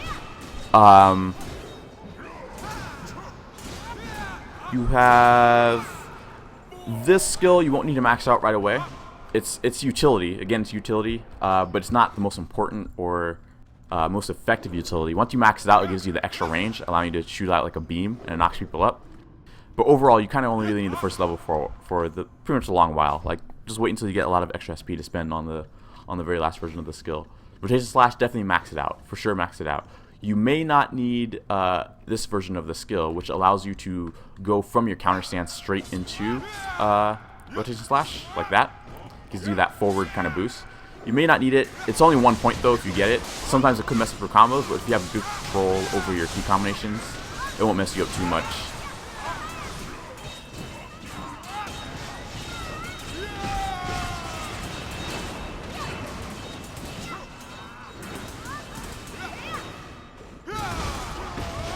Let me get these guys.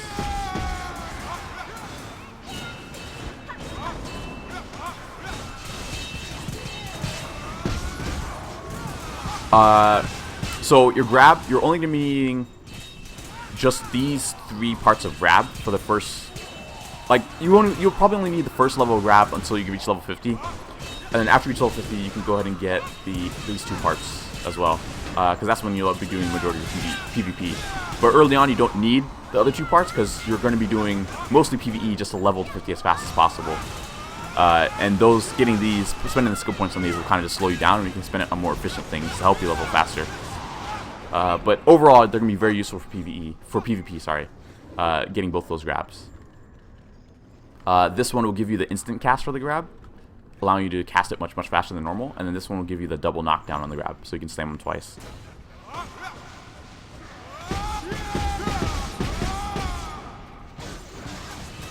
Oh, crap. I'm so sorry. No, they killed me.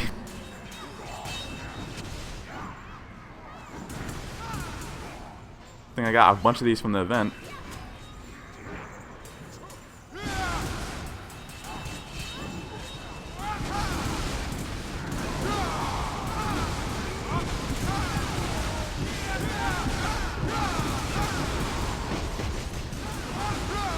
And then, oh god, every time I'm about to talk, they just hit me super hard.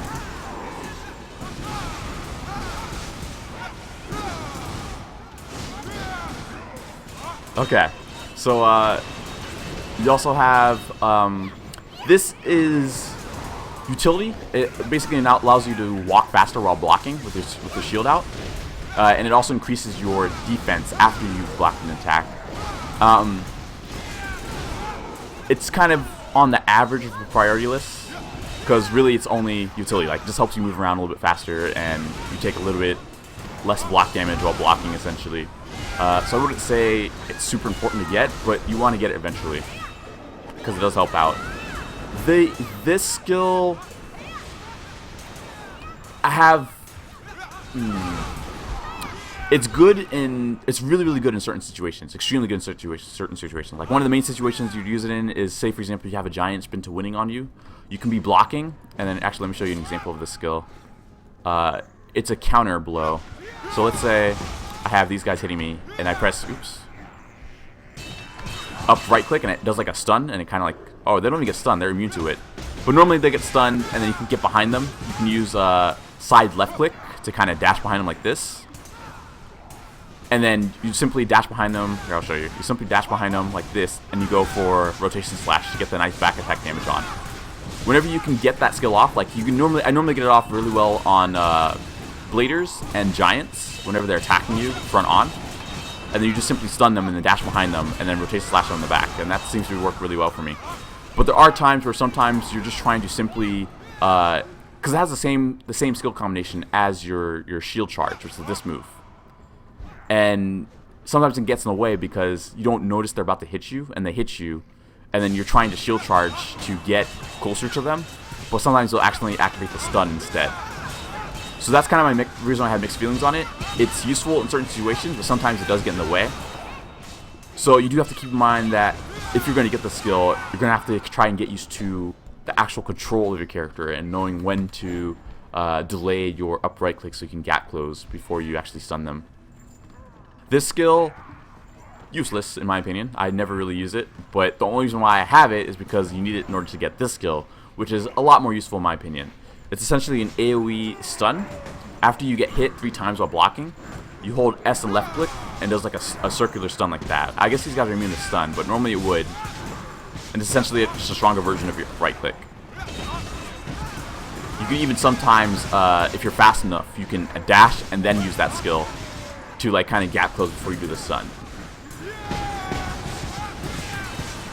Let me actually life steal before I die here. Okay. Let me actually pretend to be helping here. Sorry, give me a second.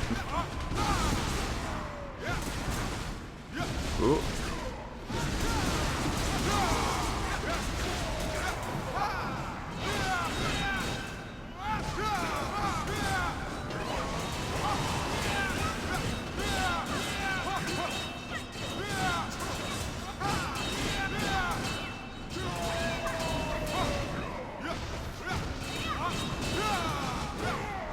Oh my gosh, out of mana. Let me switch weapons.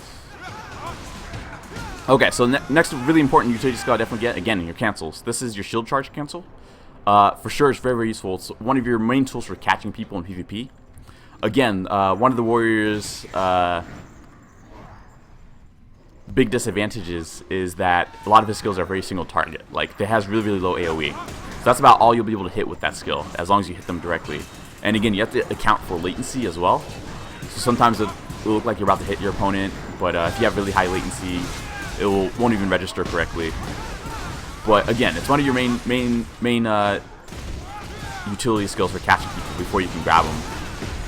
It does what's called a stagger, or rigid, as the translation, if you were to Google Translate it.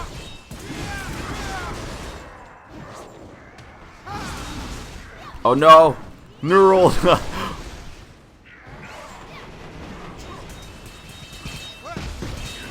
Neural is dead. We're losing all of our members. Sorry guys, hang on, I have to try so our plum doesn't die. Oh man, what the hell was that?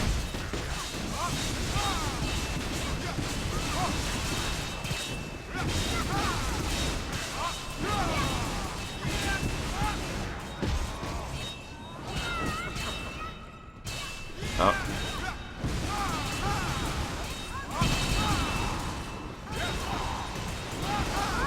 Okay, we did it. Right click, that's your shield charge. That's gonna be very useful. Cancel, definitely recommend getting it. This recently got buffed. I'm not sure how much the buff will help, how much I would like to have it now that it got buffed. Basically, what the buff did is increase the damage of it. I did notice because we do have a patch that's pretty close to this one on the NA/EU CBT. I did notice that I was doing a lot more damage to it compared to the way how it was before. I'm not sure if it's worth it to upgrade it still. I'd have to test since that patch. But at least before the patch, it was worth it to upgrade it. Sometimes it would just get in the way of certain skill casts. And the damage wasn't worth it either.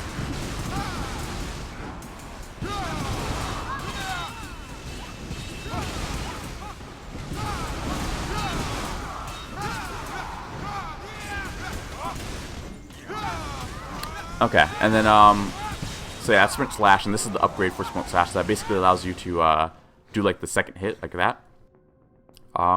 Yeah, still again, I'm not sure if I would consider that skill useful or not.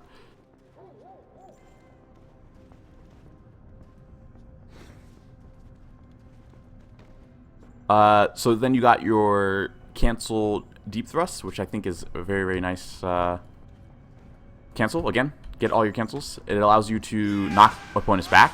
And the reason why you want that is because sometimes you might want to knock them back and then gap close with shield charge and then use your cancel kick to knock down and then go straight into your S right click combo from there.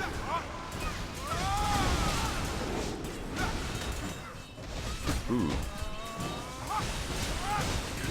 Don't get your jumping stab, in my opinion. It will get in the way of what you want the utility for your stab to be for. Because once you get it, basically, as long as you're holding shift and left click after a stab, you'll start jumping towards the enemy, which will get in the way of some of your cancels for your animations.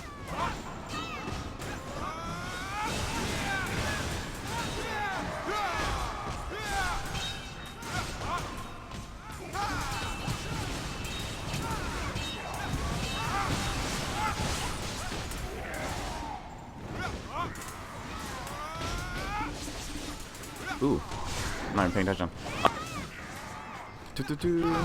Okay, the next skill underneath the... I'm over here kicking this guy. Yeah, let me help him with this elite, or not even elite, just really strong.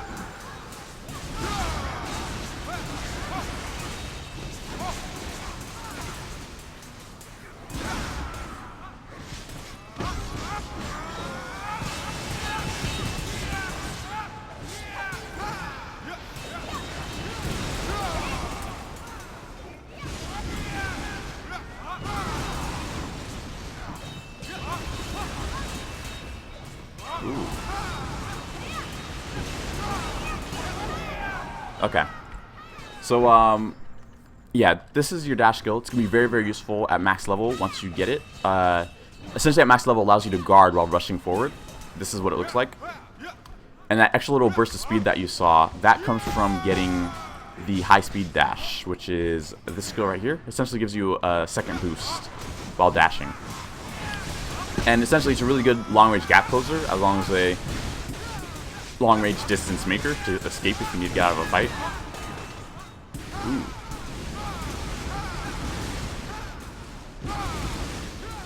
I would say it's not super on the priority list. I would definitely say recommend getting your cancels first before you get that skill. But overall, very, very decent skill to have in your utility. Oops, I activated Berserk mode by accident. But I guess I should be using that more. And I'll tell you about more skills after the Berserk mode ends. Don't want to waste it.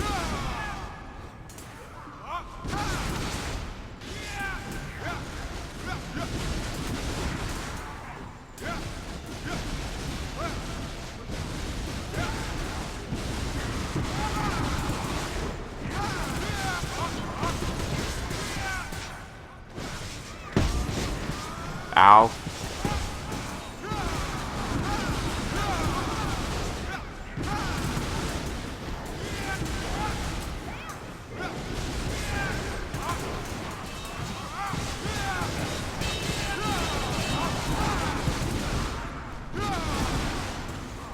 Oh man, that's a lot of mobs.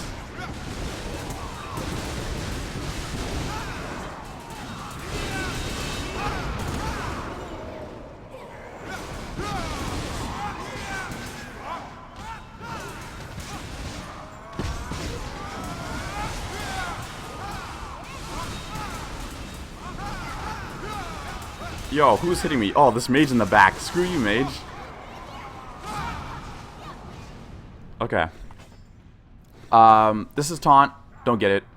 It's only used for just to literally taunt other players. Be like, hey, screw you, guy. And then get them mad to come at you.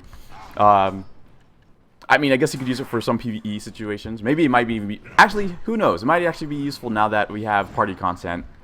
But overall, you're not going to be using it much if you're focusing on PvP, and it's not high priority either.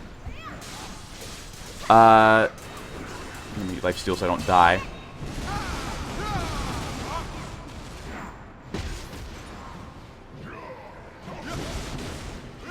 Okay, and then excuse me, sorry. Shatter, or sorry, called Ground Roar in NA/EU. What that does is it's a really good, I guess, pulling mechanic for warriors. Like, what you do is you just go around and gather all the mobs like this, and they all get aggro to you. And then you kind of just sit in a corner, wait for them to all come to you, and then you can damage them. One of the effects that it has is it does -10 defense. But even so, I'd only recommend just getting the first level of it. And that's really all. You can get unlock the skill right in the beginning. I definitely recommend doing so. And just sticking with the first level of it. That's all you really need. Gather mobs and decrease their defense by 10.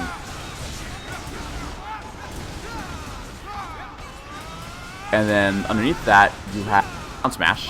which is a very nice skill. I definitely have it high, very high in the priority list, right next to your cancels, right up there with your cancels.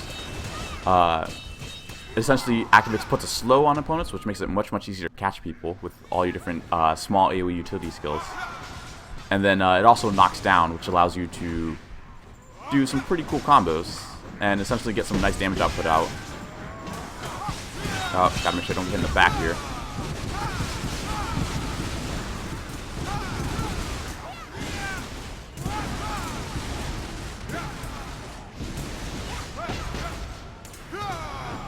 Ooh.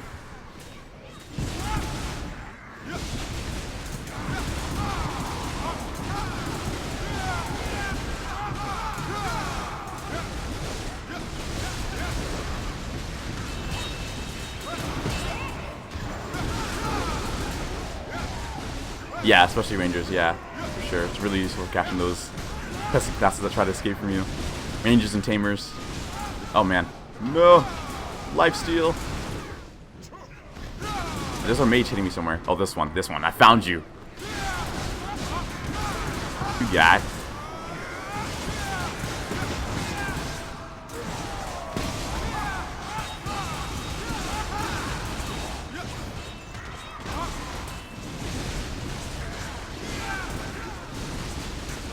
Need some more SP.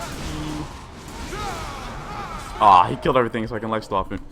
But yeah, so that's Ground Smash. This skill, completely useless. Don't get it. Please don't get it.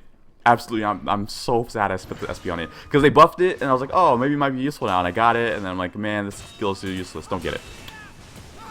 I would definitely say max out these eventually. Not super high on the party list, but I guess average. Each point will give you 10 HP, up to 200 HP for getting it maxed out.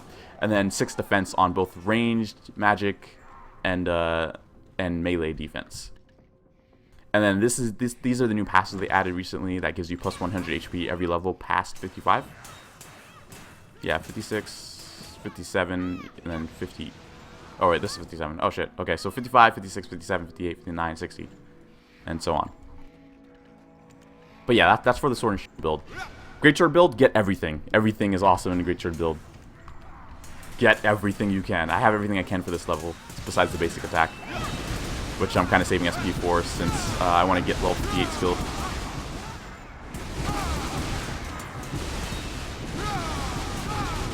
Oh no!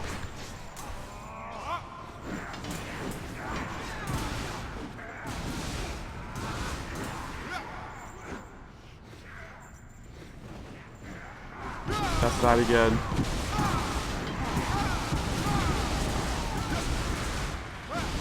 Let me see what questions I missed while I was trying to explain that and grind at the same time.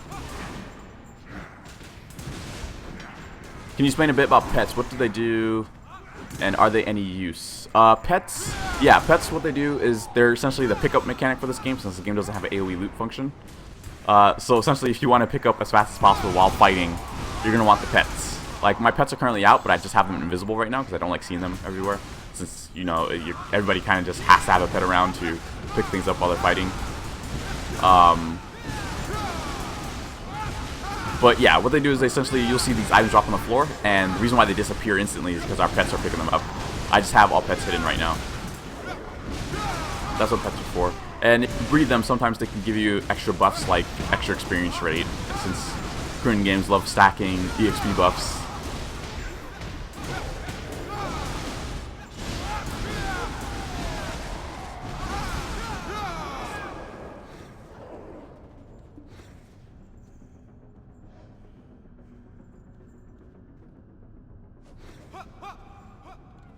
Okay, what else was I gonna point out?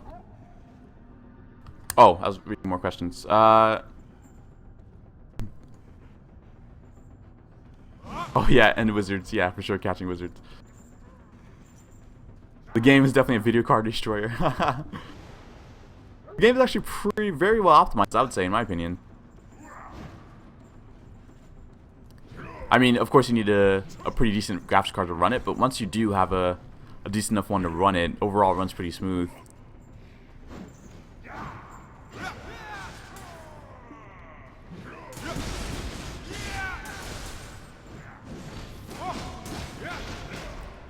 Yeah, no problem. Let me know if you have any more more, what do you call it? More in-depth questions, I'll try to answer with equally as in-depth answers, to the best of my knowledge. Aw, poor Hess just sitting there dead. Okay, I need some FP.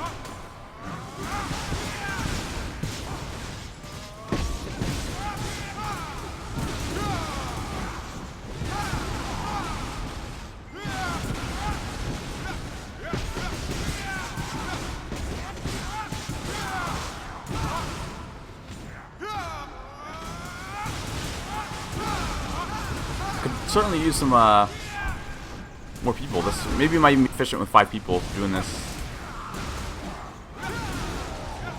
Unfortunately, most of my friends who would be down to do this are kind of offline at the moment.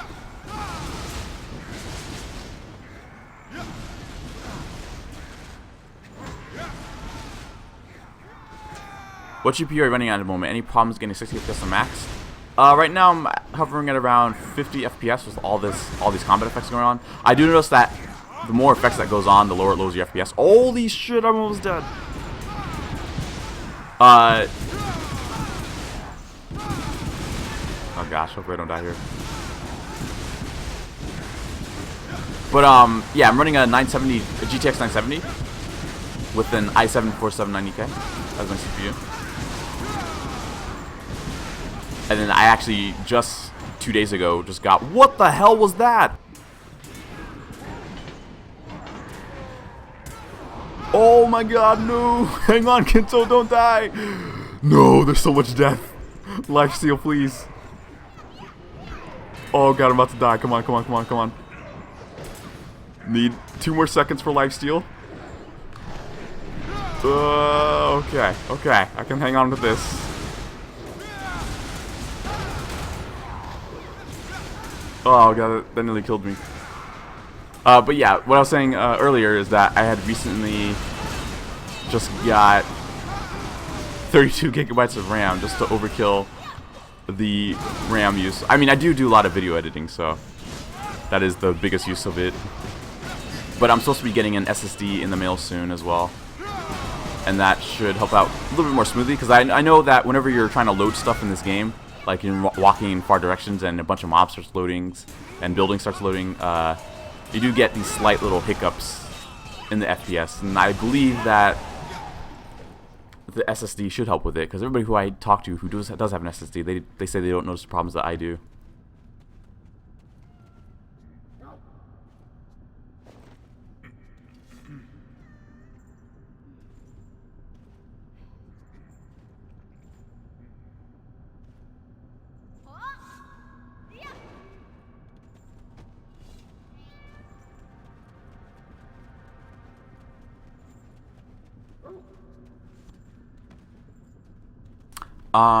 Yeah, the popping as well, for sure.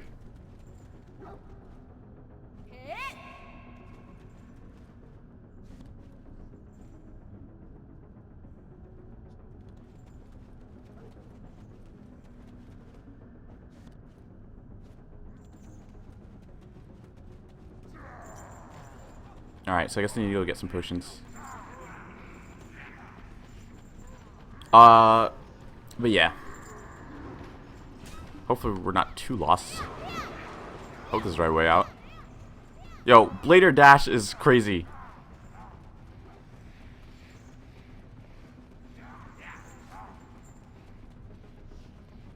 I want Blader Dash. I mean, I guess we technically do have it, but we just can't go as fast as them. Or as far as them. What does this NPC have? Does it have anything? Nope, nothing. Okay.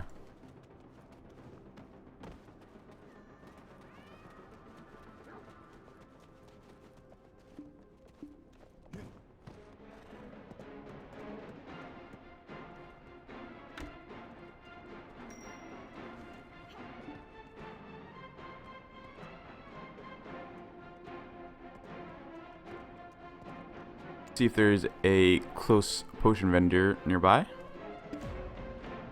And this wouldn't be able to tell us.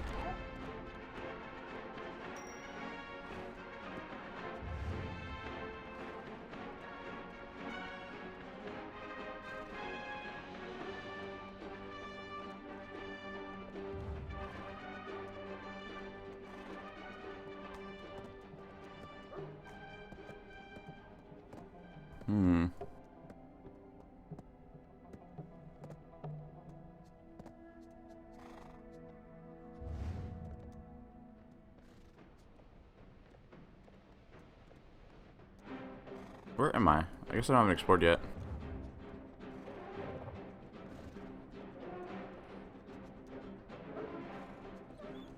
Let me have him tell me there, or take me there.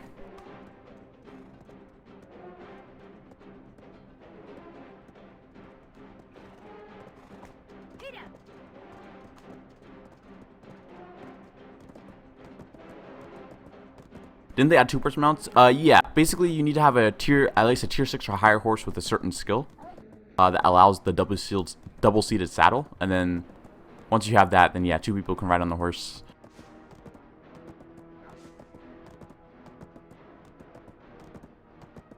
I'm sure at least one of my friends might have it, so I can show you later.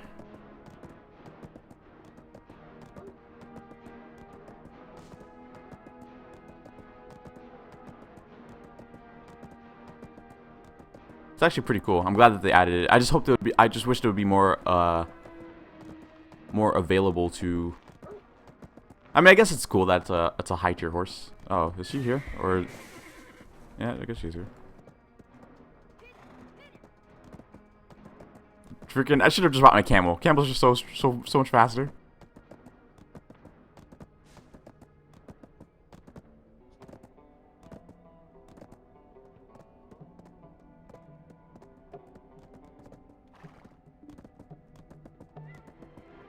Can't even jump or anything. What is going on with the music? Did you guys hear that? Started glitching out, playing 2 different tracks.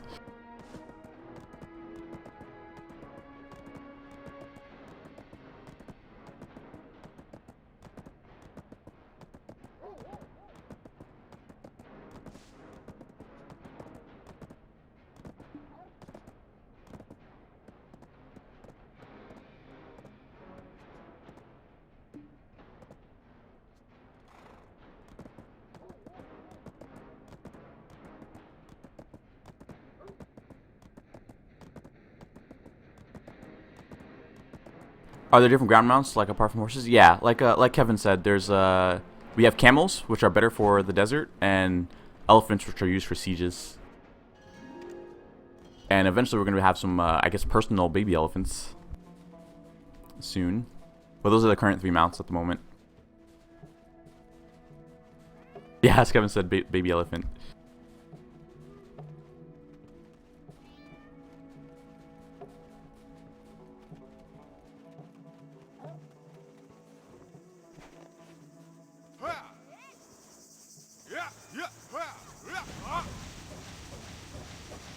Let me get some FP just in case.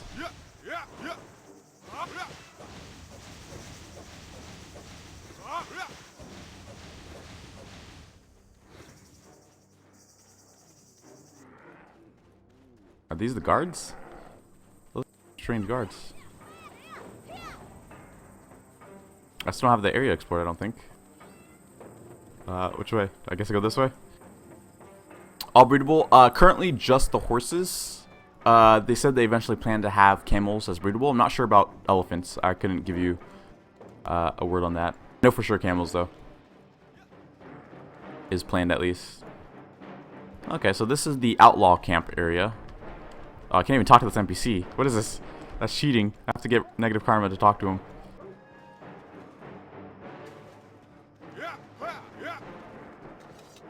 So this whole area is supposed to be meant for red name players, negative karma players. Basically, these NPCs will protect red name players, whereas they attack blue name players like me, who are positive karma.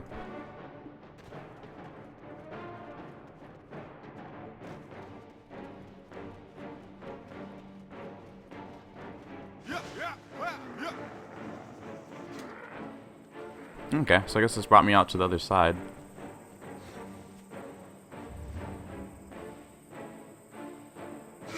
Ow, shit, ow, fuck, ah.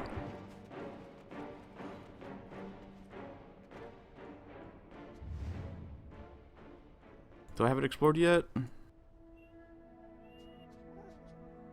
Okay, yeah, Muikan. There we go. I got it.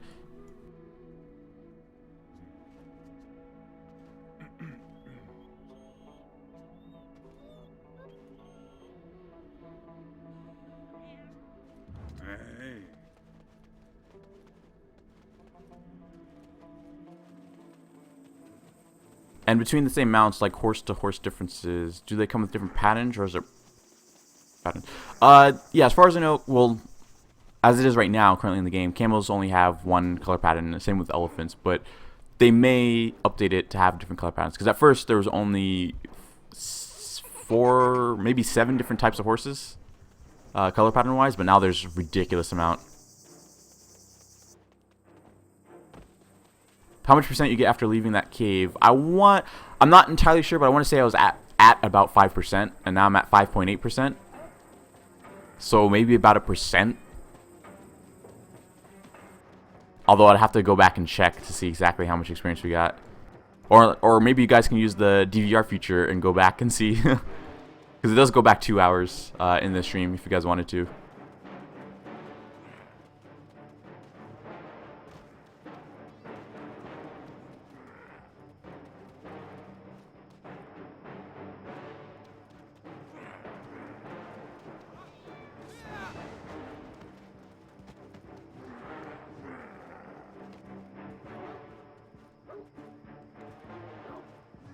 These guys are so slow. Just walk backwards and evade them.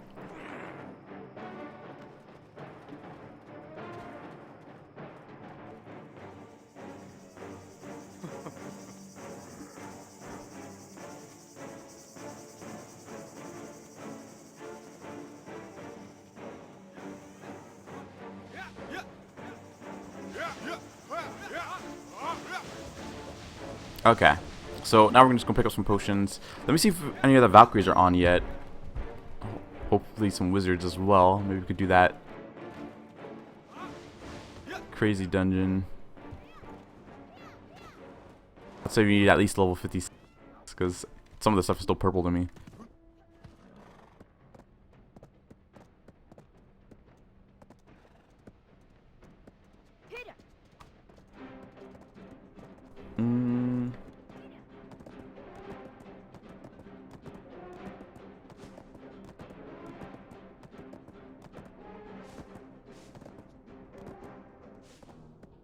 Ah, there's Mervin.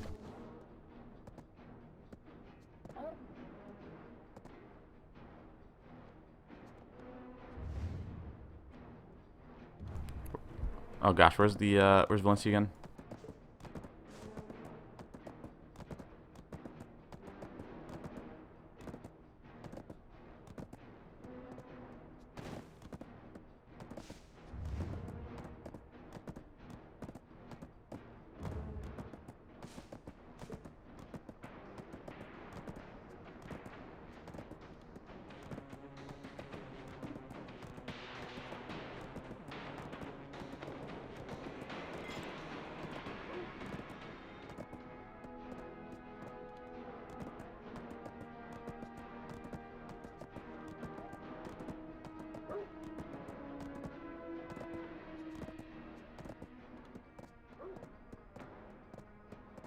So we can get a giant with us.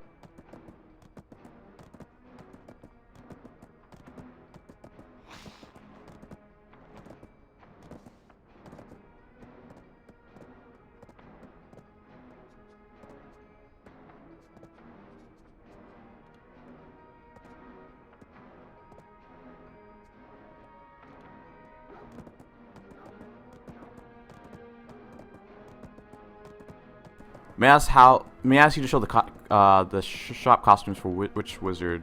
Oh yeah, sure. Hang on, let me get... So here is Witch, the new Christmas outfit. Not sure what the difference between those two costumes is. This set's actually pretty cool on Witch.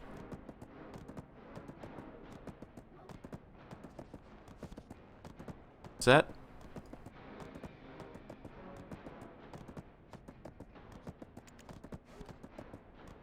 This one is a copy of the Ranger outfit that came out a while ago.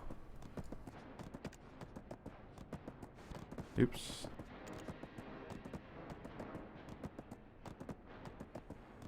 Damn you, mouse. Why don't you go all the way over? I'll go this way. This Kunoichi outfit. Oops.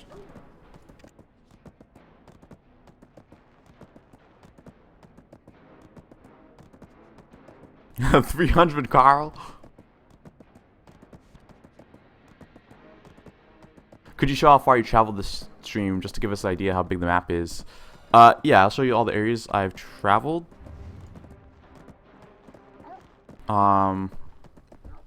Basically, this whole stream, I've only been from here to about there, then back over here, then down here.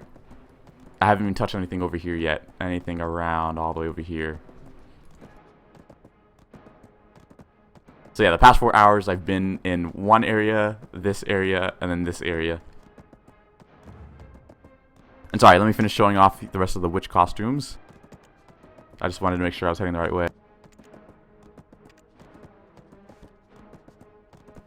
The Bloodborne set. The classic witch costume. Maid costume. Of course, Korean MMO can't have anything without a maid costume.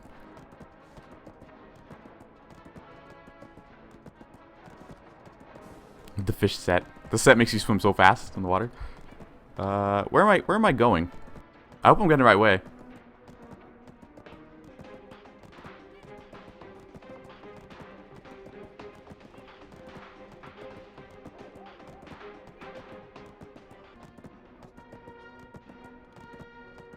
It's kind of just auto-pathing, not really.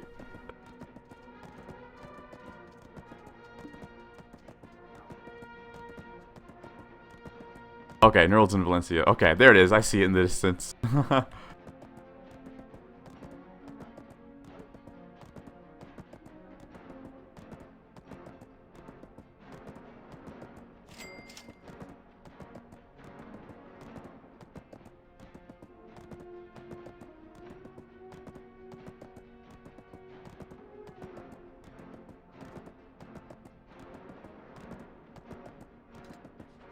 Okay. Did I show off all the witch costumes? I think I did.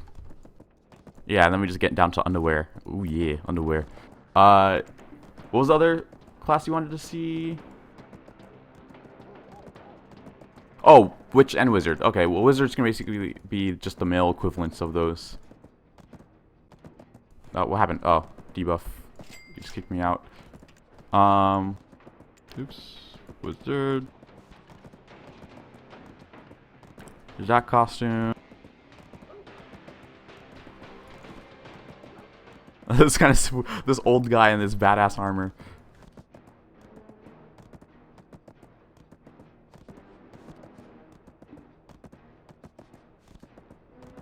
Oh, okay, this guy. Okay. This armor is supposed to look super badass, and then you just have this old guy wearing it. Looks so funny. This is what it looks like with wings. Bloodborne set. Oh yeah, badass old man. Now that actually looks pretty cool. Of course, launch wizard set.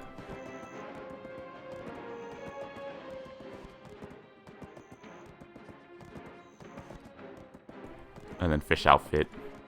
Oh yeah, and then underwear, everything else. Unless you want your wizard glasses. So. But yeah, that's Witch and Wizard. What kind of great... Whoa, what the hell was I running? Oops.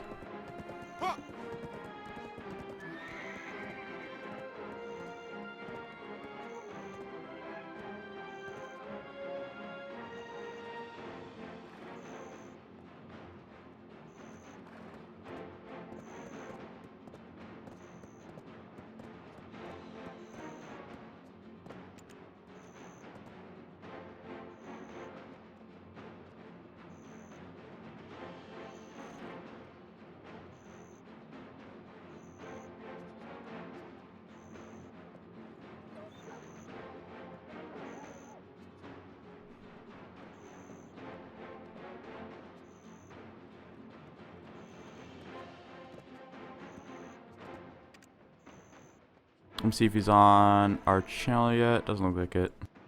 No.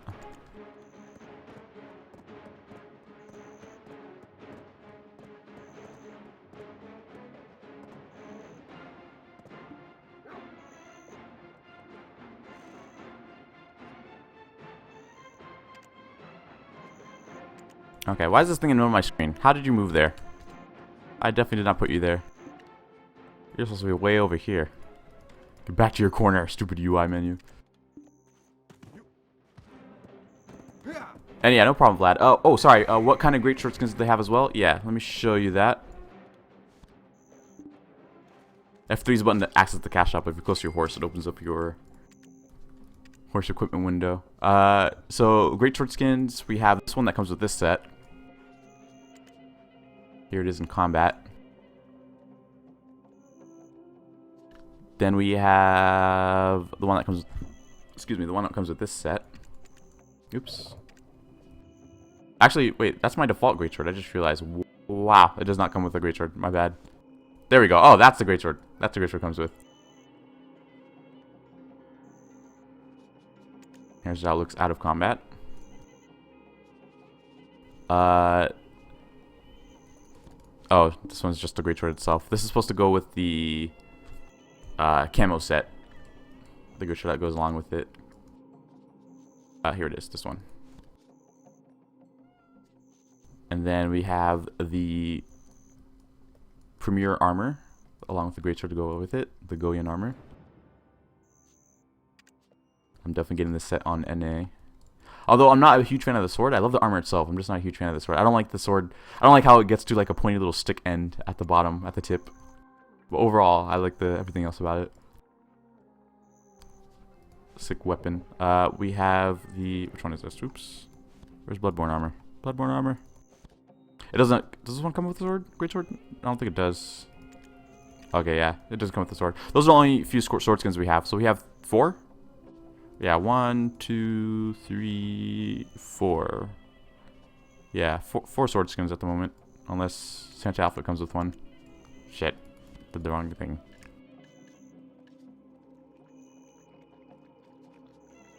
Stop doing your animations. Oh, there we go. Yeah, it doesn't come with the skin. So we only have 4 skins at the moment.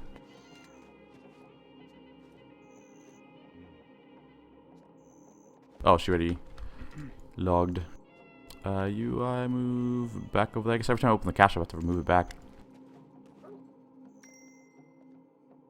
Is the snowy land at the bottom of the map going to be playable as well? Yeah, it eventually will be. We're just waiting for the content updates. We still have the Valencia Part 3 to be released, which should open up this area up here to the north part of Valencia. It should open up everything up here. Should be Valencia Part 3. And then after that, I believe we're going to start... No, after that, after Valencia Part 3, we're going to go over to the Elven area, which is going to be to the southwest of Calpheon. This whole area over here. Just about. And then after the Elven area, they might split up the Elven area into different sections like they do Valencia. So you might get like this part and then this part or something as like a part, as like a 2-part update. But then eventually this whole area is going to be the snow area down here, and then that should be released as well after the Elven area. What is going on with the map? Why is that look? Oh, is that a volcano? Is that a hole? What is this? What is this? Everything just got all weird. Where am I? Oh, okay. We look down into the abyss. Into the abyss of this world. Well, that looks trippy. Alright, I need to stop breaking the map. One over here on this side, too. If this is actually in the mountain, that would be trippy as hell. Like a huge fissure in the mountain. Where it just drops off into nothingness. But I doubt it's like that. I think that's just map glitch. And my PC specs, I'm running on a GTX 970 for my GPU. My CPU is an i7-4790K at the default 4.0 gigahertz. I'm using 32 gigabytes of RAM, which I just recently got. And I think those are the main things you need, right? No SSD, unfortunately. Still on a mechanical hard drive. I'm getting an SSD soon, though. I just recently ordered it. It should arrive a little bit after Christmas.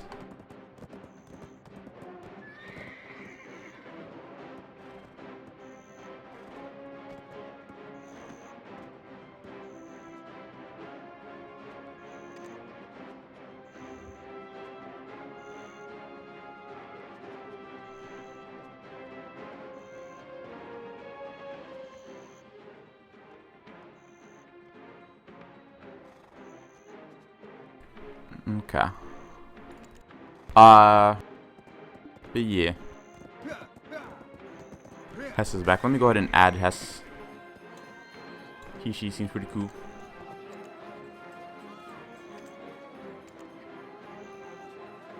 I have to add my family name. I don't know his family name.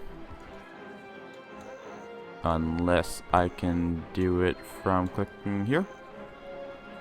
There we go.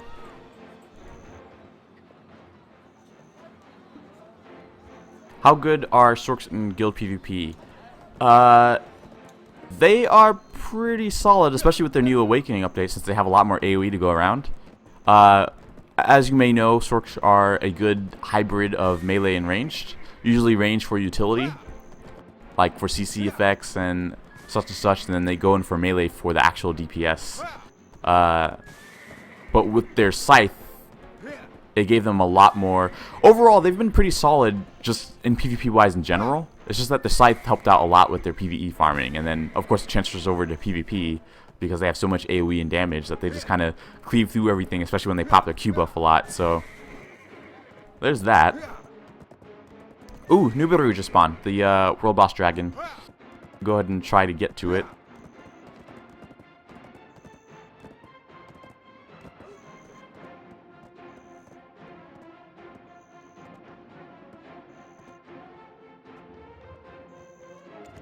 Let me see where the Koreans are saying it's spawning at.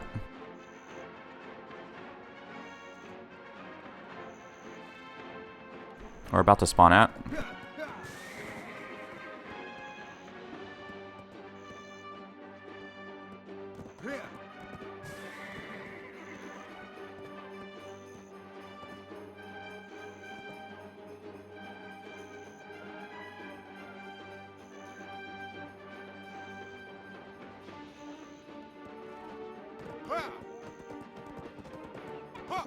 So the thing about the this boss is he spawns in a random location in the desert, and so what a lot of people have to do is they have to kind of go around and searching, and then once they find it, they kind of shout it out the coordinates from world chat, and then unfortunately you have to go through this really extensive process of checking your screenshots for the location, because your file for your screenshots is saved as the coordinates for where you are on the map, and then you kind of have to use that as a reference point to figure out where where it is.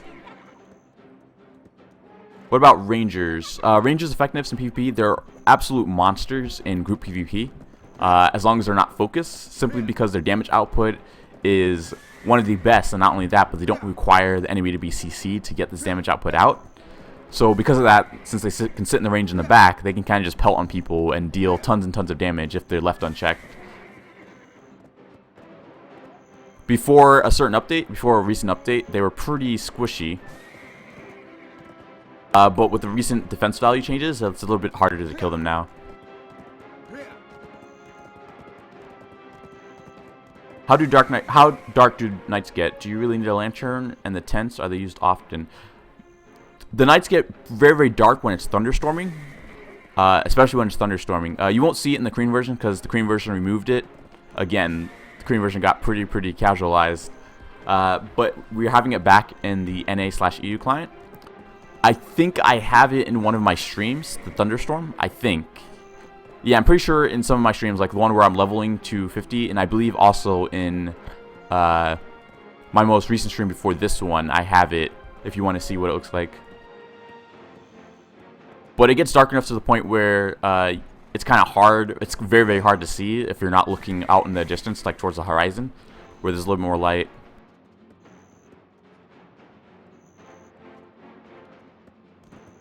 Do you know which version the NA release will be using? We're basically using a modified version of the RU client currently on NA/EU.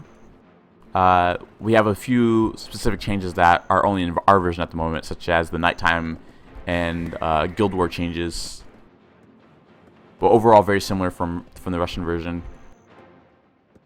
I'm from Russia. I'm playing on the BDO server quarterly, and after New Year's update, I can't see shit. How would I set up the image, even for all? Unscrew all the brightness. How does it look strange? I'm not actually sure how it looks for you. I've never heard of that problem. And how's the GV PvP? I haven't seen any videos lately. In the Korean version, it's very lacking. They kind of did as much as possible to kind of remove it. At least that's what it feels like. It's very, very hard to find nice small-scale group PvP fights without having it be a siege. So there's that. It's a lot of stuff that people are excited for the NAE release, that they'll have more encouragement for the PvP scene.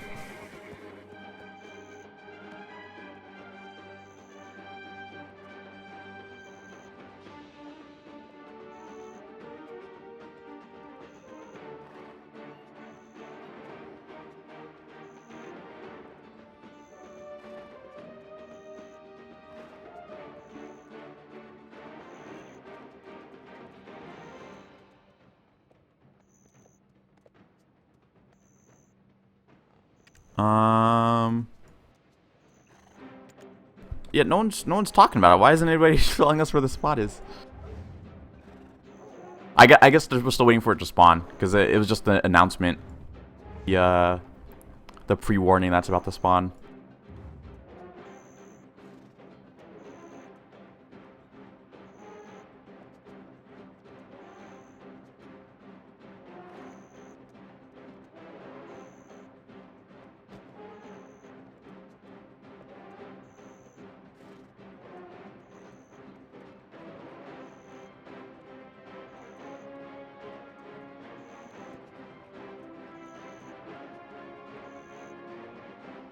Can you show me the Valkyrie sets? Yeah, I'll go ahead and show it to you if you stick around after we finish doing this boss. I'll probably hop on my Valkyrie so I can show you. Oh, wait, you mean the Valkyrie cash shop sets? Okay, I see what you're saying. Let me show you. Oops, I keep forgetting I have to back away from ours a little bit. What is this?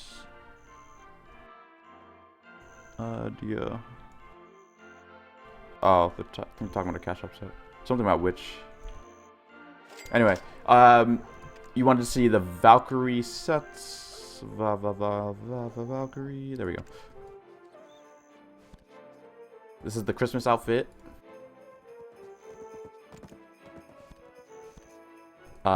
This one outfit. I don't like it that much on certain characters. The desert camo set.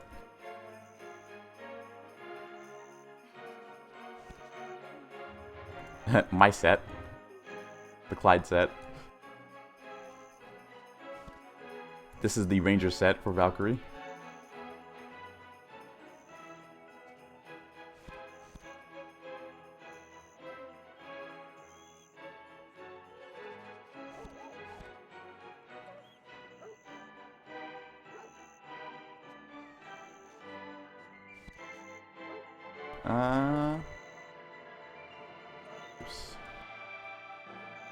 I'm not sure why it starts off so low whenever I'm trying to preview it. Did I already click that one? No, I didn't. This is it with wings. This is actually pretty nice on Valkyrie.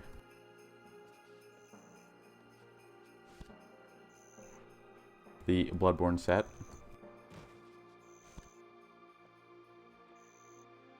Tamer set. And the Launch Valkyrie set, which I think is pretty cool.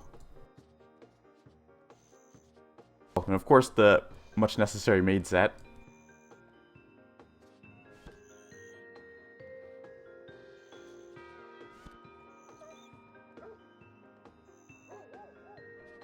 And yeah, those are all the Valkyrie things besides underwear. Underwear!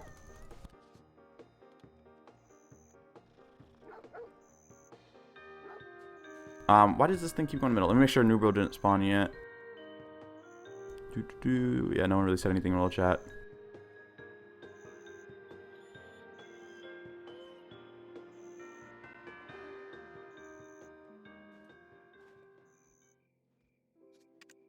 Okay. Alright, but wanted to see ninja set. Doo-doo-doo.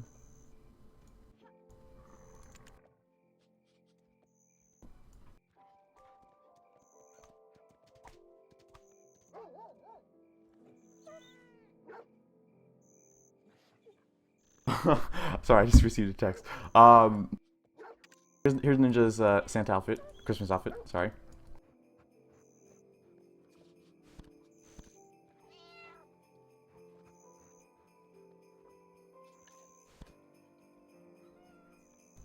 The set looks really cool on males, in my opinion.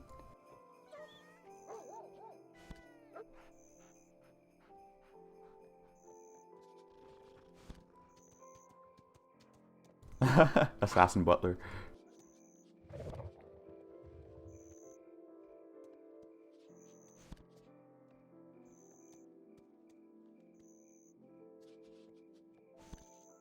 Can we get the sets with in-game money? Currently in Korean version, yes. Like in every other version so far, you can get it with in-game money because people can buy it with Pearl, which is a currency you trade for real money, and then use those pearls to buy these sets.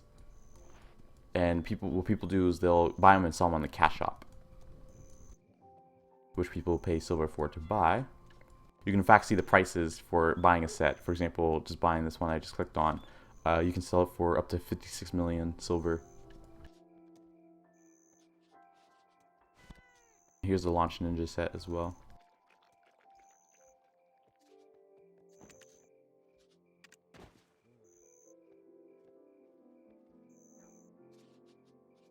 Yeah, those are all the ninja sets. What character slots do you get in the NAE version? I believe 5. I want to say 5. Oh, did I miss the Santa cart? Did I miss Santa flying around? Damn, he probably did fly around.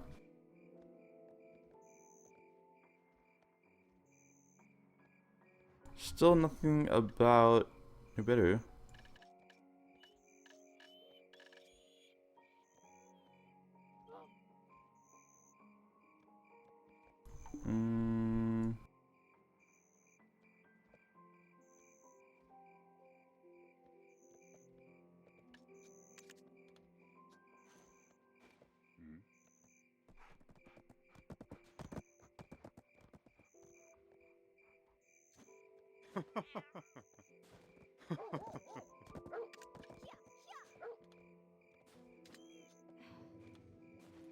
Wouldn't the problem of pay to win with sets on the marketplace be resolved if make the fish prices lower, like 400k? Yeah, for the most. I mean, it would be just a little bit harder to pay to win, but I mean, people who have that infinite supply of money, it still won't affect them that much.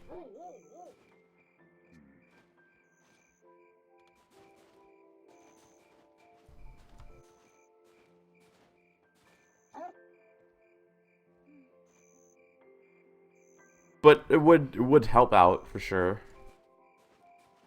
Make it more of a deterrent, especially if they keep the current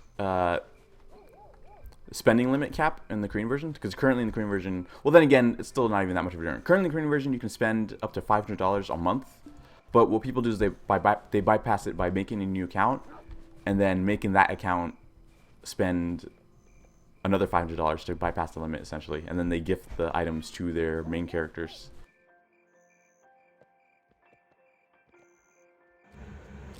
Oops.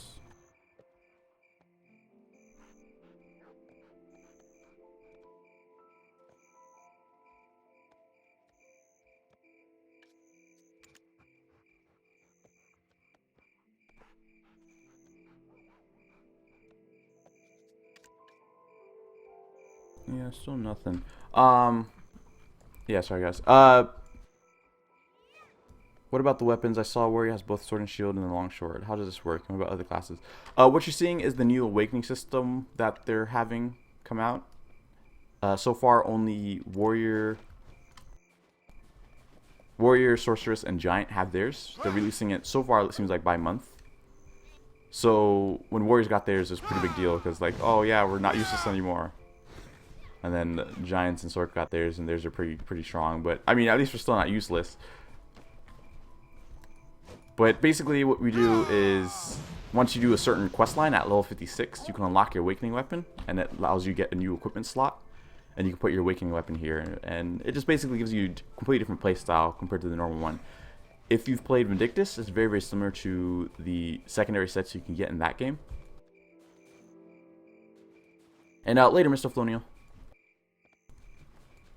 And thanks for tuning in. But yeah, so similar concept to the Vindictus's extra weapon thing. Of course, a lot more of a time investment to get it, though. Because, what was it, Vindictus, you need like level 21, 22? If I remember correctly. And here, you need to get level 56. So, overall, a lot more time spent to get it. But it feels worth it. Definitely a huge damage boost. Man, there's still no one talking about Nuber.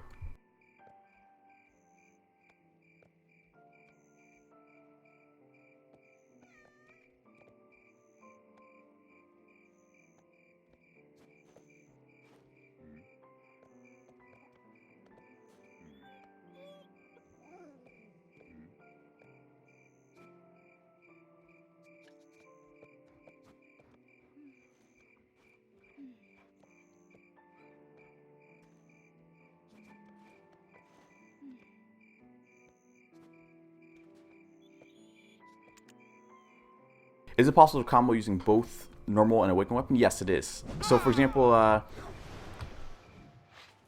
when you're doing attacks with your sword and shield, whenever you press C, depending on what animation you're doing, it does the change pretty much near instantly. Like, for example, when you're normally switching between the two weapons, this is how it normally looks. You kind of take your time and put it on your back. But if you're doing a skill, say, for example, rotation slash, and I switch, I go straight into my greatsword, and I kind of have a little animation associated with it. And same vice versa, going back and forth. So let's say I wanted a combo, I could do shield charge, which would put them into a stagger state, and then I could do SF, which would knock them down. And then if I were to switch to greatsword in the middle of that, it would be kind of like, and kind of slam down, and you can go from there. So you could do switch back, grab, Twilight Scar, switch back, shift space to recover your SP, land in with this skill, stab them, lift them up again, switch over this, knock down, grab, Twilight Scar again, so on and so forth. But every class has the potential ability to.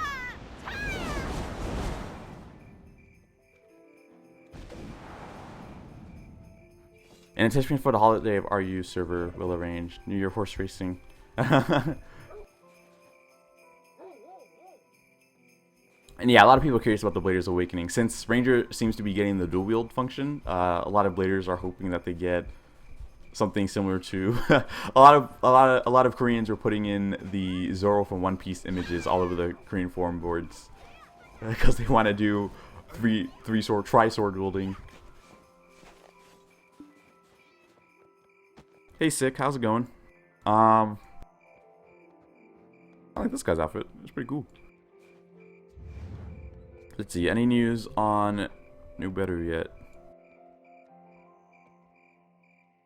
Okay, so I guess it's gonna be a 30-minute timer, is what we saw.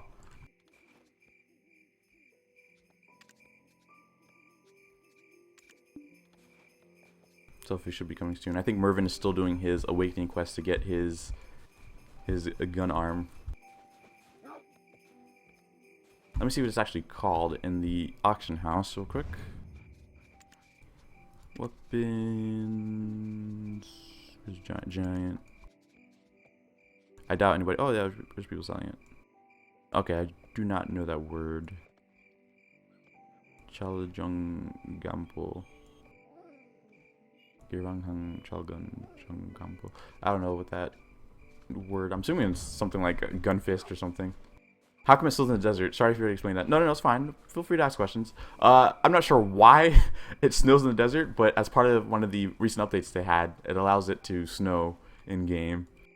But for some reason, the snow can reach all the way over here in the desert. I mean, not that I'm complaining. It actually looks cool. It's just kind of weird because you don't really imagine the snow affecting the desert. I mean, I know it gets cold at night, but I never would have imagined it gets cold enough to snow in the desert. I mean, correct me if I'm wrong. I mean, I've never been in a desert myself, but I would assume that it doesn't snow there, as cold as it does get.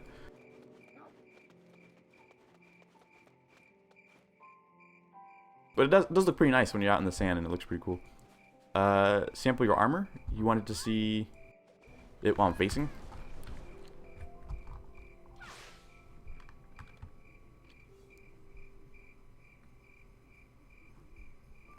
My sword is all beat up. I need to repair it.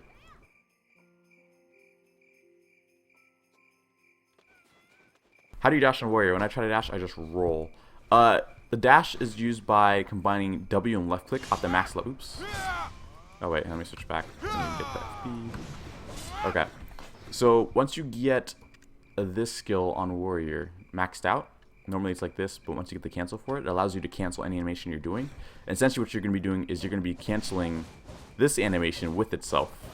So what it will look like is if you hold... What I like to do with my method for doing it is using Q, so it kind of cancels the animation of blocking, so you can do it a little bit faster and a little bit more smoothly. So I like to do QW at the same time, like this. Just real fast. But then like with a slight delay, I press left click after. So I go like that. And then once you get fast at it, you kind of just go really, really fast while doing it.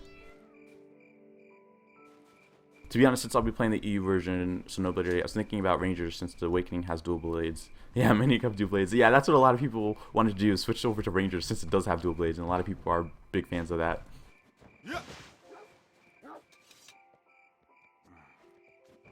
Oh yeah, speaking of, they're supposed to have an event where you can get. Let me grab these. I got these last year, I think.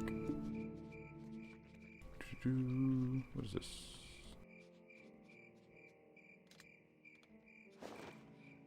Oh, what's this? Cool.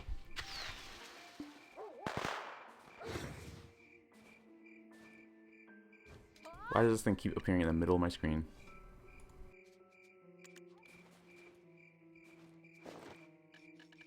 This one.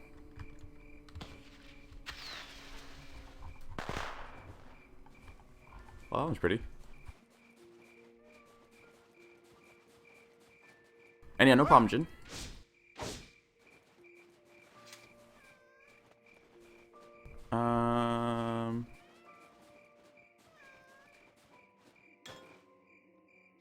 Oh, they changed the colors of the dyes, I noticed. That looks cool. Why didn't they do this in the first place?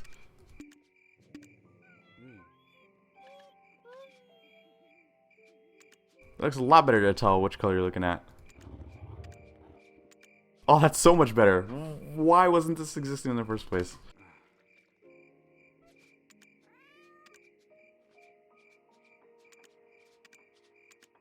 I had some of those reds.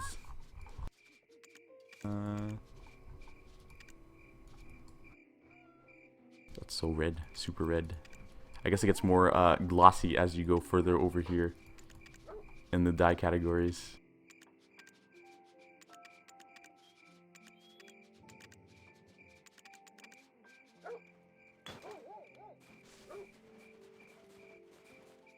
Let me see if there's any news on Nibiru yet. Let me ask Mervin how long the spawn timer is.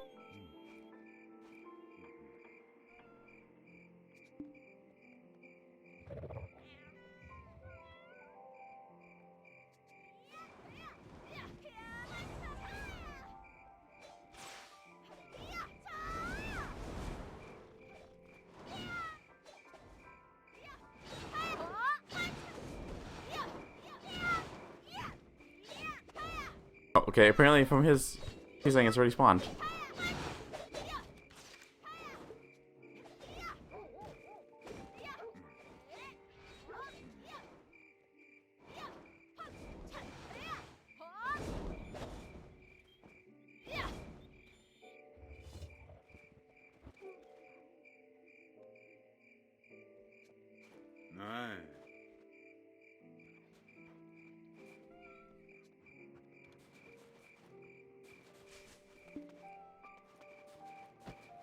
Okay, I guess we're not doing the bosses.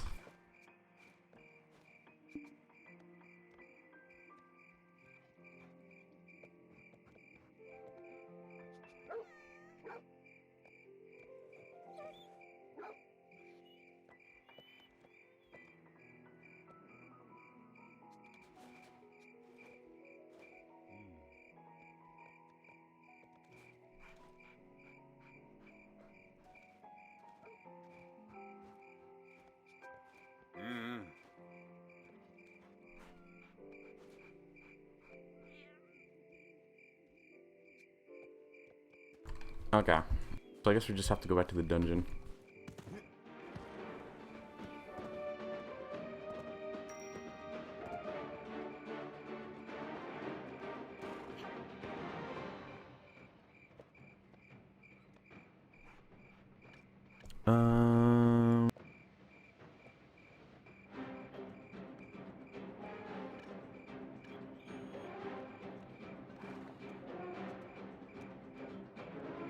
Tekje Jongsik Uri.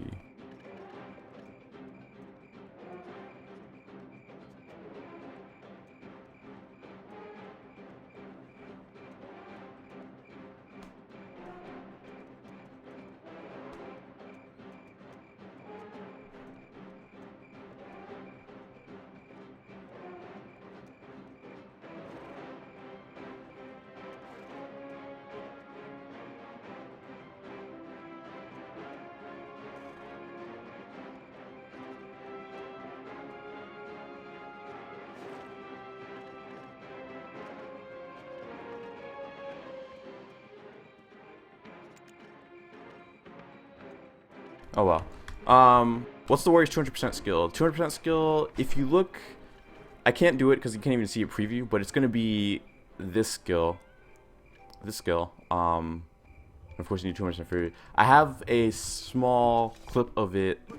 Actually, hang on. I actually have it as a Jiffy Cat. Never mind. I mean, we get it, Jiffy Cat, as a GIF. Send it to you in a second.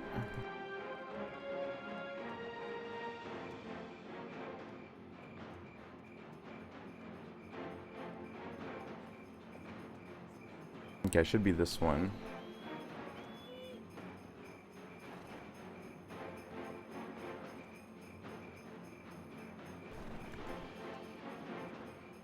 There we go. That's the 200% skill once you use Shift F after, of course, getting 200% fury.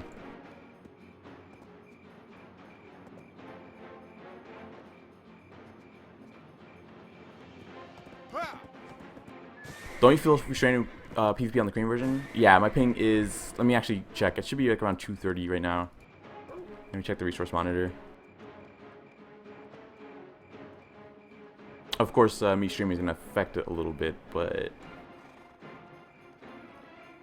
too far off from what it is normally.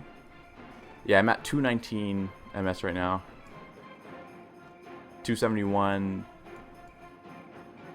It kind of spikes from like 220 to 270. But it hovers around 220 to 270. So that's kind of, and yes, I do notice it a lot now that I'm coming back to the Korean version compared to the NA/EU version. At first, I didn't realize how much I was lagging until I had something to compare it to.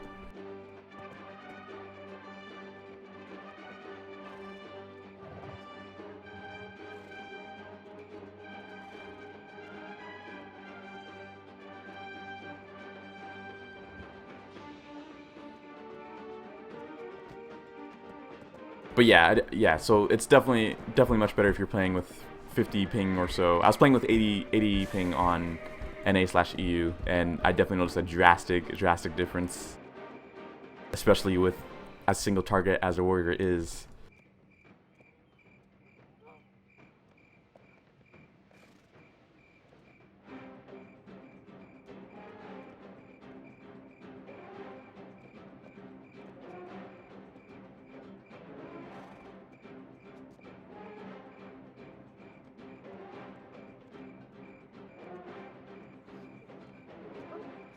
Let me see if they release any new kinds of equipment with the release of this patch.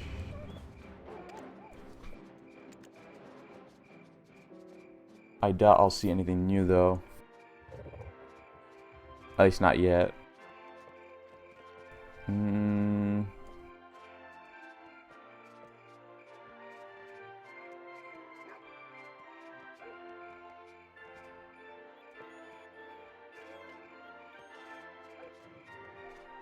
Yep, doesn't seem like anything's new. That's just something that already sold out. They did change the icons of some of the jewelry a little bit.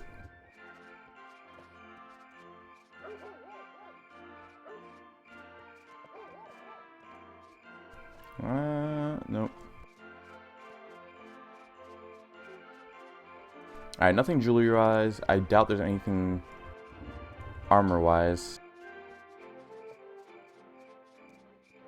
Or maybe rare stuff does drop, but just no one has gotten it yet because it's so rare. That's always possible. Or no one wants to sell it. Or maybe it's even character bound.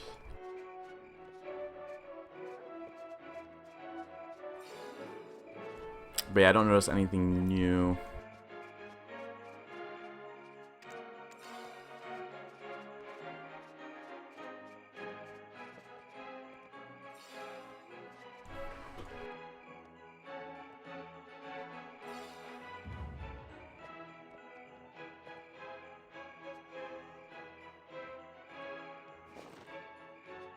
Someone shouting new brew?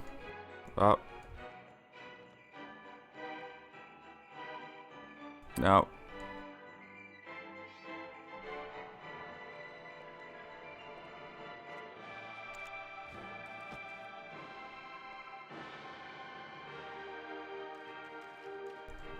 You had 28 ping on EU? Nice. Oh yeah, a lot of my EU friends had a really little ping. I was over here with 80 ping on our own server because the servers are located on the west coast in California.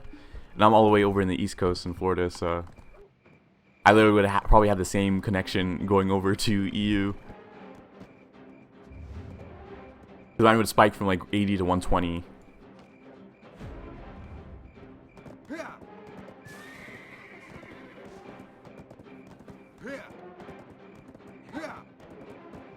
Ah, can't jump over there. Getting stuck in tents.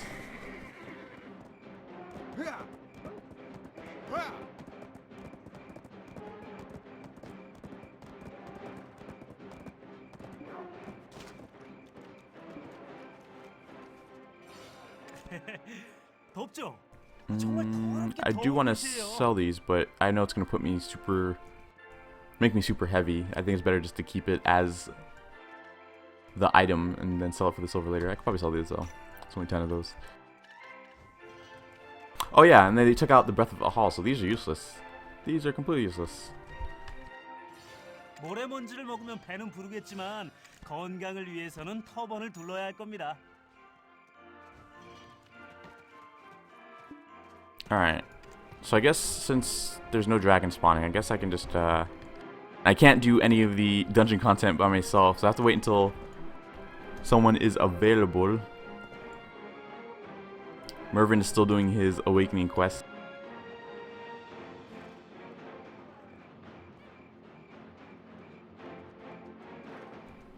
Aww. Hasn't logged on in 37 days.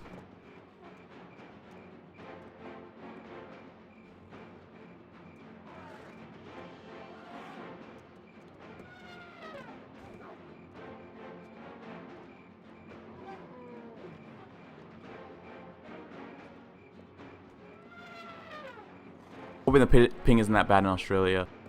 Unfortunately, a lot of my Australian friends who are playing on the NA server saying they're still getting like 200 ping, so I feel extremely bad for them. I'm not sure if you'd get better ping going to EU or not. Anyway, I've seen many people complain about the NA server location. Wonder why they chose to do that. Normally they put it in a central spot. Yeah, that's what a lot of people are hoping they do. They brought it up on the forums. They're hoping they do have a central location in mind for release. Like maybe Chicago. Or somewhere in Texas.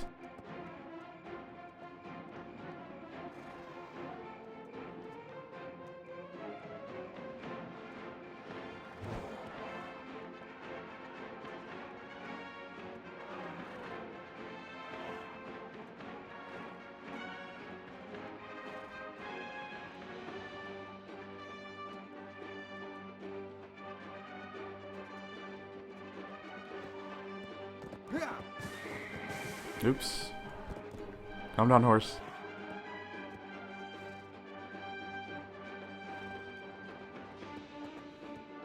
Sulfur.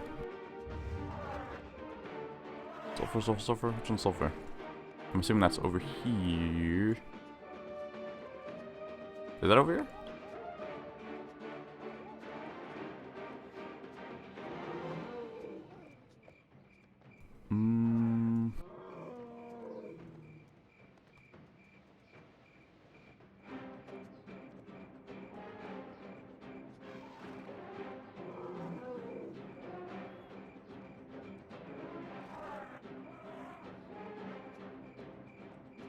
Ah, Nuri, okay.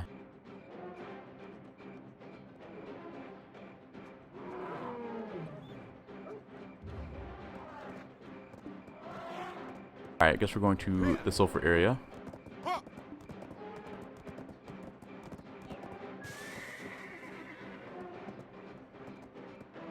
Is she going around? I think she's going around. Oh no, she's coming this way. I think.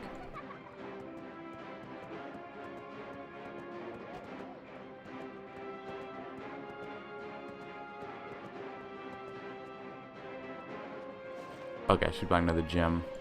Did I lose anything off my deaths? Just my helmet gem. I forgot what I had in there. Otherwise, I think I'm okay. And I should probably pick up some potions as well.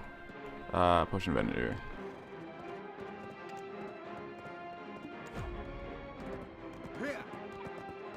That would help a little bit with my grinding.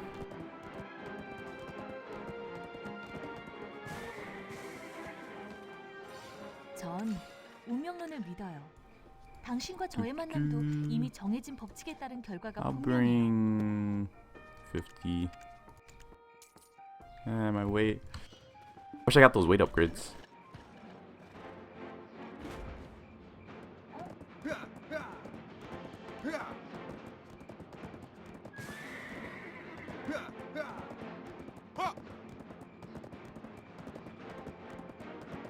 Okay. I'll have to repair my horse equipment soon.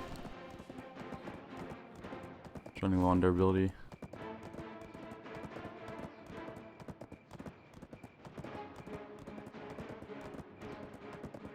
I subbed. Well, thanks, Fluffy Butts.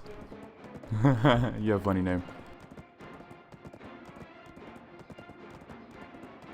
I'm guessing NA/EU won't have Awakening at start. If that's true, I bet you'll miss your Great Sword. Oh, you have no idea. I'm gonna miss it so much. It's hard going back to the much more strenuous playstyle.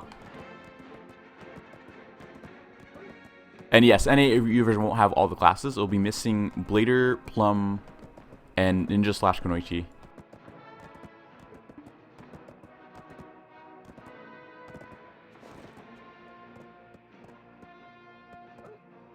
Why is this? Oh, I forgot my computer in Chinese Unicode to play Monster Hunter.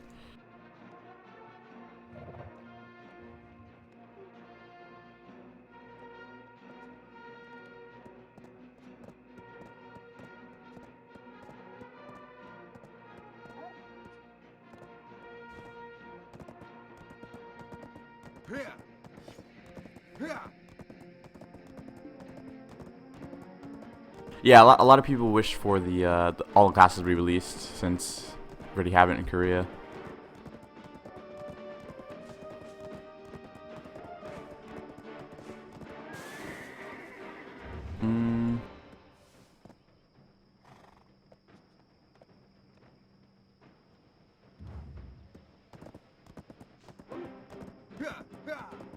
You have the sexiest voice ever. You should run a phone sex company. Oh god. Well, thank you for the lewd compliment.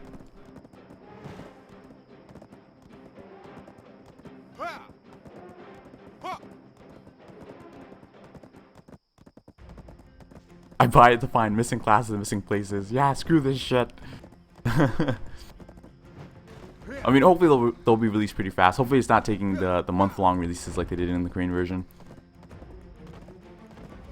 And if they are, hopefully they release both genders on the same month instead of doing it one by one, because I know Korean MMOs like to milk the content a lot. You know, when they have it ready, they just slowly release it, even though it was definitely ready.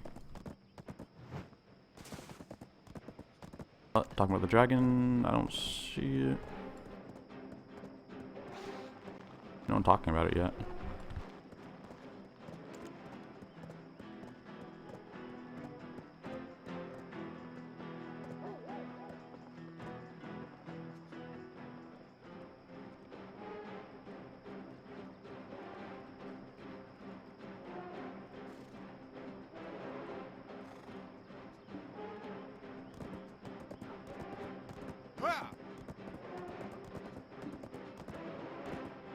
Okay.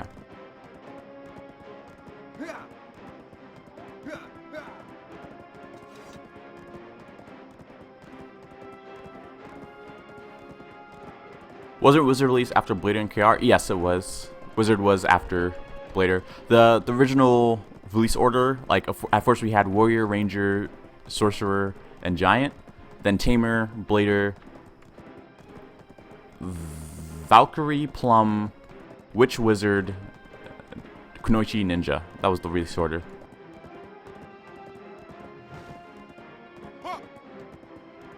And yeah, I'm pretty sure we won't have Awakening on release. What I'm assuming they're gonna do is by the time we get it in NA/EU, they will have all the Awakenings out for all the classes, and then hopefully we'll get the Awakening patch at the same time for every class on NAU. Hopefully they don't repeat what Korea did and just do it one by one.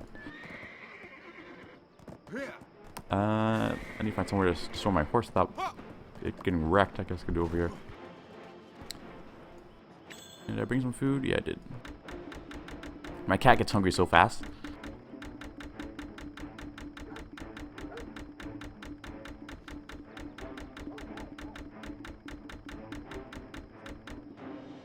I took all my food to fill them up.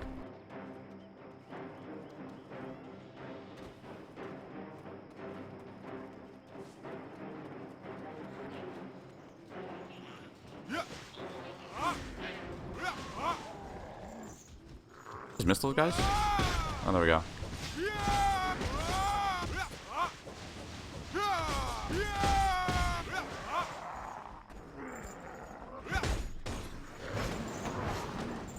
Oh, let me go for the ranged target first. What the hell? Did he just put poison at us?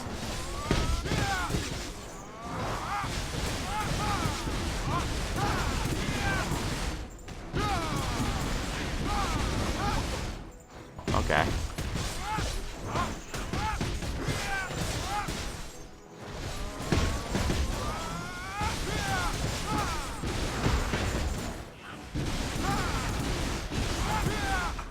Oh.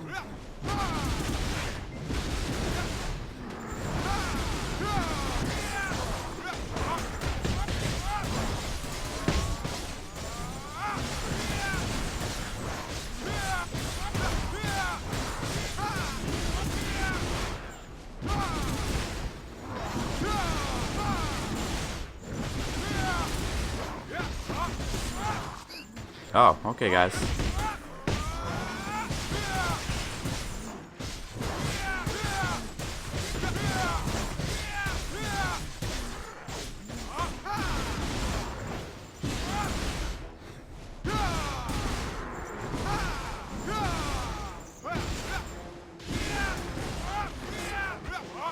Man, that took forever.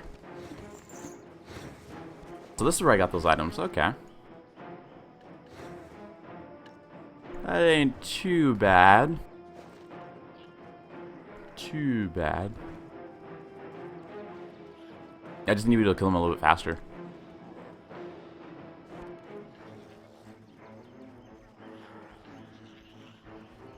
Oh, Summer Child, Game of Thrones quote.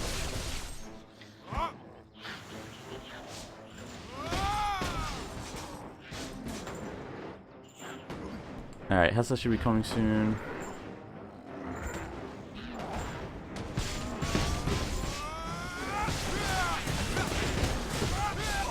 Ooh, okay, guy.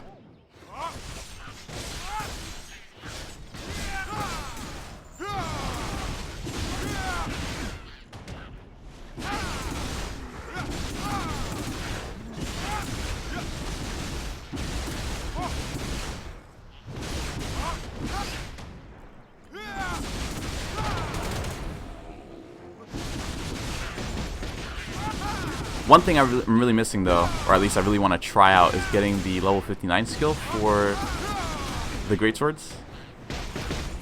I'm just really sad because I won't be able to try it out in the Korean version, because by the time I get to level 59, unless I go super hard in the paint, which I don't feel like investing that kind of time, but unless I go super hard in the paint, I'm not going to be able to reach it. Because it does, whoa, what's that lead mob? Because it does require level 59 to get this skill, and it does get a really nice looking knockdown. Who's this guy? Oh, I guess he's not elite.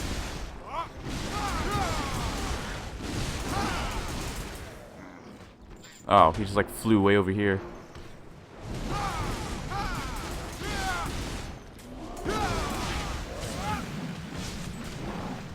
Whoa, what was all that? He has cool attacks. Those are some really cool looking attacks.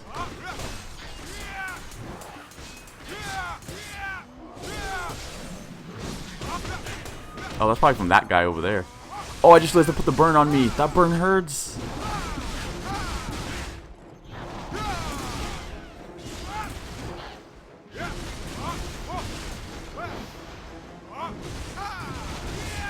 Yeah, 59, the grind. The grind is real.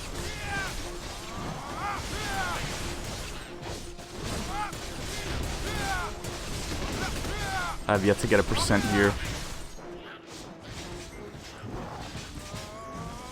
Of course, it would be a lot faster if I was stacking all the different amounts of buffs you can get in the green version.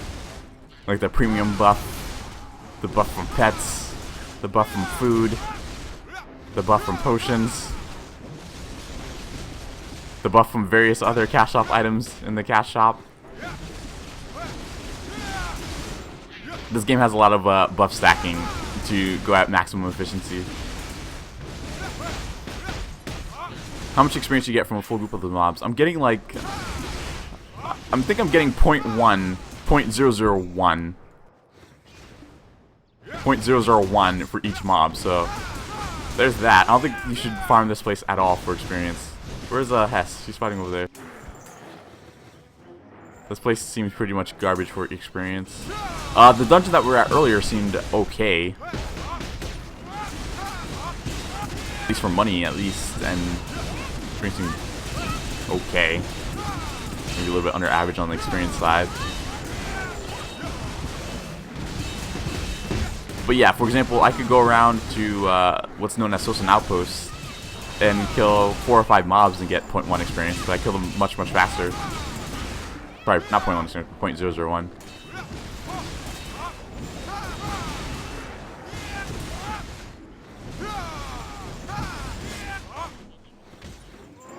Ooh.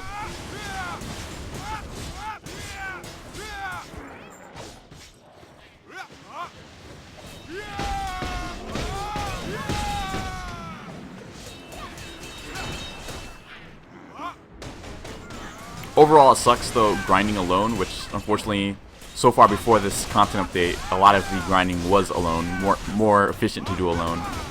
But I'm hoping that with that new dungeon that they added, since it was apparently designed for full party, or at least a party of players to do it,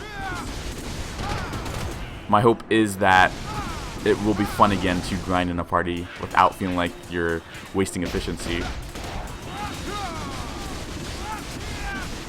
Will you and your guild be present during release? Yes, I will for sure be. At least, I'm pretty positive I'll be present for release. I'm hoping that they keep the current good points that they have in that was in the current closed beta, and they just still do some work on things I'm concerned about, like the cash shop.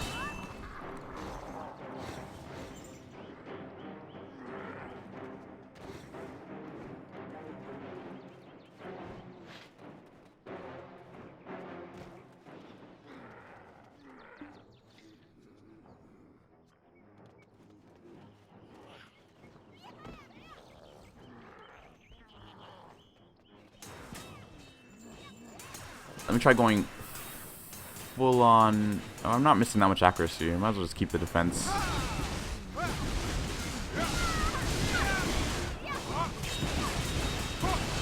feel like if they make the karma system not punching enough, high level grind would be fun with people killing each other and dropping all of your experience. Yeah.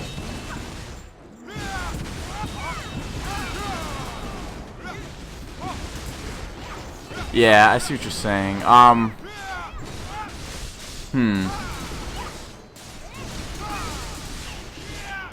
A thought just kind of occurred to me. If they had a flagging system that's similar to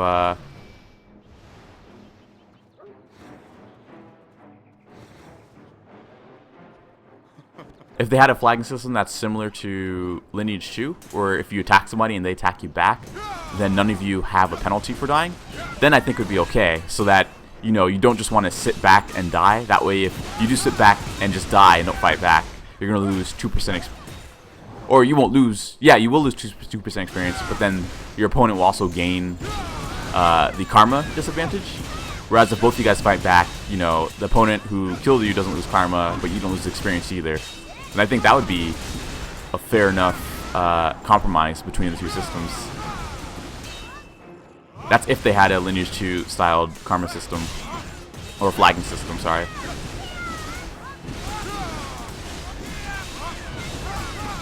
Oh, that guy just went flying past.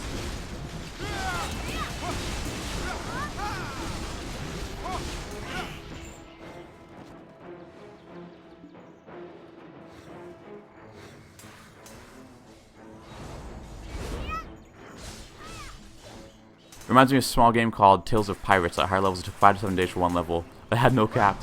Awesome. I like games with infinite progression. I just don't like it when the progression is horribly skewed to the point where just a few levels difference equals a huge advantage, which is currently the case with the equipment system in BDO right now. The levels I think is okay. It could use a little bit of work because you do get some huge evasion advantages depending on how high level you are over your opponent.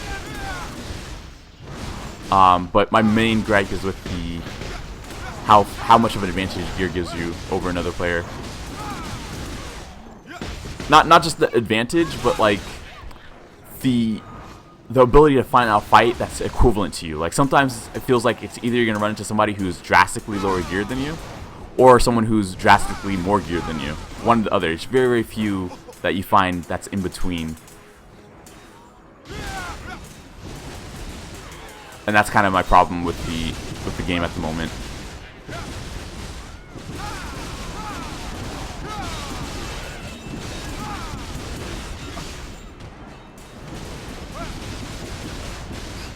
Ooh. Oh man. These guys are keep knocking me back. I can see the Plum's pain if we knock back, because I at least have super armor to power through it if I'm using the skill at the right time.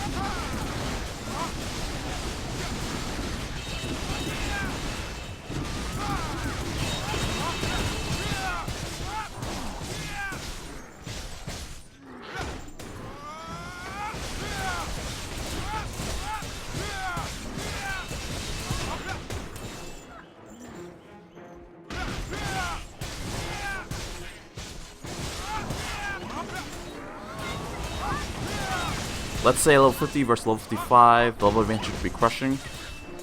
It'd be enough for you to notice the difference, sure. Like you'd notice a lot of your attacks missing. And I'm not sure why, but sometimes it has like a little effect where it feels like just because you're lower level, your CC attacks aren't landing as much. I'm not sure if it's because level advantage gives you extra resistance that's hidden, or if that was just happened to be us getting lucky during those different tests where the higher level was just not being affected by CCs as much, but that's what it feels like. But overall, you'll definitely notice the accuracy. If you've played the game at all and you've tried fighting purple level mobs, which are also mobs that are 5 levels higher than you, you can kind of see the difference right there. You'll notice that if you don't have enough accuracy, a lot of your attacks will look like they'll land, but it won't deal as much damage as it normally would to any other mob that's around your level. And sometimes even some of your CC effects will just seem like they miss, as in it doesn't affect them with the CC. So that's kind of the same deal you'll notice when you're fighting other players. It's the same way. So in order to offset that advantage that they might have, you'd want to stack lots and lots of accuracy so you stand a better chance of hitting them. Well, this place is pretty cool once you go deeper in.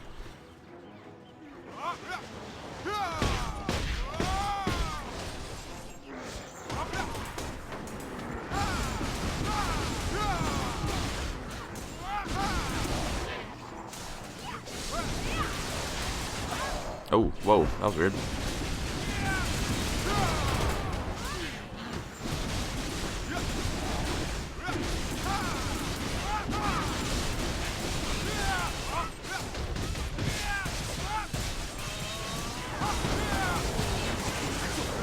Whoa.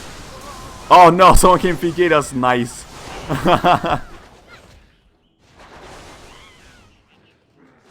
This sword came in out of nowhere. Just destroyed us. Oh man.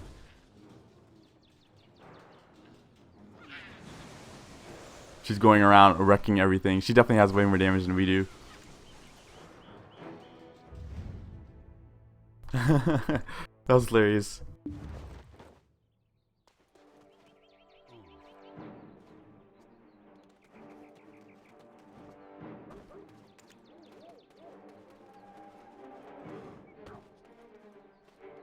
Let's see. How do we get back over there?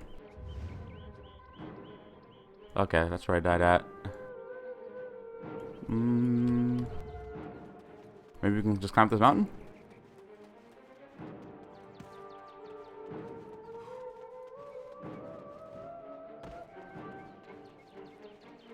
Is Sword Scythe really OP? Well, it's a combination of the awakening weapon, aka the scythe, and gear. Like, gear really makes a huge difference to the game. And unfortunately, I haven't been playing as much as I have before, and I'm kind of really behind on the Korean average. I'm pretty sure the Korean average right now is at least plus 18 everything, and maybe even a few plus 19 here and there is the Korean average. Just that single level, even though I have plus 18 armor, just that single level of plus 18 to plus 19, I don't have everything at plus 18, is just enough to make that difference that you see there.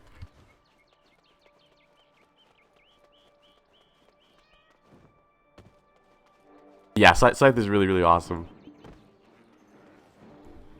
Animation-wise.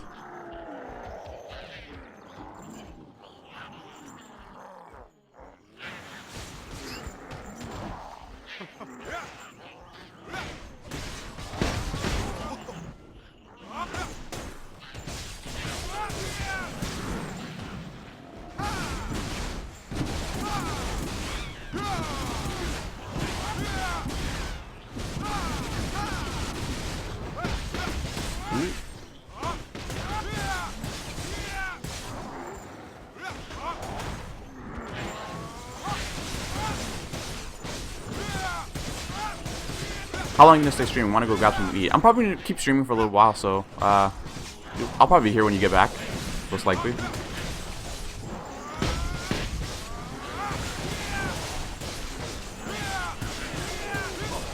Ooh, okay, guy. So yeah, from that like one hit from the scythe, if you noticed after I died, she was able to take these guys down to orange in health, just from her one skill. So that shows you how much more powerful her gear is over mine. Man, that burn hurts a lot too.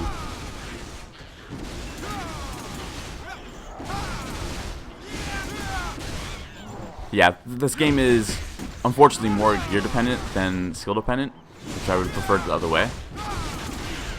But that's just how the game is at the moment. Could change, but woo.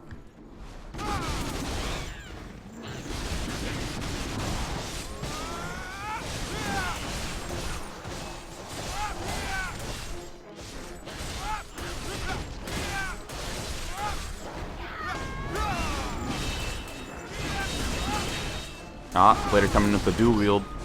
Ow. Okay, I need to wait for some life steal.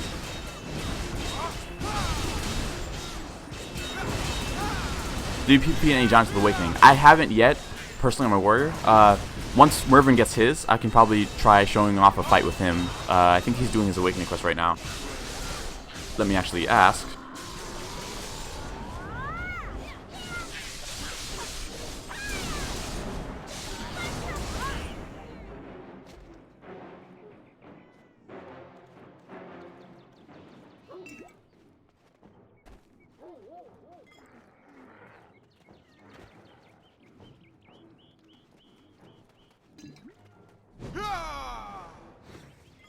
But yeah, if he gets his, then I can show you some combat with him.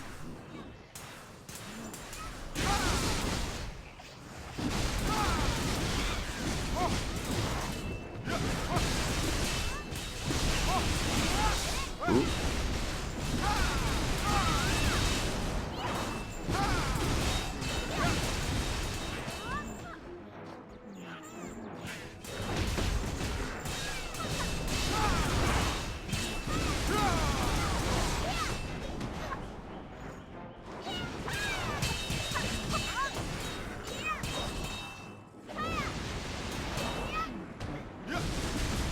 says it does low damage for him.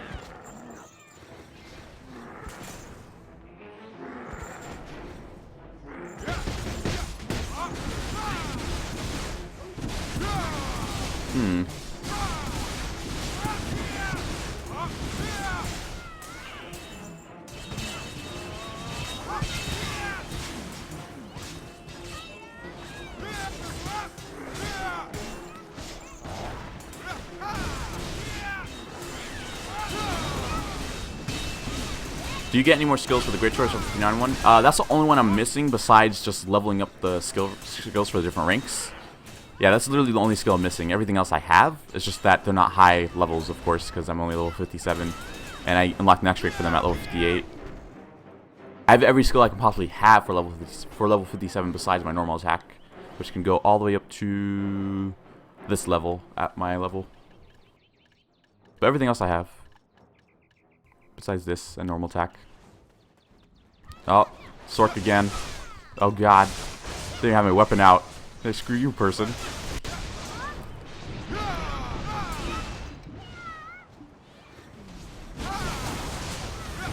Oh my Jesus, she just sucked us into a black hole and wrecked us.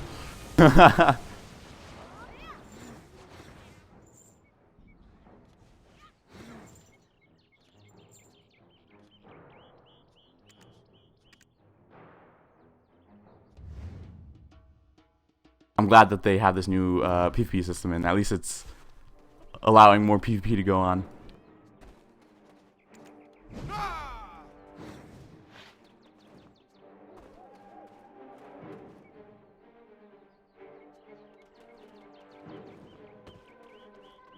Yeah, she just comes in like, hey, sup, scrubs? And just has her way with us.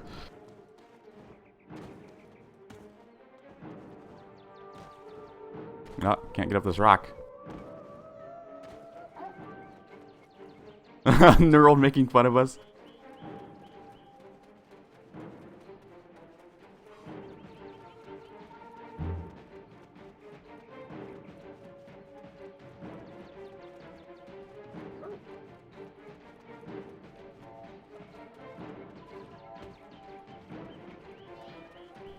Do.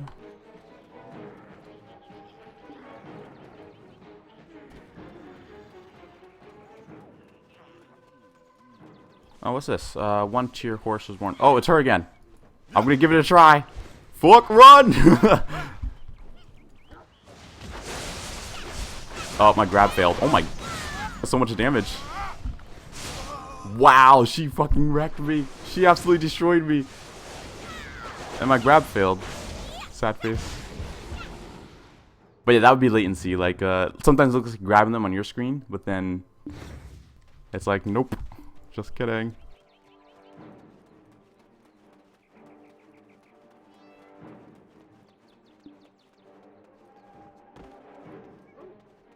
L2 memories. I think we got left spot. Okay, I'm gonna follow Hess over here.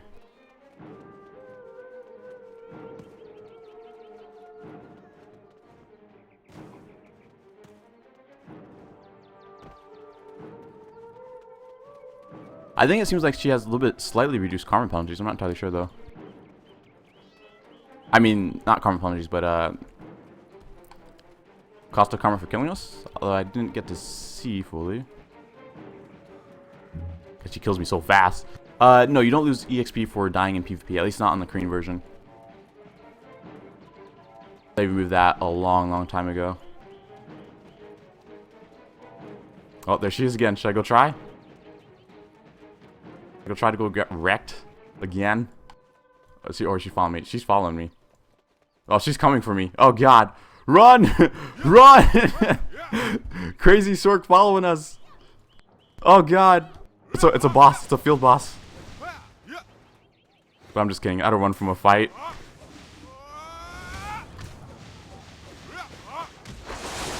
Oh, she just got on my grab again. What is this nonsense? Yo, you're a cheater.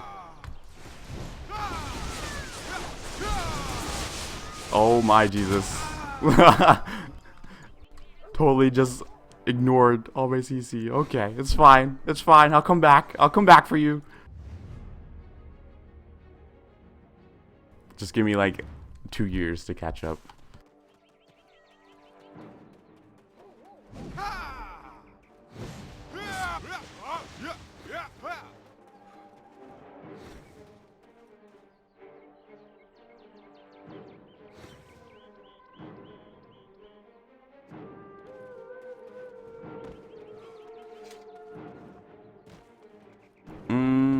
Can't get up anywhere. There we go.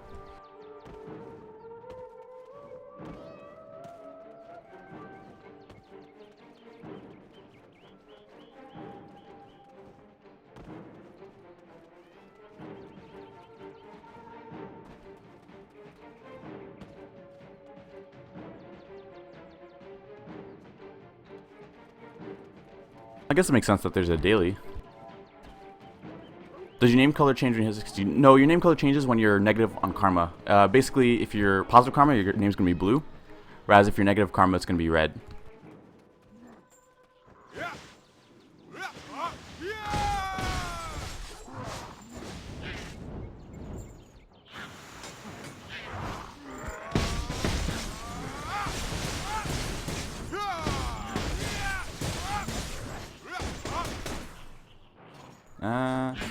Oh yeah, they just brought up a point. Yeah, you do get new rewards for killing red players out here in Valencia. You can get these seals. I'm not sure if I have any in my inventory to show. Oh yeah, these. You can get these, which you can trade in for black stones. For both armor and weapon stones. 3 for weapon stone, 2 for armor stone. And you can get those from killing red name players, apparently, from the patch notes. So we should totally try.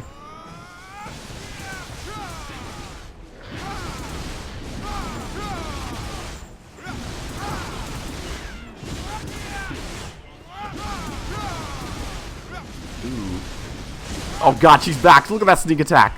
Look at that little sneak attack. Screw you. Let me get some HP first. Hey. Hey, calm down. No, no, stop. You stop what you're doing.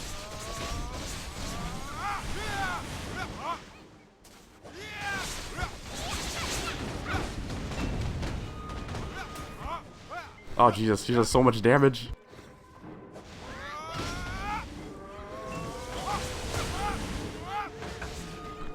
Oh, Jesus, ow. Okay, alright. Okay, that's fine. I'll just sit here.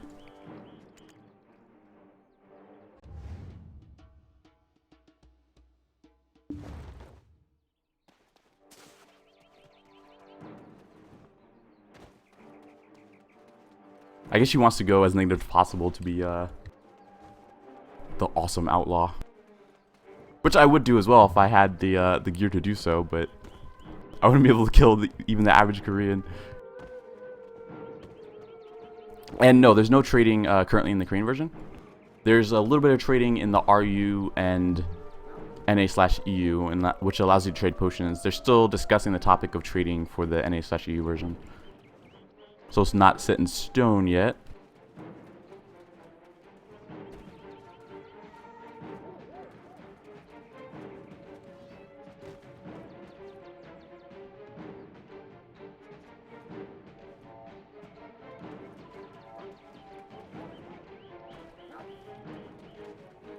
We just have to believe.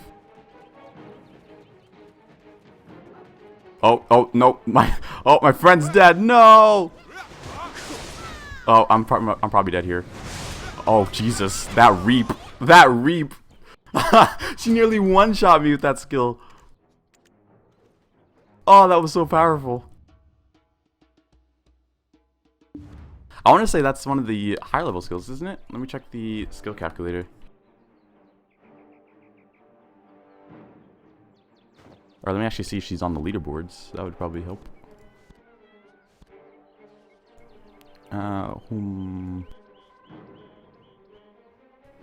Oh, this is her right here. She is level 59. So yeah, she does have the 59 skill. Dang, I wish I had it. I want my 59 skill. I guess it's supposed to be the equivalent. That move that she was supposed to be the equivalent to this skill right here. Both charge up and just really hard swing.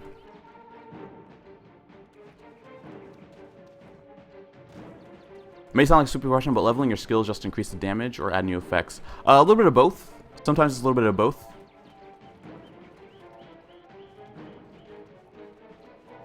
Usually, yeah, usually it's just damage, but sometimes at a certain rank they'll get an extra effect. Like for example, the dash on warrior is a good example. At first it's just distance and what's it called? Distance and damage. The damage goes up. But at the last level, it also gets a guard effect where you block while running. Let's see, other example skills. I mean, of course, your cancels. They generally have the same effect up until they get the cancel, in which allows you to cancel any animation to do it. So that's another reason why you want to level that up. Essentially, more damage on rotation slash for leveling up to the last level. The last level gets you an extra hit, whereas the third level is whatever damage times 2 hits. The last level is whatever damage times 3 hits. And of course, extra damage is applied based on your max HP. So it gets effects like similar to that.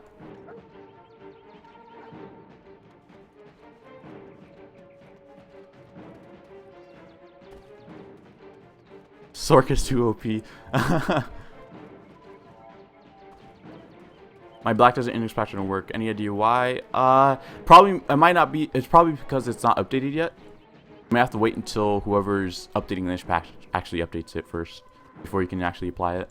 It's probably on an old version. At least my assumption. This is literally the most PvP I had in the game since a while ago. Oh, she's over there attacking the camel. Look how red she is. Alright, I'm going to try this again, guys. I'm going to hope to at least get her knocked down and CC'd. That is my goal for today. Once she is done attacking that camel. There we go. Again, grab failed. Why? At least I hurt her. Oh no, friend, I'm coming. What? No! Ooh. Oh gosh, that reap. I'm pretty much dead here. Jesus, that reap is real. At least I hit her, but my grab failed again. I'm gonna use this. I'm gonna use it. I'm gonna use it. Yeah, I didn't see me getting up instantly, did ya? Ah! Ah! Okay, my grab failed again. I guess I can't grab in the Korean version right now. It's not being very friendly.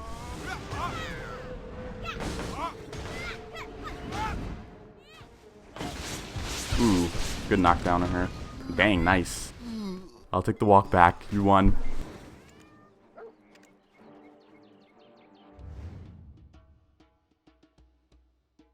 Have you seen the new PvE dungeon? Looks nice. Yeah, we were just in it earlier. I mean, I guess you'll see us going through it if you see the upload of the stream later on.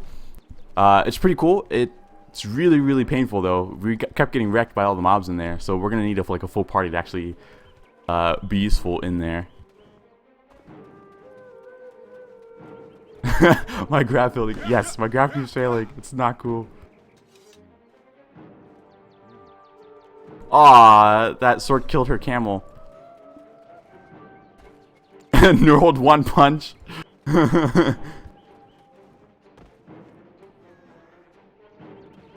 Poor camel. I must avenge the camel's death by hitting her once or twice. And then watching my skills fail to CC her. Oh, they're fighting again. I'm coming. Oh, wow. What is going on over here? I want to join. Oh, they killed her.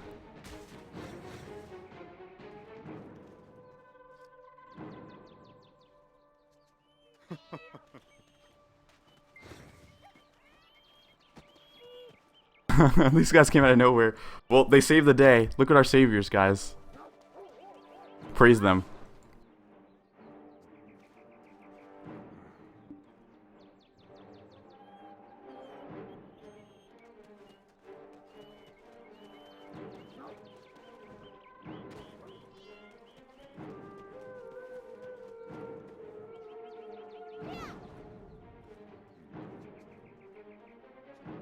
What is the word for American again?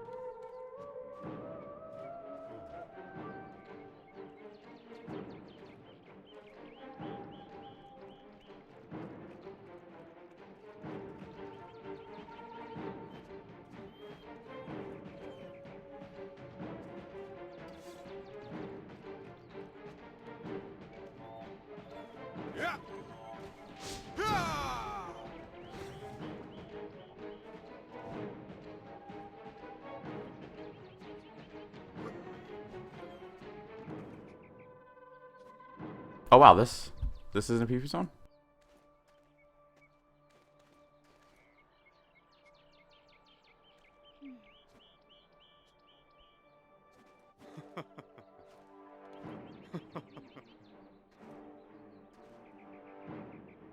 Is there a cap on skill points or level keep increasing? There is a soft cap. Once you reach about, I would say, 500 or so skill points, you start getting skill points at a much slower rate than you were before.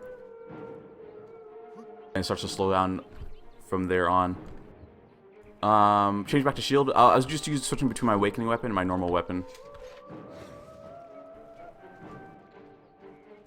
We understand Korean? Very little. I have a really small vocabulary of it that I had to teach myself just from playing this game.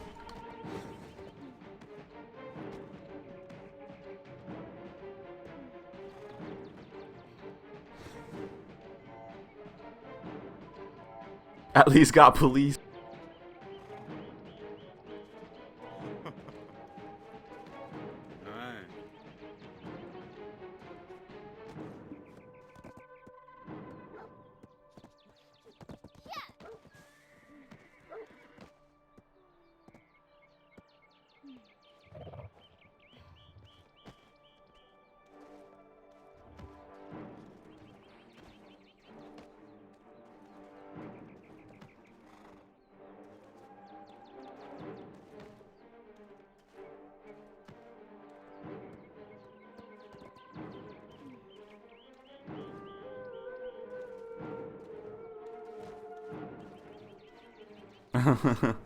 That was cool.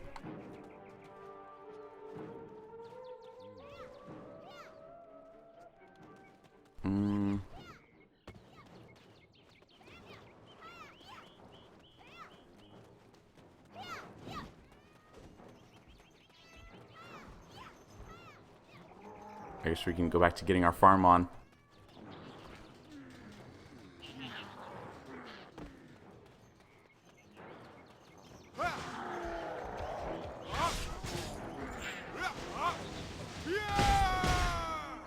Would it be funny if they start wrecking you guys? No, what did? Then the friendship I thought I've made would be crushed.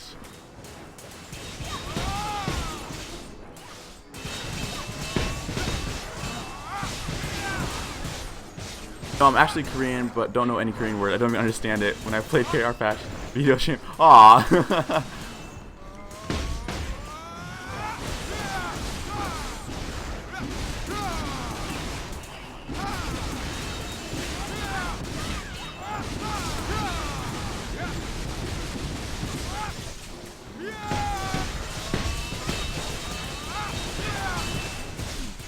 I'm about to hit 5.9% experience finally. Only took me about 2 hours. But theoretically speaking, you can level up all skills sooner or later by arming yourself with lots of patience time. Yes, exactly. Theoretically, you could get every single skill. For example, if I didn't spend all my skill points on my greatsword skills, I would have all of my warrior skills. But it's just simply since greatsword skills cost like I already spent like I don't know nearly 300 SP in all my greatsword skills, which actually would have probably gotten me all the rest of my normal sword and shield skills. I'm sure there's people who do have all the skills capped out already.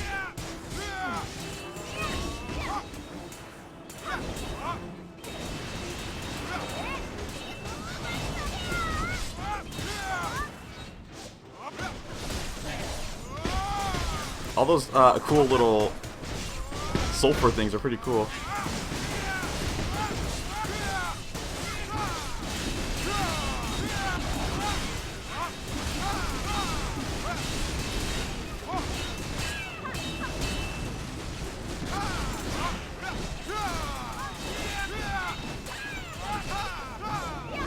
Alright, cool. This might be an annoying question, but can you repeat which male characters are available? No problem, dude. No questions annoying. Yeah, like Dekas said, those classes should be available. Wizard. No, wait, no. Well, yeah, male characters that are available in the Korean version. Yes, that's correct. Blader Wizard, Warrior, Giant, Ninja. Yeah.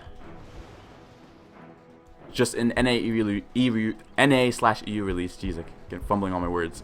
We just won't have Blader and Ninja.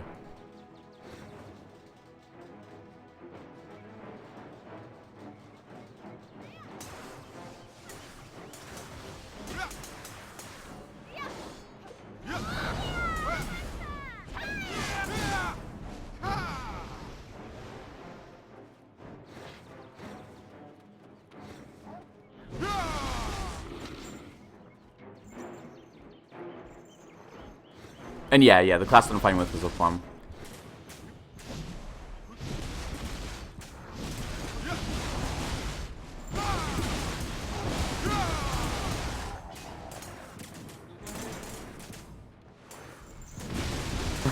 She's saying that she can't hit the barrel. And yep, no problem.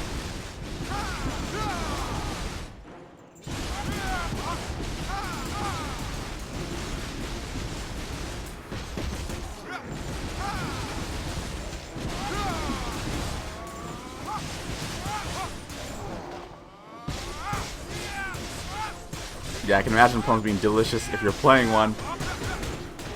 If you're on the receiving end of a plum, it hurts. It hurts a lot.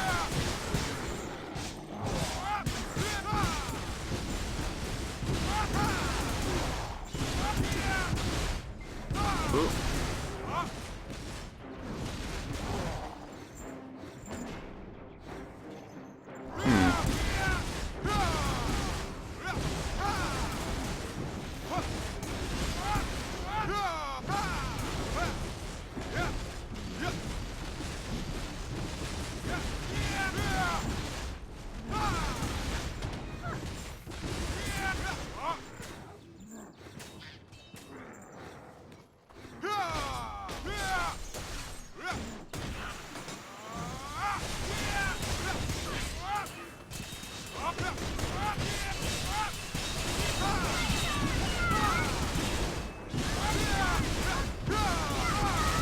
Okay, the plum slash warrior greatsword combo is pretty sick.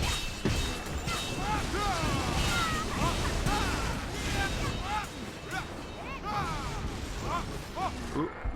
Yeah. How many of those items I've gotten? Only 86.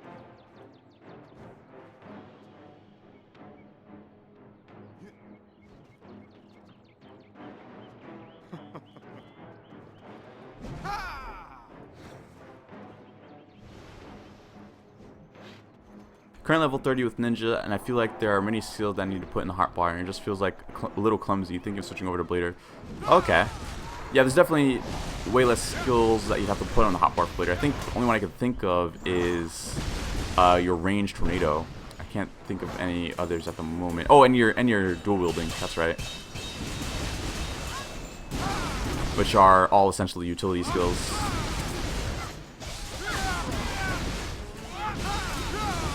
Overall, most of the combos you can do with just the skill combinations.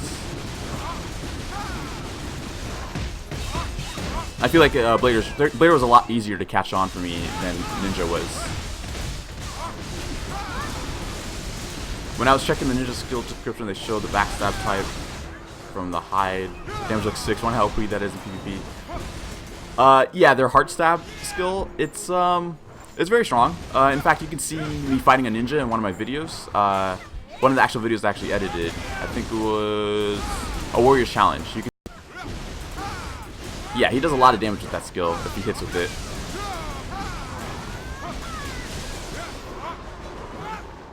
Friends, Licorice, and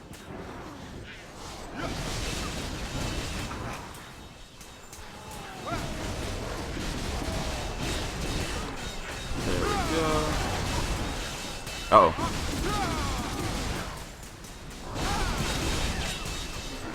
Oh god, please, I'm sorry, I'm sorry. No, I'm gonna die. No.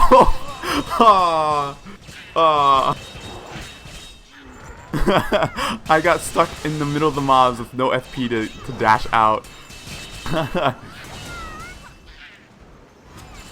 Oh man.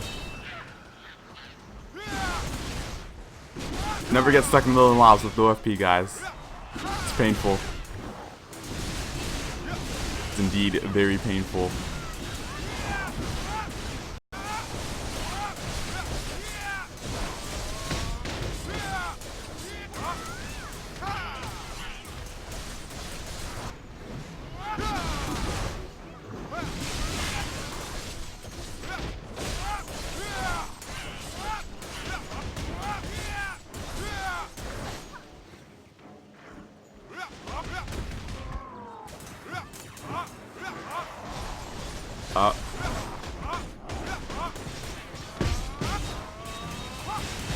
Do you have a Valkyrie on Chaos server? Yes, I do. Mine is level 51.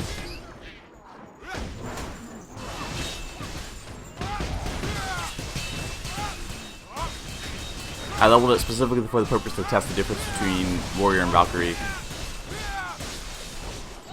to make a basis of my opinions between the two classes. And at the time when I was leveling it, it was 51, and my Warrior, I'm pretty sure, was either 56 or 55. And my Valkyrie could literally kill all the same things my Warrior could in just the same amount of time, if not faster, even though she was a good 5-4 levels behind and lacking many skill points. Will you do a Awakening video for the Valkyrie? If I manage to get a Valkyrie up to level 56. If I feel like going through this grind again.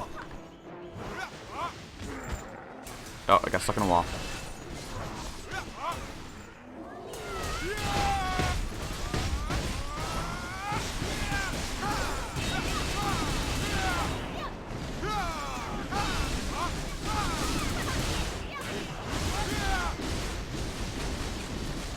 Ooh.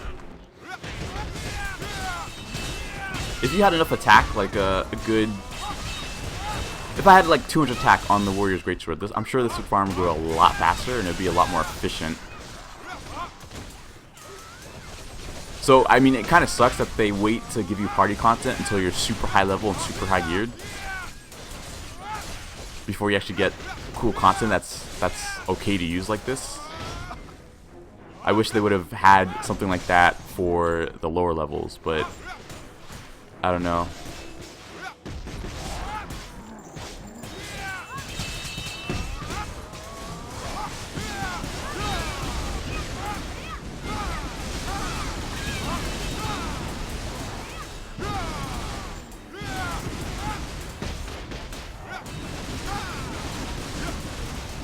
You invested so much time in your Korean Warrior, but you will anyways play on NA/EU versions when it's released? Yeah. I have to say, after playing the closed beta for NA/EU, it was really hard to come back to this version because I definitely noticed the latency difference. Like, if you rewind my stream a little bit to when I was fighting that sorceress, you could see me trying to go and grab her, but as I grab her, she would kind of just teleport out of my grab. That very rarely ever happened in the CBT for NA/EU. Everything just felt a lot more smooth and a lot more responsive skill-wise. So I'm definitely noticing the latency issues now that I have something to actually compare it to. And just that alone would make me switch over to NAEU. But in addition to that, they also have a lot of elements that I've been hoping to have in this game in the Korean version for a long time. Like, just more focus on PvP with the rework Karma and Guild Wars system. So that combined with the low latency is enough to make me switch. And then if they can solve some of the issues with either the pay to win or with the gear scaling issues, either or, preferably with the gear scaling issues, then for sure, no problems at all switching.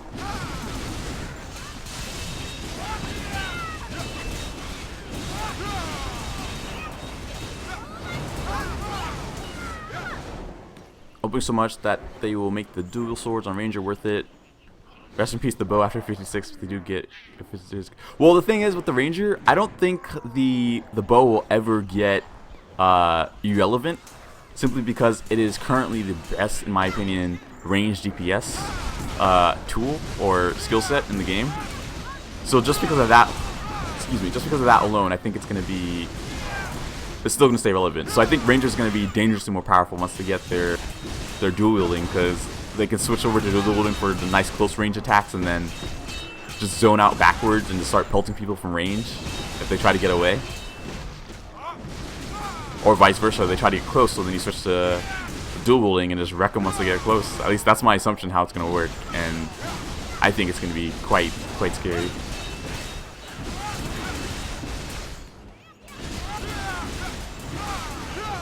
Will your guild in NA/EU be willing to be in alliance with a YouTube coalition guild on release? Yeah, I don't see any reason why not.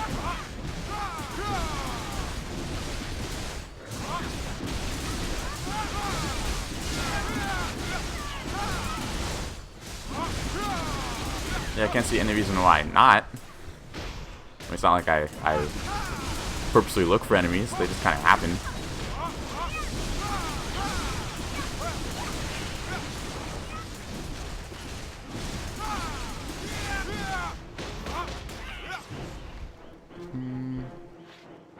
Oh, almost 6%, guys. Nearly there. Only took like 3 hours of streaming to make a percent.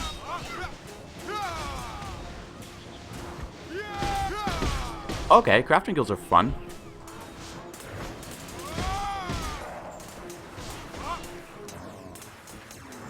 Quick question, was there any recent news regarding the Archer male? No recent news. Honestly, we haven't had any news about that guy since the trailers of the game when it was first releasing. Yeah, so no recent news. I'm sure he's still in the works. I mean, I don't see any reason for them to throw away a class design, but no news on when we'll be getting him. If anything, we'll probably be getting him after they finish all the awakenings for all the other classes that are out right now. So we still have a while. He'll probably be like in a future patch. Probably with the Elven... No, not even with the Elven area. The Elven area is coming too soon. But he'll probably be in a future patch, and it'll be like a big thing like, oh yeah, new class finally, after many months of awakening patches. We're getting a new class. And then they'll release him. I'm actually curious on what other classes they plan to do, if they do any more after the Male Ranger. Like, I'm sure a lot of people would like to see a male sorceress.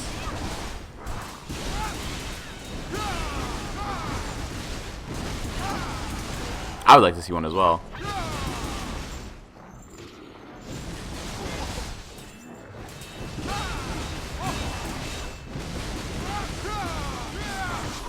Oh, okay, guy.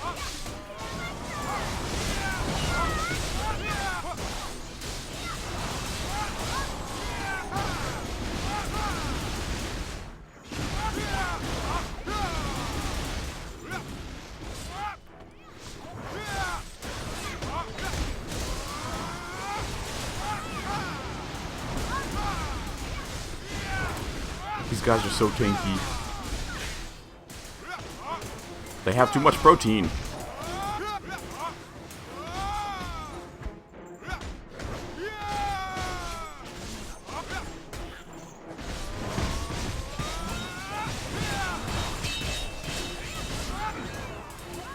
I'm actually curious how the Korean community feels about this new karma system out in the desert. I hope they're as excited for it as most of us here out in the West is.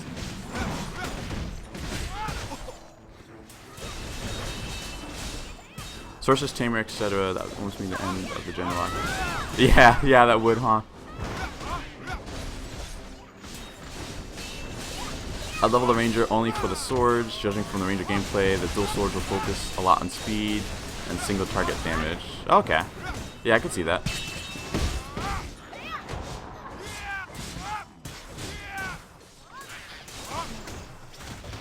I can see them doing a lot of crazy acrobatical skills too. a lot of beautiful animation looking acrobatical skills.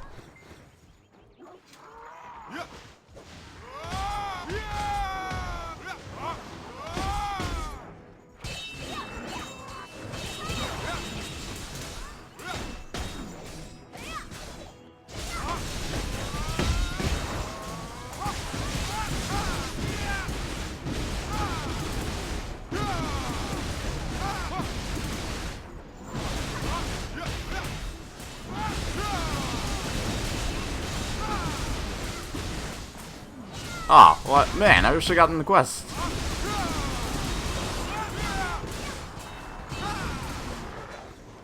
Much better to grind at least for something. Killing 2 birds with one stone.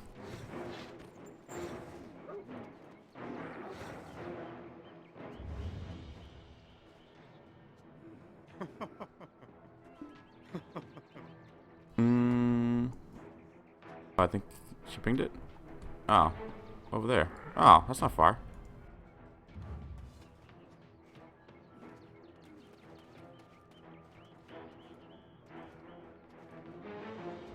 Wait, did she mark it? I think she did. Yeah, okay, that must be it. The guild leader for Aeon? Yeah. I literally just made this guild just so I can be my own little secluded place. Because I'm not a huge fan of big guilds with a lot of people. I like to know my members all close and tight knit. Unfortunately, all my friends who would be playing with me currently don't want to try out the Korean version, so I've been playing this whole past year by myself on the Korean version. Of course, I made some friends in this version, but my main friends didn't want to go through the Korean language.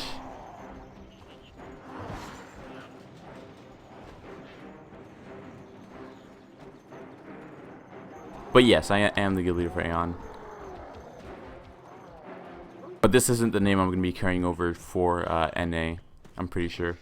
I just made it because the usual name that we usually take with my group of friends was taken. And then the people that we were playing with decided to come up with this name.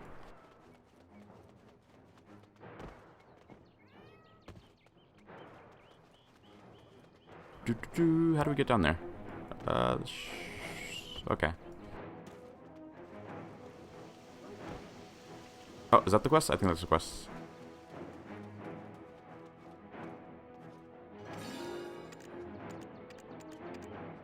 Oh, rewards with 1 million silver. Nice. Get that knowledge. I like this quest give you some nice gold rewards for doing them. Let's see. This is what it wants me to kill. So I guess it's just, yeah, kill a bunch of these things.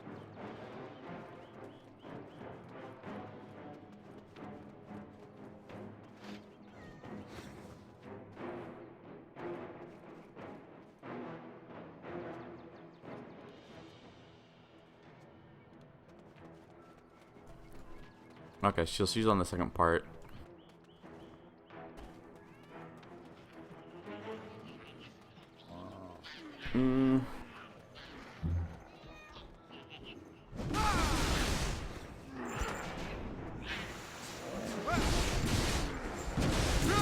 Yeah, I'm totally up for getting a nice 1 mil.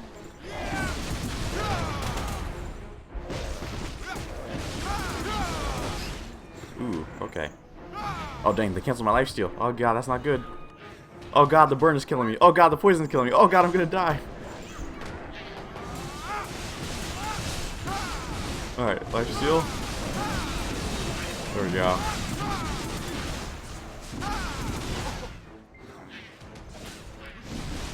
Jumps down launching. Oh, you know I've jumped off many cliffs. Oh, you definitely know. And I've seen it happen to other people too who've jumped off cliffs. It's extremely hilarious when back in the early days of open beta when we were first discovering most of this map, and we had a lot of really crazy PvP situations when they actually enabled PvP in Korea. Cough, cough. Oh god, no, Hess is dead. But there'd be many times where people would try to chase people and do some PvP, but then accidentally jump off a cliff and die, and it was quite hilarious.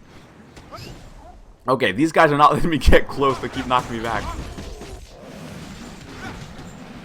Ow. Why does everything hurt? Everything hurts. Got life steal. Now some super armor. Let's get some mana back. Put some big buffs on them. Yeah, screw you. Okay, guys. Oh, okay. Who's knocking me back everywhere? Oh my Jesus. Oh my god. They're comboing the hell out of me. As soon as Hess dies, I just start getting wrecked. Wow. I can't. Every time I try to do a skill, I get knocked back. What the hell is this? This is getting ridiculous.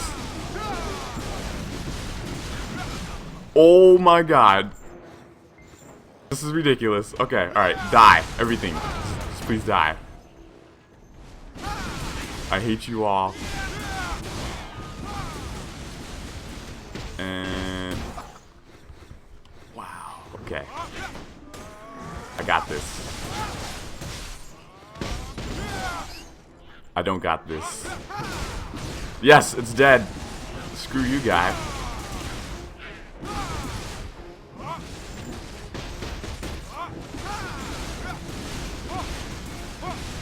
Get some mana back.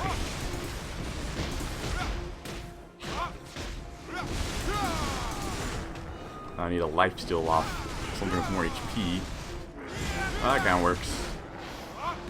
Okay, that took forever. Screw that big guy. He kept knocking me back everywhere. Anything? Any one of these for the quests? Yeah, these ones. Oh, it is the small ones that knock you back. What is this? Oh my god. Let's just do this. Let them group up.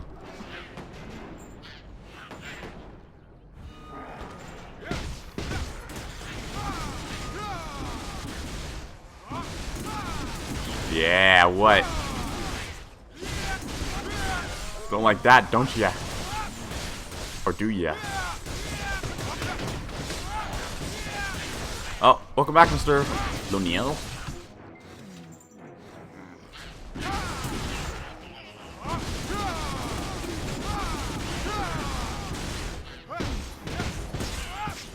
There we go. This is a lot easier this time.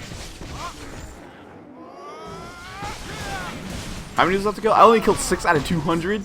6 out of 200? Want to buy party members. 10k each.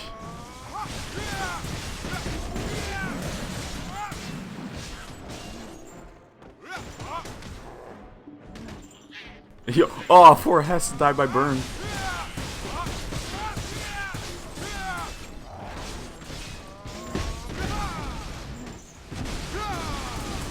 Oh man. These guys are no joke alone. I definitely think this whole area should be best done in a party, or unless you're super duper geared.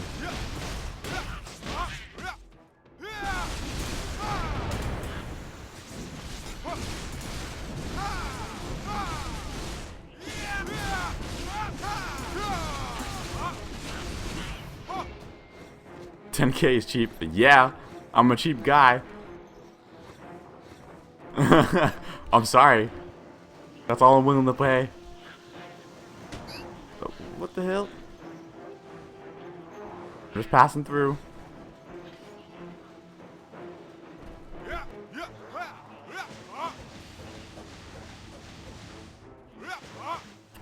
Party members are not worth 40k.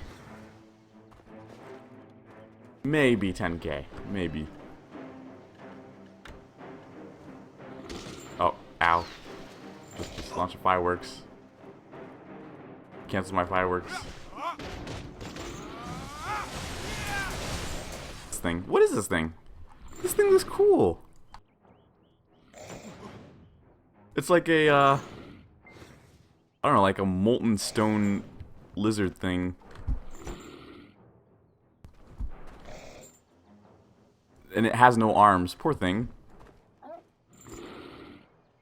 It's like a dinosaur.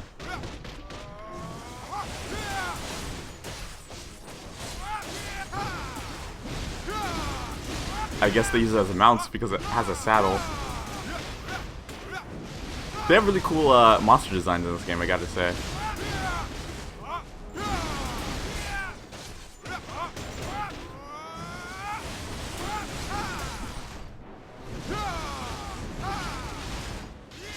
Oops, missed that. Do you have any other ways to raise your accuracy? The main ways people are getting accuracy now is through boss equipment, which is going to be a boss weapon like Zaka or Liberto, and then boss gloves. Let me see if there's actually any in the market.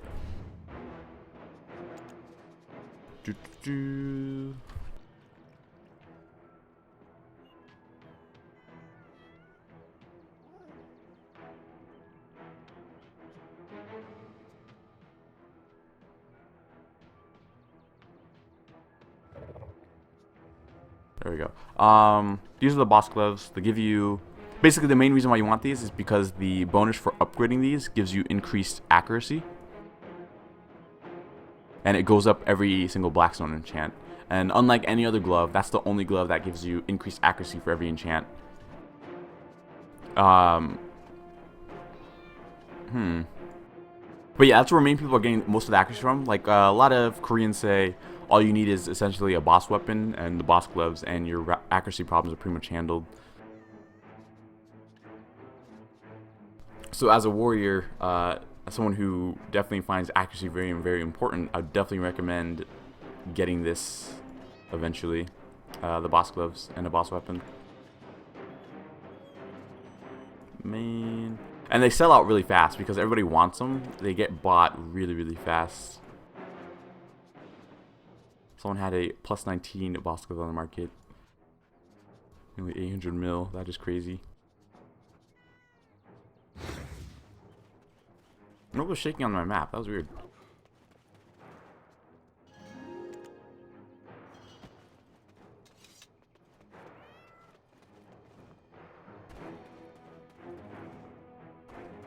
Do you speak Korean? I don't speak it. I wouldn't say I would be able to hold a very fluid conversation with somebody. I'd pretty much be able to say hi and goodbye and very, very small amount of words.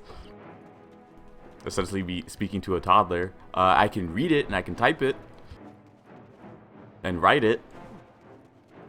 But other than that, I know very, very, very few words. Where did Hess go?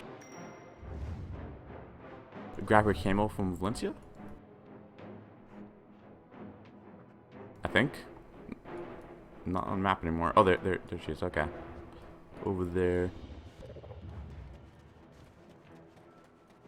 My horse stuff is breaking.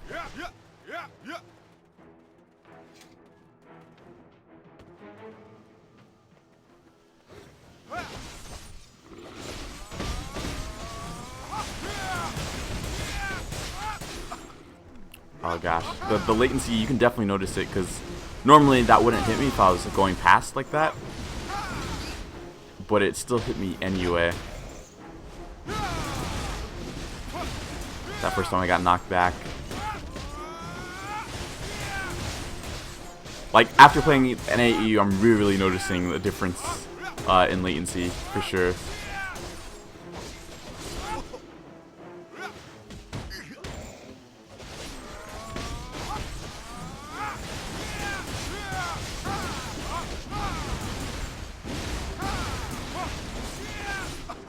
Oh man.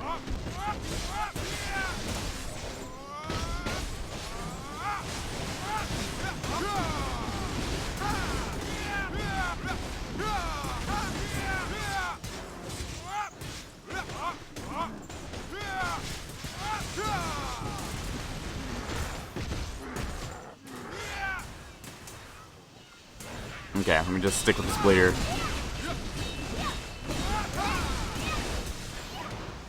Since she does the majority of the damage here.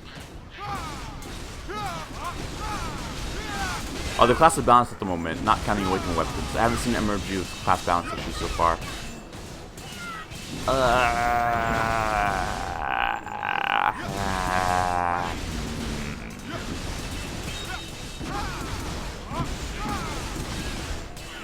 It's hard to talk about balance, especially once you have a game that's so gear dependent, and then just in general when you have a game with classes and nothing's ever going to be truly balanced.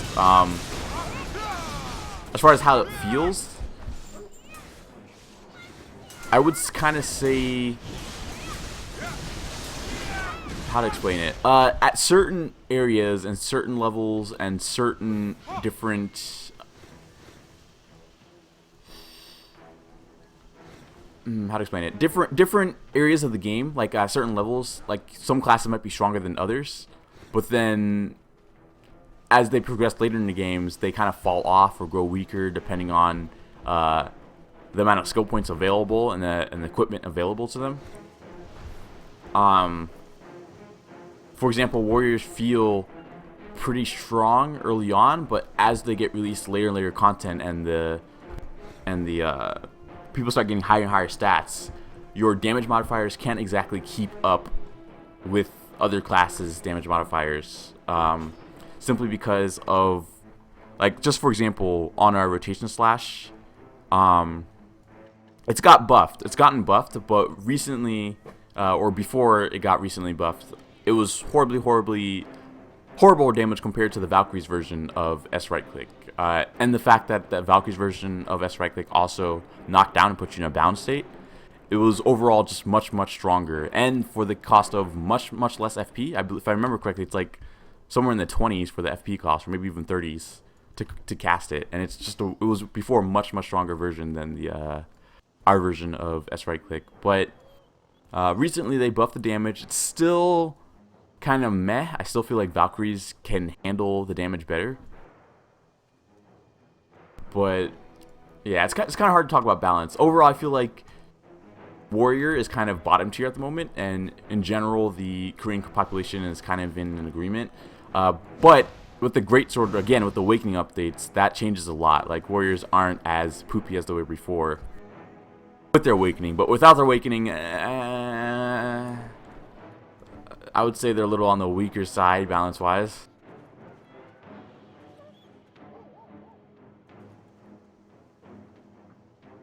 But of course, the classes have their different pros and cons. Like, a lot of the classes sometimes they excel very well in group PvP, but they're kind of not as good in 1 versus 1. A good example would be Wizard.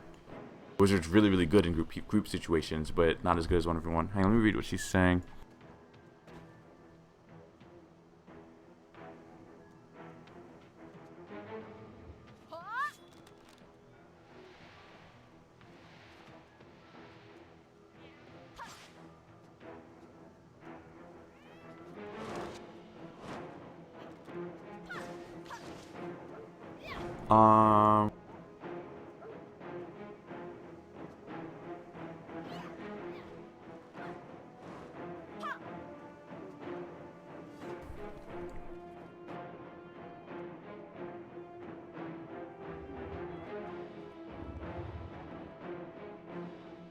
Do the 50+ quests like the one you are doing give you anything good? Because I feel like they're all worth us when you have to grind that hard anyway. This quest I'm doing right now will reward us with 1 mil silver for completing it. That's a 10 gold bar, which is 1 mil in silver. And then, of course, these crappy potions that I wouldn't use. I'm not sure why. I mean, they're not crappy, but I mean, only 5 potions. Like, really? Can we grind this much for only 5 potions? But it does reward with a mil and some decent contribution experience.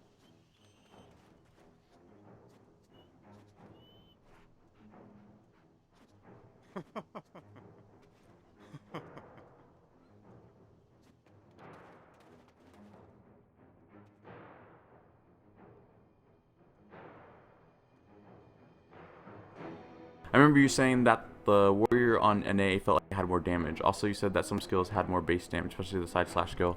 If you're talking about this skill, if you're talking about the one where I was kind of breaking down the different efficient leveling, yeah, since I've been playing, this skill has gotten buffed, but it's still not enough for it to actually warrant the skill point usage, in my opinion.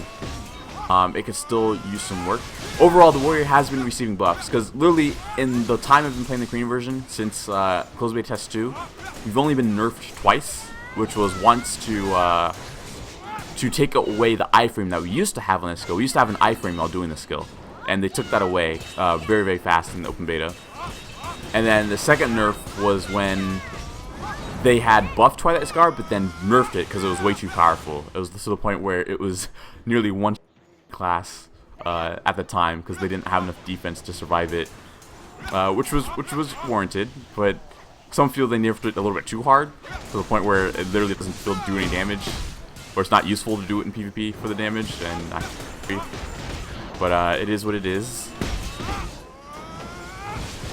But yeah, warrior has been receiving buffs since then. I wouldn't say they've been receiving buffs on the skill that every other class has been receiving, but they have been receiving buffs every now and then. Sometimes it feels like warrior has been forgotten. That's how a lot of Koreans feel. Oh, warrior's forgotten, they don't receive enough buffs, but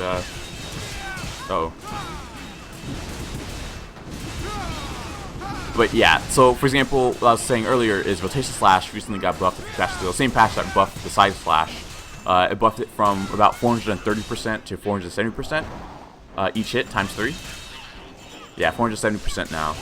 And I still don't feel like it's enough to... I mean, it's a buff, so I can't complain about a buff, but I guess I'm greedy and would have liked more of a buff on the skill. Or at least make some of our other skills a little bit more damaging, so it's not such a reliance on rotation slash for damage. Because currently, right now, that's our only source of damage in PvP.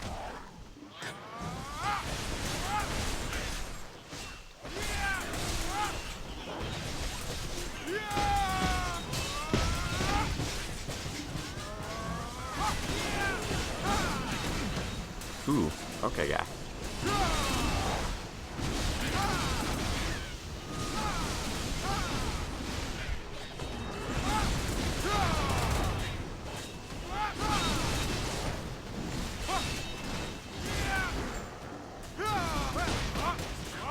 But yeah, maybe later I'll show you guys the Valkyrie. I can probably just transfer over my gear, and you can see the damage difference from her skills, even with mobs that are much higher than her level.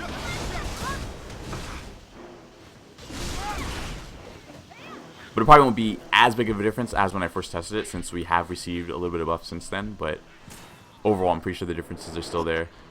Oh man, okay, okay.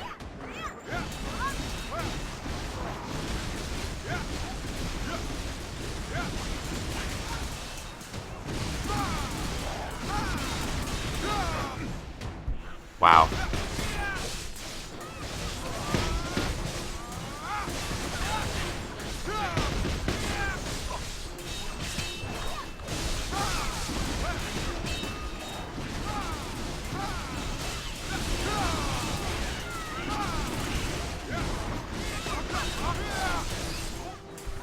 Man, these knockbacks are real.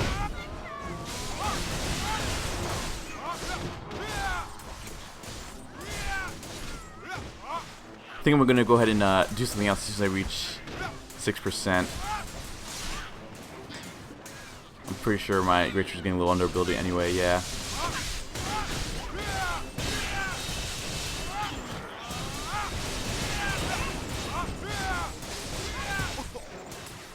I want to see if, let me see if Mervin's still on.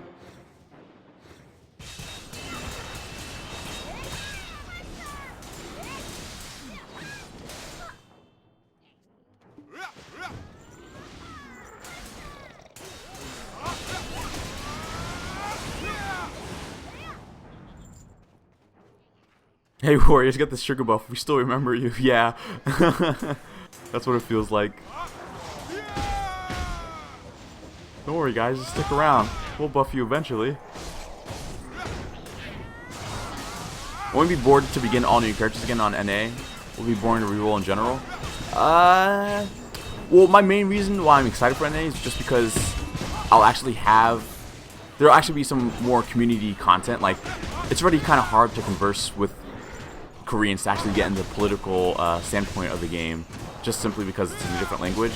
And then combined with that, the fact that the only way you actually can get in a political situation in the game, even in the first place, even if you did understand Korean, was if you're in a big guild, because they completely made it super hard on small guilds to actually have good PvP encounters because of the cost of guild wars and the penalties on the PK system.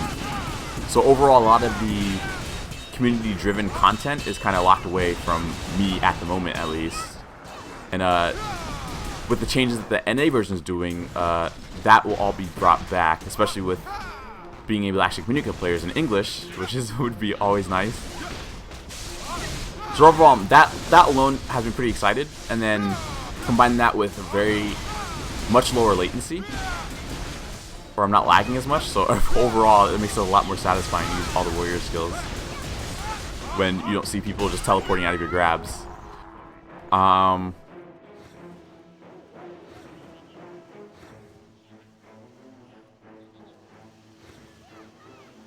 What's the benefits of being in the crafting guild? Money? Lots of money? A whole lot of money. I mean, there's even the gathering-based guild missions, so if your guild's into that kind of thing, you could get your guild all together so you can guys do guild missions to gather the materials that you need to craft, and then you guys also get your paychecks.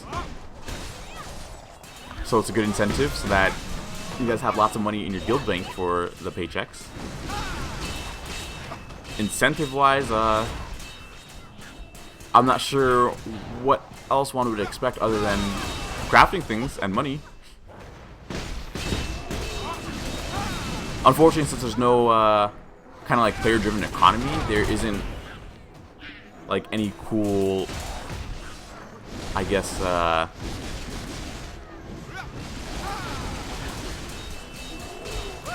status of the community. I'm not sure how to explain it. Like, basically, you can't do cool things like taking your goods to, like, everybody in the server knowing you for the best crafting guild because you make these cool items, so everybody comes to you for all the cool crafted equipment.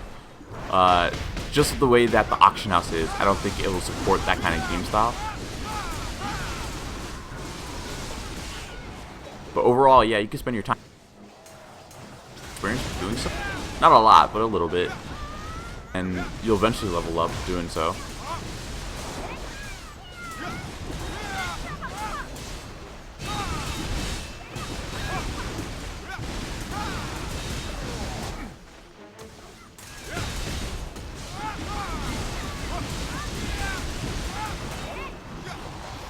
Okay, we kind of knocked that guy into the wall over there. Oh, she's still able to hit him.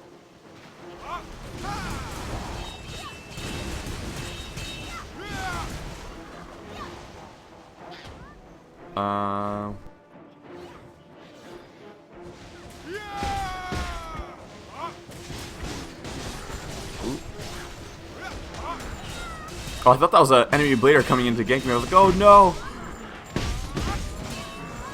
Where did you come from? Well, thanks. That means this game will still have content to discover after a while. I read some reviews, people get bored after level 50. The people that are probably getting bored at level 50 are the people who probably got bored doing the content that's available to you at level 1, honestly.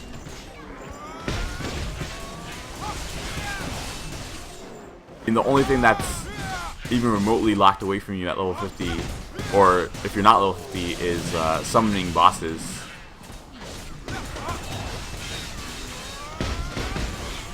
And that's the only thing, as far as I know, that has a level requirement.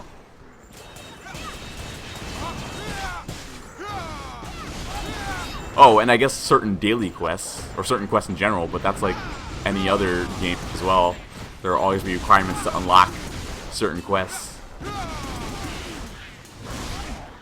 Oh gosh, come on. Okay, okay, knockbacks. I've had enough of you.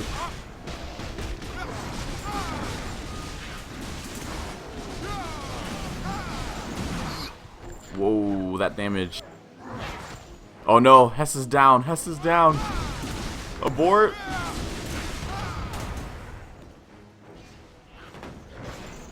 Alright, who's pelting me from the back? Probably this guy.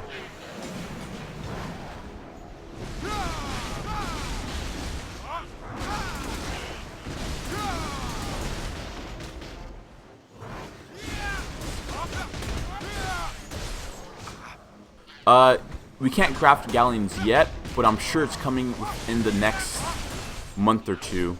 That was supposed to be one of the things that are coming, releasing right after Valencia Part 2. More sea trade and more profitable sea trade systems, as well as the naval warfare and galleons as warships.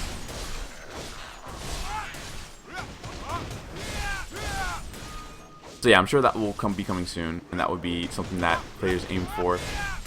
I'm pretty sure it'll be useful for certain sieging as well, coastal sieging, like for example sieging. No pot.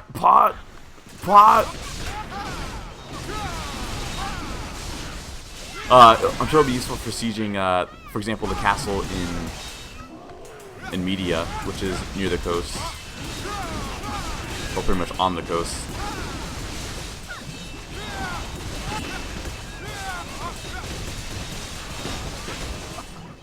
Oh, come on.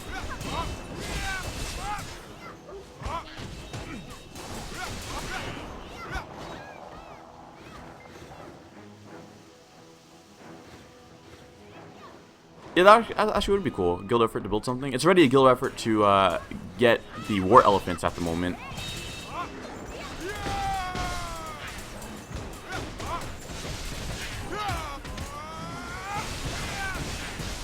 It's something that has to be grown in your, or raised in your guild stables.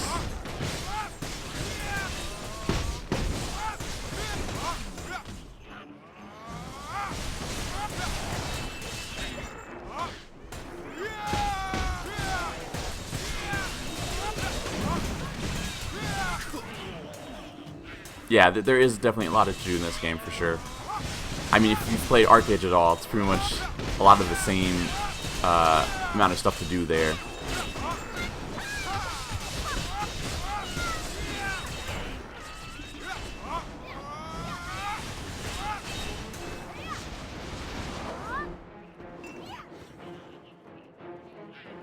I'm close. I'm close to 6%.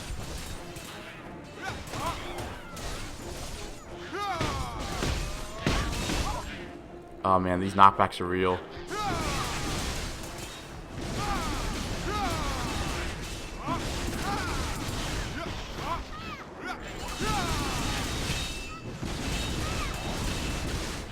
I just want this last 0.010%.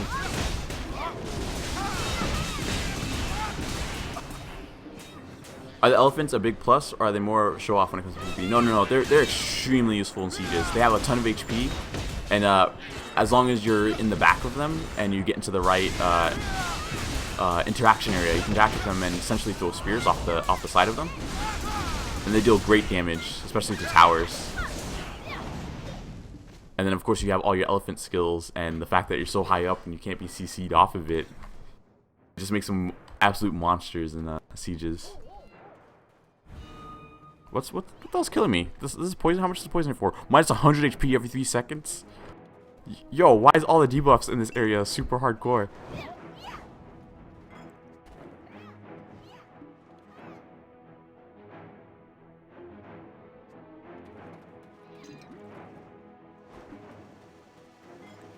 So, skill class, please? What do you mean by skill class, Max?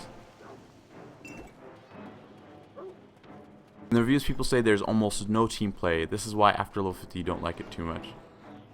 Well, I guess that was kind of true. There isn't much team play until this patch, at least. As you can see, this patch is... I'm dying to have another person with me. Definitely helps out a lot. If you look at earlier in my stream, I was going through the actual hard dungeon that they added in Valencia. And there, me and my friend Neural were getting absolutely destroyed from all the different mobs in there. So definitely recommended to bring a full party or enough people to survive. And I just totally missed that ult.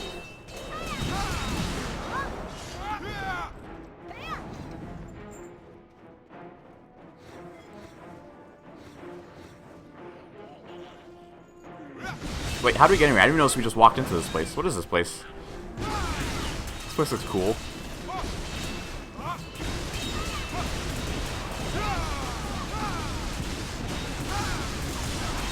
My sword's breaking soon though.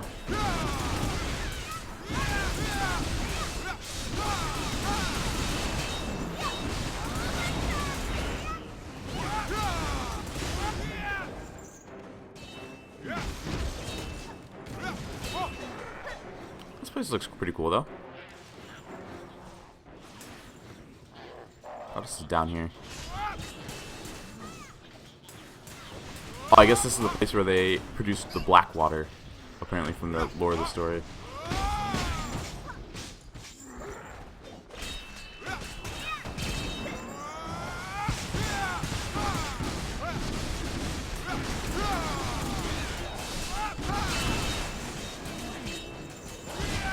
Well, that's good news, you tell me. This means that the devs are aware of the gameplay issues and they patch it. Yeah, the devs...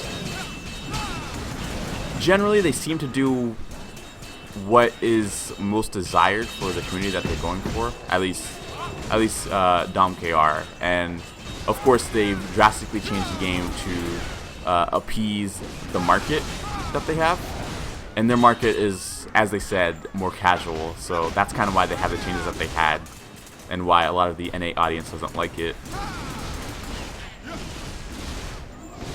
But it does seem like they're giving us the same treatment for EU NA, where they're trying to listen to the community.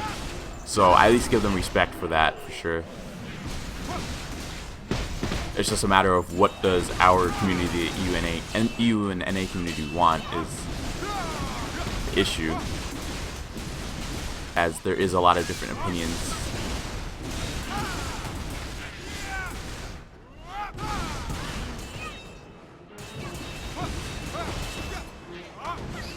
Oh man, I get lost so often, BDO. I like to go around and explore. Then I realize that I'm 200 kilometers away from town. Yeah, I'm not even sure where my horse is, to be honest. And once you get to a certain part of the map, you can't see where you are. Like, I have no idea where I am. I'm probably somewhere in here.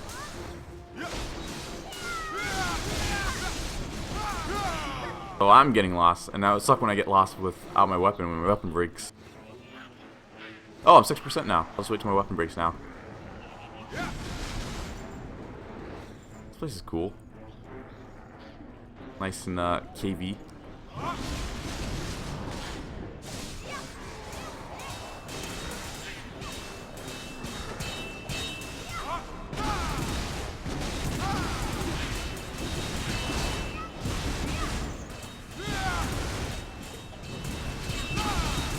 I'll spend the F4 on a lot of big bosses.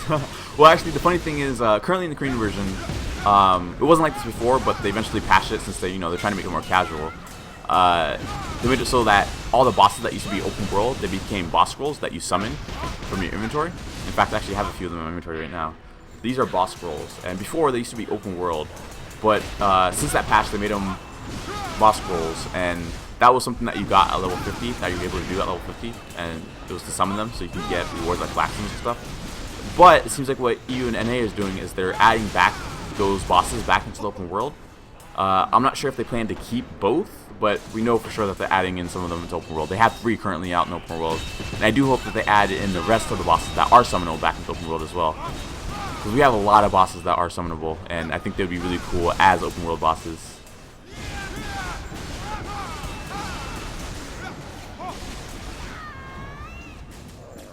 Man, these guys hit you no joke damage.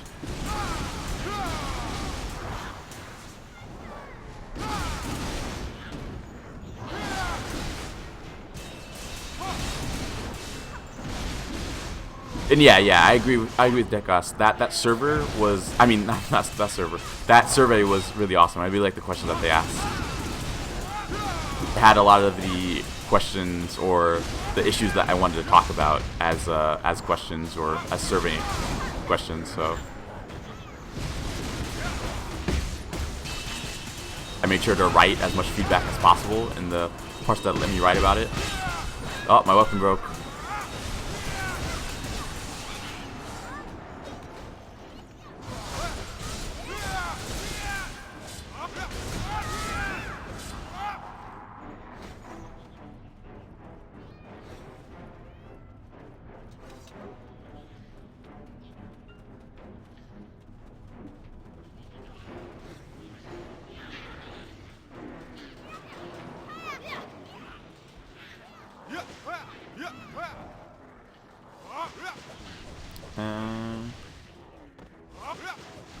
Now where's my horse?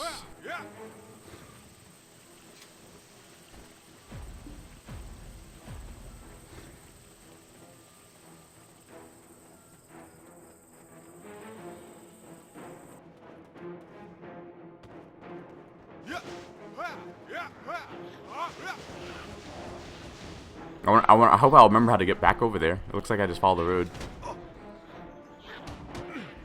Okay, these guys are just knocking me back. Please stop. I'm sorry. Leave me alone. Oh my god. Run. Okay.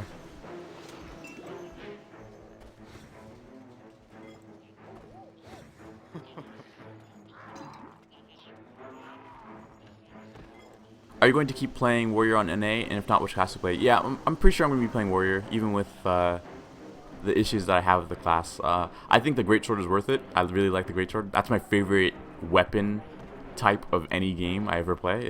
I always love Greatswords. And this is the only Greatsword class in the game, so of course I'm going to like it. Just because of that alone, I'll stick through and through all the pain that comes with being a warrior. Do you know anything about the pre-order costumes? Yeah, it's gonna be this costume. I'll show you right now. Of course, it'll look different on each class, but it's essentially gonna be this costume, but with the helmet to match with it. Of course, I don't have the helmet.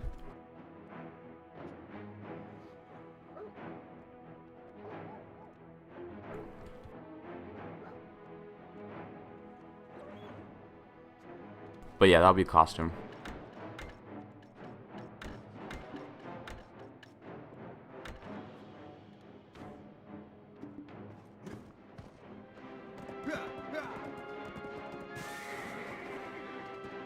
Okay. Oh, I missed the desert. Max, are you talking about... Hang on. Are you talking about this skill, Max?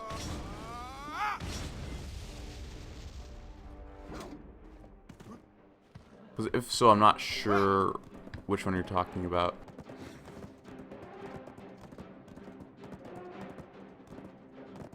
If not, I'm not sure which one I'm talking about. Let's do it this way.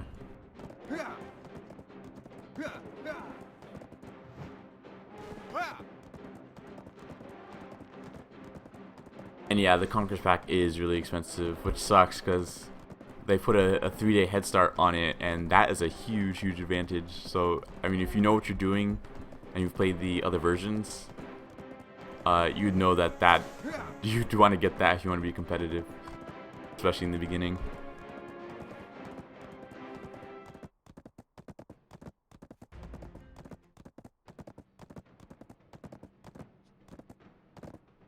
Let me see, who has messaged me?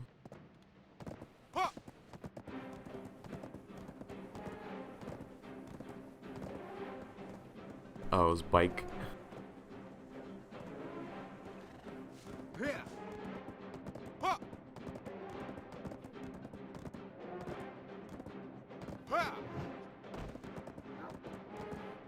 Someone else messaged me apparently. Who was it?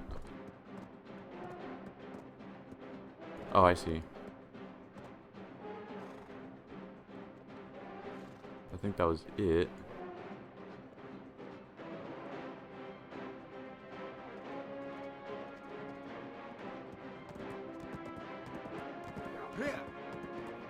Oh, apparently still have a message I missed. Oh well, I'll find it later.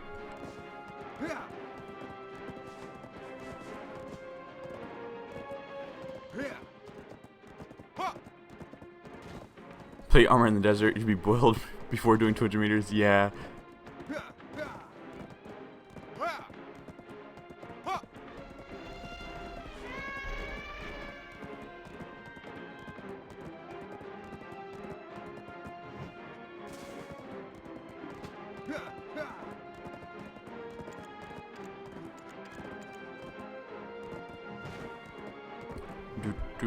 Do. Oh man, Horse in the desert. So slow.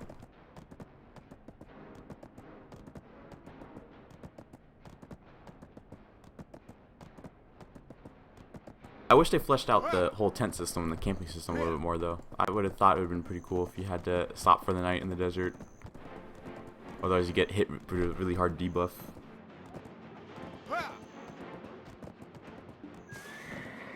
Let's see. Where is repairs?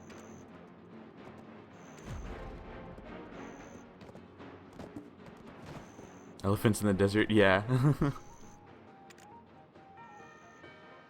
In fact, oh no, I don't have the guild stables. That's right. You need the big guild houses to store the horse in. Oh man, I don't have enough. Ooh, I don't have enough money to. Oh, that works. And for the time that we spent out there, only like 500k. This is kind of meh. Pretty meh. Very meh. Extremely meh.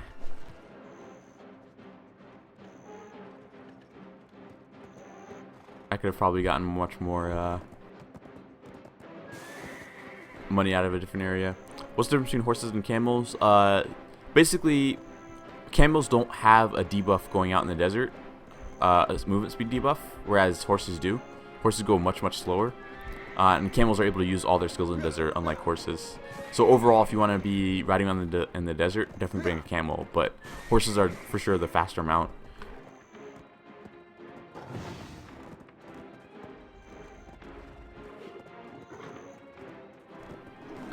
Yeah, I feel you, Dekos. Ooh, knowledge. I don't have this one yet. Oh, it's probably, what is this? Ooh, quests.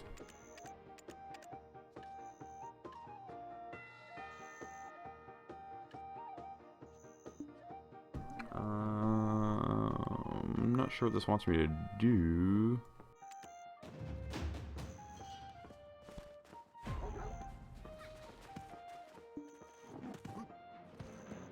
But let me go ahead and follow it, because it is a story quest.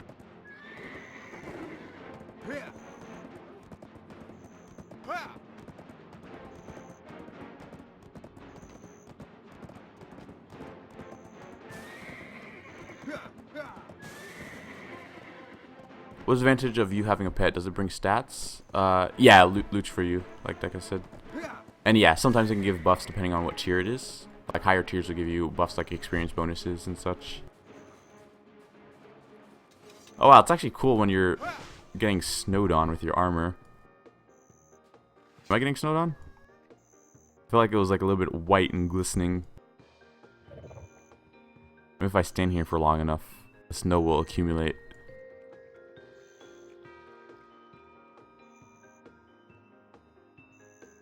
Okay, it's not accumulating. Over through here? Okay, this quest navigation thing is a lie. Oh, here we go.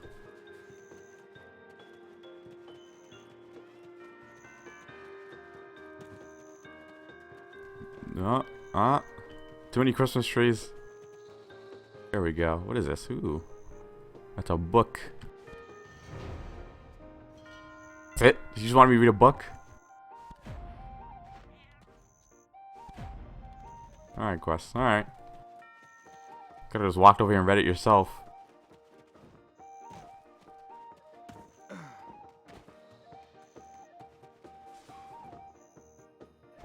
Ow.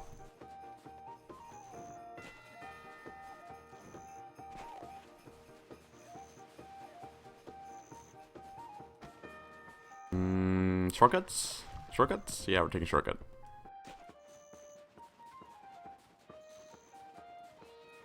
Gonna go all Assassin's Creed. Oh. Ow, okay.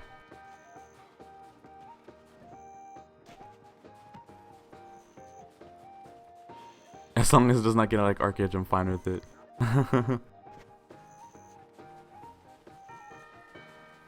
And yeah, quarter 1 2016. I would predict either February or March, I would say.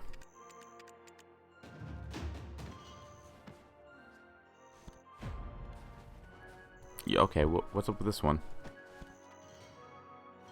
Wants me to go and get some for him.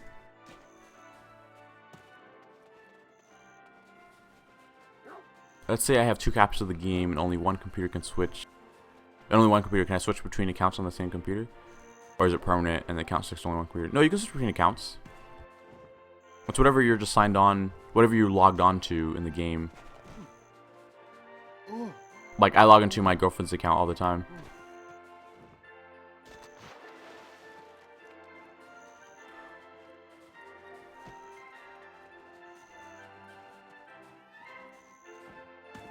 Yeah.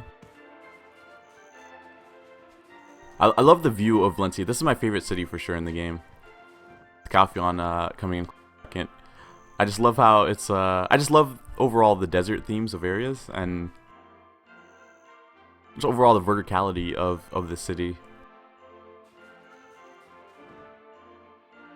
It reminds me a lot of the older Assassin's Creeds as well.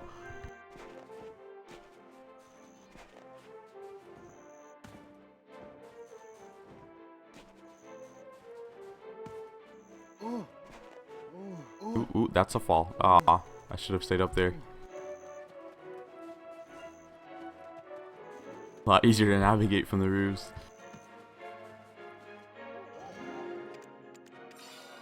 Alright, so what did he want me to do?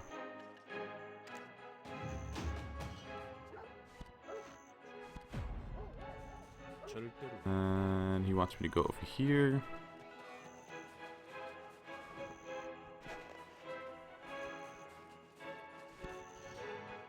Oops. Is that the right guy? Yeah, that's the right guy. What the hell? I don't know what this says.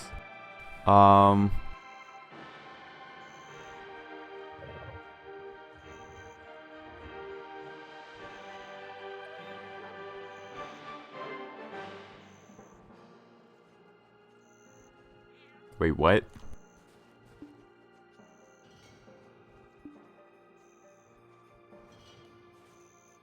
How does this one work? I'm too lazy to translate it. I don't want to type everything into a dictionary. Screw it. You win this time quest. Unless he gave me an item to use on him. What's this? What is this? What does this do? I have a Christmas tree. I need to go get it. Do I have a house here? I think I have a house here. House. Oh no, those are both in Valenos. Why do I have 2 houses in Valenos? Calphion, Media, Valenos. Dang, why don't I have a house in Valencia?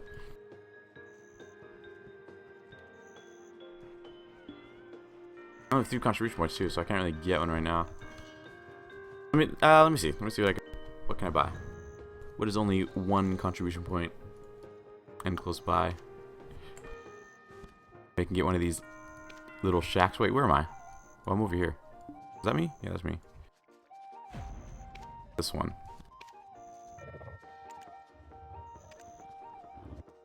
Okay, 1 point. Oh, my houses are full. Dang it. Which one am I not using in Belenos? Probably Velia. Is where it's at. Yeah, this extra storage, and I can't get rid of that. I should be using another house over here. Though I'm not sure where it would be. Unless Ovia? No.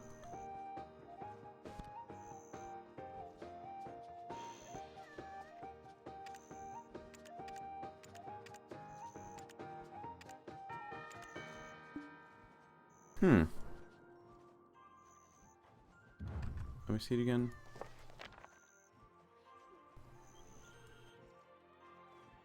I miss some.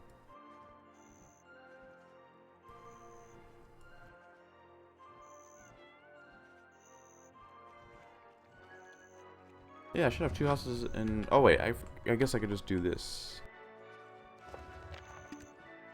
Oh wait, I can't auto path in Valencia. Look at this lame stuff.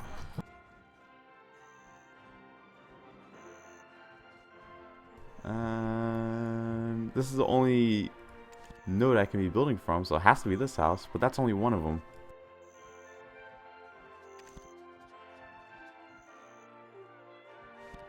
So there should be a second one somewhere. And only this is the Buenos region.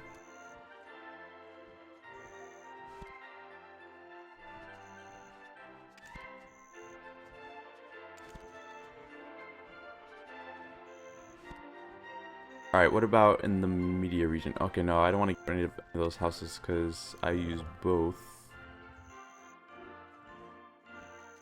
But let me see what... Can I see what I have in this house? I'm sure it's just my cooking stations, but I don't want to get rid of it. Which means I'd have to get rid of a house in Calpheon, but I also have cooking stations over there.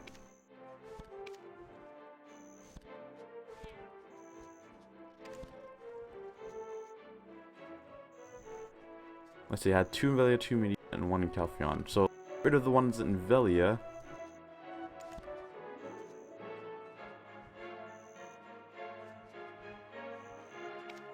If I can find... Oh yeah, that was a chest. So then, yeah, where's my house that I get into? So weird.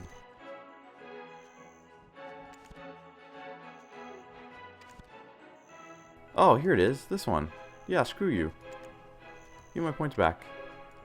There should be a second one.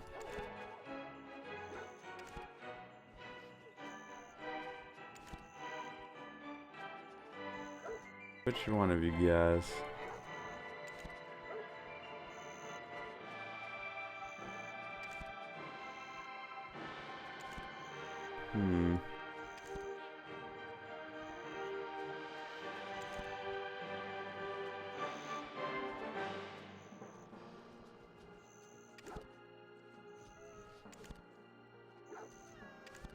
I'm pretty sure those nodes don't have houses on them.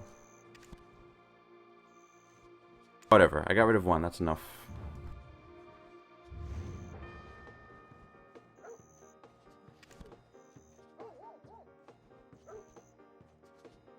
So let me get you, put you up there.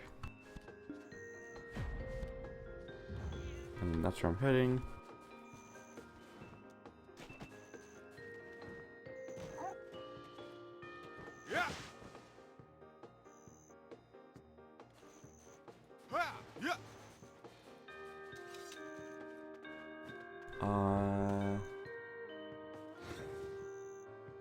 That's not mine.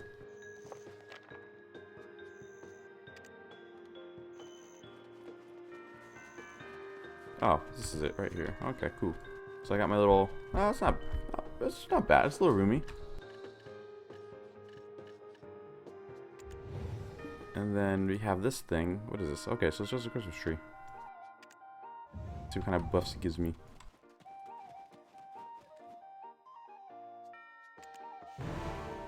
Ooh.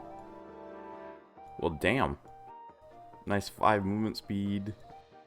5 fishing, 5 gathering, and 5 luck. Okay, alright, Christmas tree, alright. That ain't bad.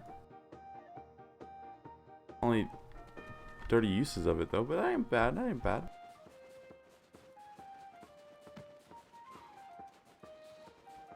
I'm going so fast now. Oh, 5 movement speed is insane. I just don't have all the knowledge to get the knowledge from that NPC. How do I get out of here?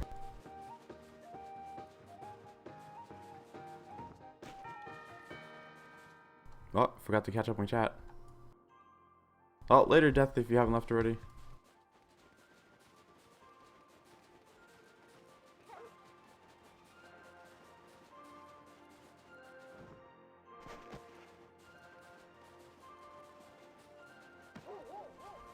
housing system is very murky for you? Like, how so?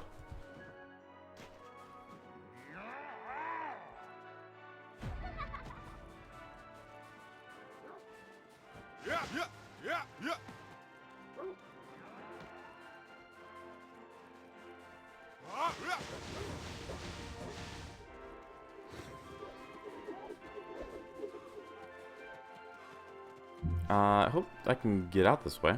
Or, oh, here we go. I forgot to follow the waypoint.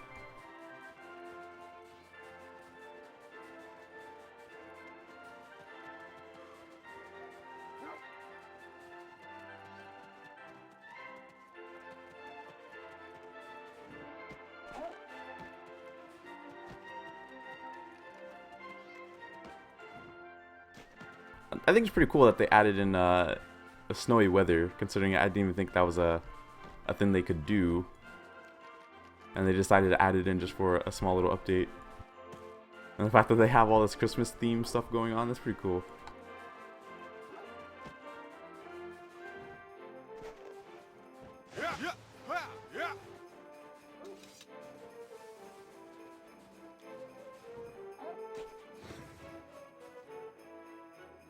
Oh, let me text this person.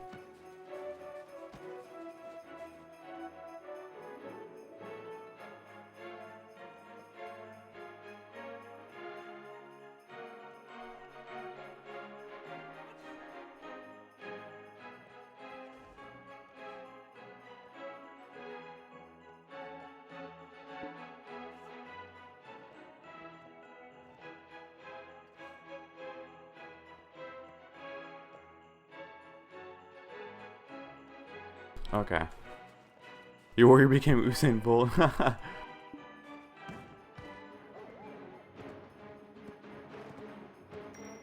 Let's see.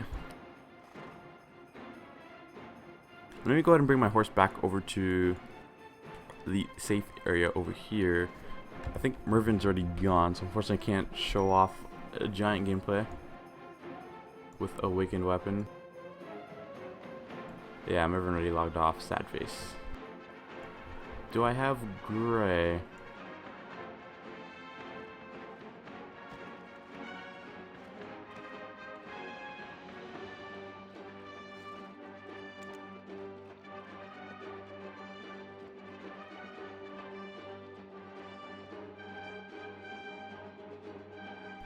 Wait, what?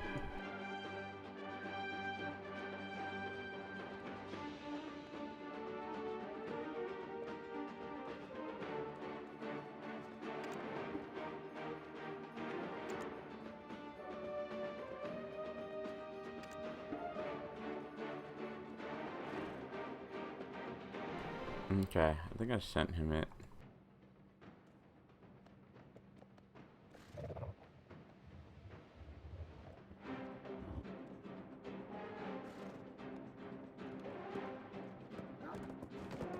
Alright, but yeah, let me go ahead and head out of Valencia. Oop. Oop.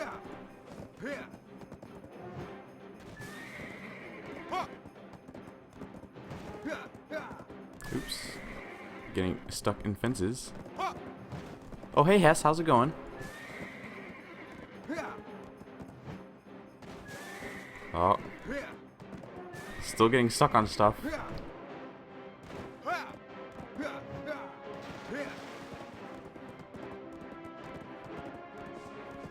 Okay. I should actually try out the horse racing. I haven't tried that out yet. And I do hear you can get some pretty decent rewards from it. I am too tall to fit my horse through this opening. Let's just cheat.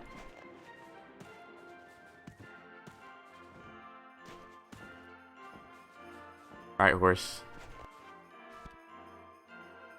Come to me. Bro, show me your equipment, please. Yeah, sure. Give me 1 second. Let me get out of this rocky area.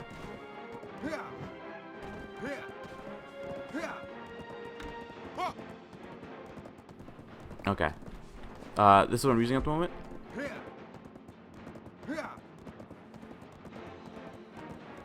Ooh.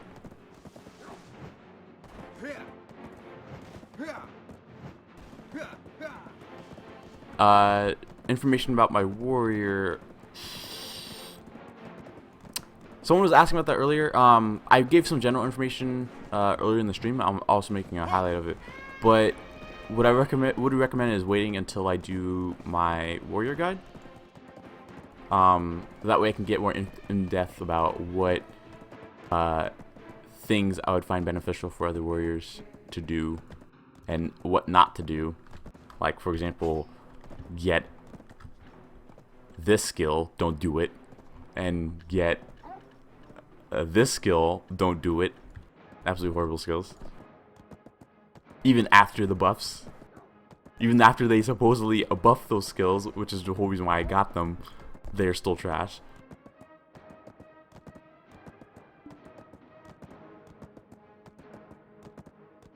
But yeah, I'll eventually make a guide on the different warrior abilities that I find useful, and I'll try to rate them on the usefulness, on what priority you should be getting them, as well as certain equipment, which equipment would be most beneficial for certain situations, which I think I know a lot of people were asking for. Kind of the main reason I've been putting it off is, as I've been telling other people, is I wanted to make sure that the guide was relevant for a more recent version, and I don't want it to be outdated too fast since this game is constantly changing. So I've kind of been waiting on NA/EU launch, because that would be my main audience for the guide, I guess. Did you like the EU beta? Yes, I enjoyed it a lot. I really liked it. Add more PvP in that beta. Well, of course it's beta, so a lot of people don't care as much for their characters, but overall there's much more potential for PvP than any other version I've played so far.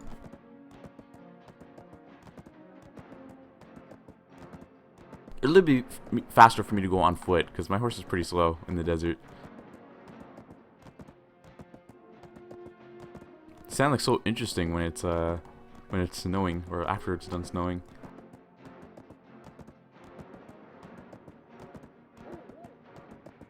Ancient ruin mob. Oops.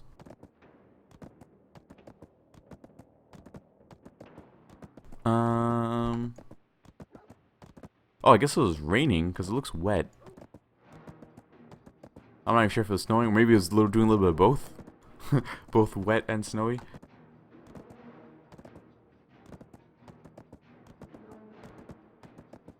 Yeah, what is going on over here? Was it raining? Yeah, definitely see water. So yeah, it was raining. Interesting, interesting.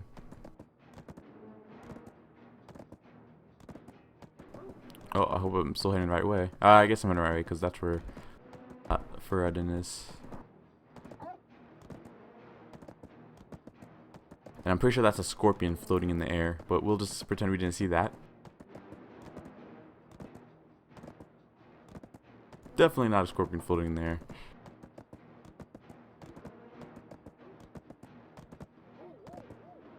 I'm actually been curious if it's possible to see the sandstorm from a far enough distance, because sometimes it does look like those are sandstorms, but I'm not entirely sure. But it does look very, very cloudy and dusty over there.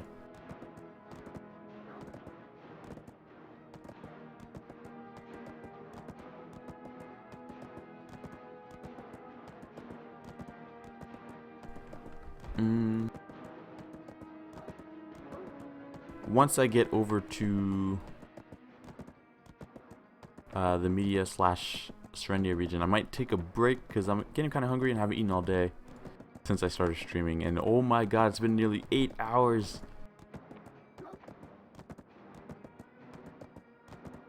8 hours of stream.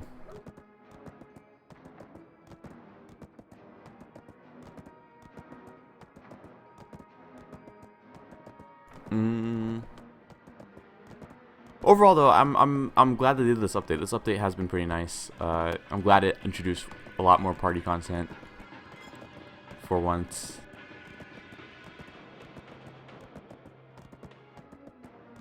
Maybe it's an earwig.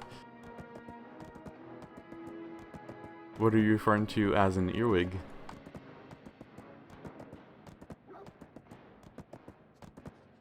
Oh, I guess this is the new, okay, this is talking about you being able to get attacked in the desert for free. Okay. So that's what that is.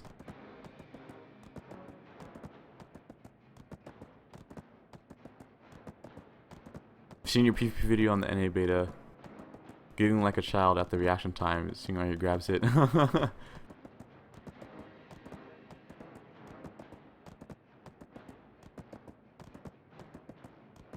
Why do you have field attack? Because I don't really, I haven't really been going too hard on the Korean client after the NA/EU version has been announced to be coming soon. So the closer it gets, the more reluctant I am to play the Korean version, seeing as all this progress I'm making, I'm not going to be using it once the NA/EU version is out anyway. And that, and plus I just tried to upgrade my equipment myself and horribly failed, so it literally been more efficient for me just to simply buy my greatsword at plus 18 than to use it than try and upgrade it myself. It's supposed to be a flying bug that looks like a scorpion, and it goes into people's ears. Oh god.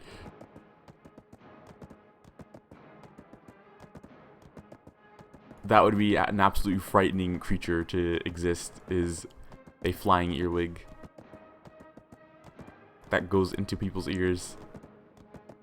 Now that's how you get the whole world burned down.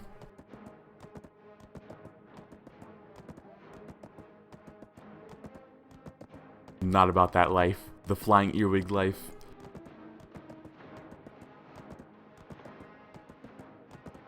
I mean, damn, people thought Australia was bad with imagine flying spiders. It's essentially the equivalent.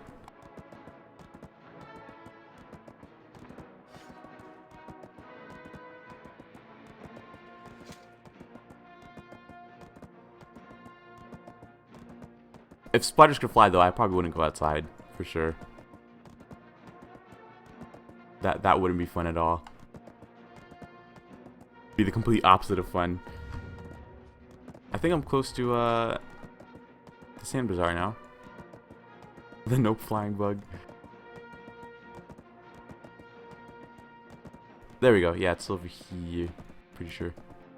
This should be the Desert Nagas. Yep. I'm about to go cry in a corner now.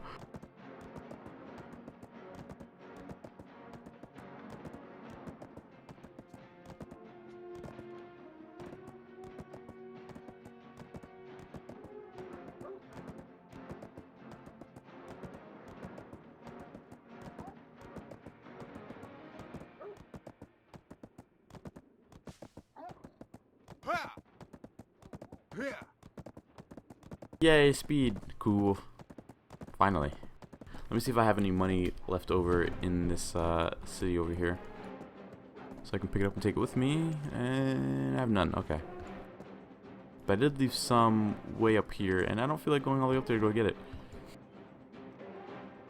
So we're just gonna skip. Skip. Skip.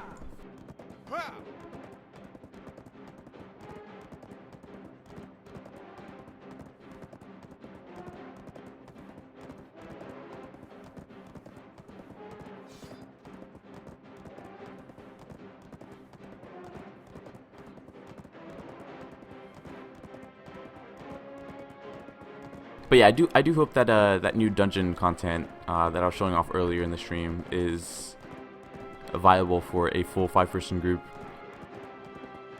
I've seen money-wise, if you're able to kill them fast enough, it's not bad for sure, considering getting 2,400 for every one of these. I just realized we actually got quite a bit for whatever we killed. I'm not even sure what we killed to get this many. Huh.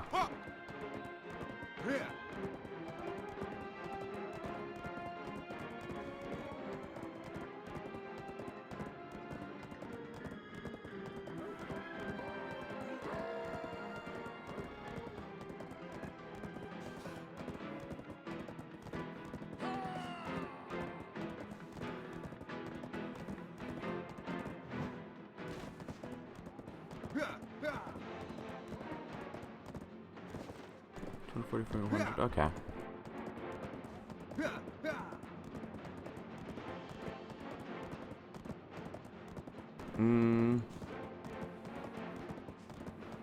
Yep, that hunger is definitely affecting me now. The life of a gamer. Game so hard you don't eat.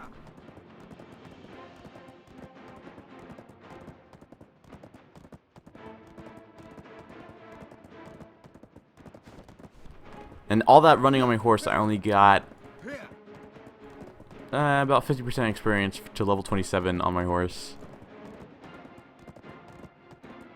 It was literally at 26 and 0% when I started. That's a whole lot of running. Oh no, I did lose attack speed off something. When did I lose the attack speed? Aw, I lost 2 attack speed off my gloves. Aw, I have to get another 2 attack speed. Lose anything else? Lost my helmet. Okay.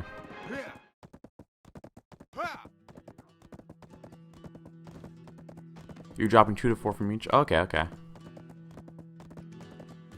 What do you get by killing someone's horse? Negative karma. At least you used to. I'm not sure if they changed it. I remember they do some reworks to the horse killing. But you used to get negative karma for killing horses. What tier is my horse? My horse is tier 6. I was about to say my tier is horse 6. That shows you how hungry I am. Hungry and tired. But yeah, tier 6 horse. Right there.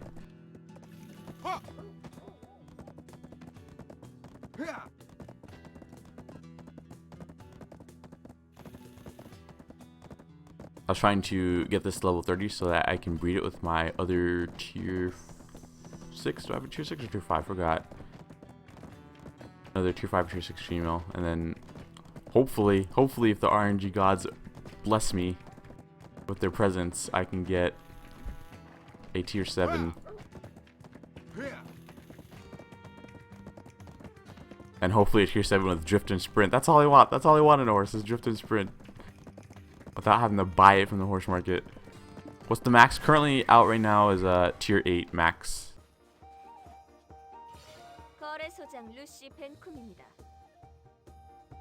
No, Mr. Flonial. It doesn't drop items. You only get bad karma for killing horses. Or negative karma.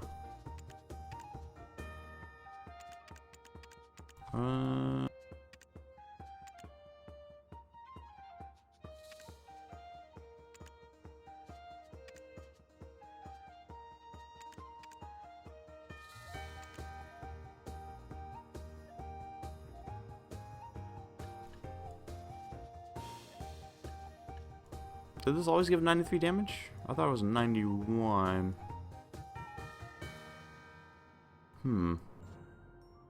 Yeah, okay, that seems right, I guess. Yeah, that's right.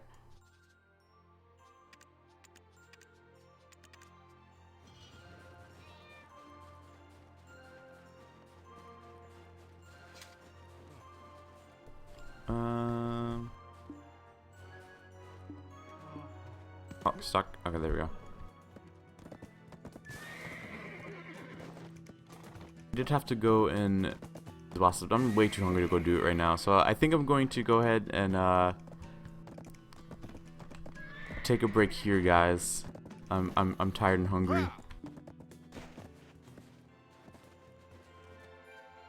I think this is where my adventure will stop. For those of you who are curious and feel like you missed some stuff, I will the stream will be upload on my channel soon. It takes a while to process, so it's going to be like, I don't know, a good day or two. At least that's what it took for the last 8-hour stream. It was a good day or two to actually process to 1080p. But it'll eventually be up there, and then you could watch it if you're interested. This is maybe one of the last videos of T1G. Yes. We'll never upload ever again. Let me use this to repair.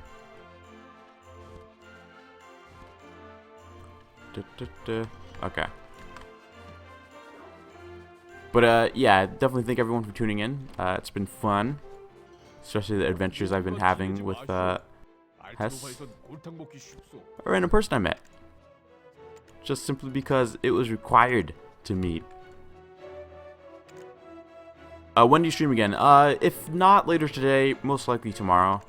If not later today. Is it when I'll be streaming? What am I doing? What am I trying to do?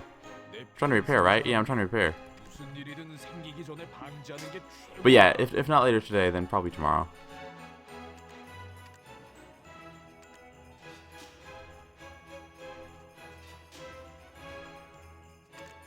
Oops, no, I don't want to talk to you. Get out of here. There we go. No, I don't have any money.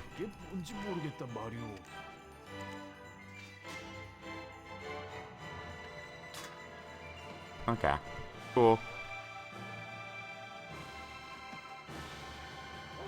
Alright, bye everyone. Thanks for tuning in. I really appreciate it. As I said, I'll stream more either later or, if not later, possibly tomorrow. Alright, catch you guys next time. Ooh, ooh.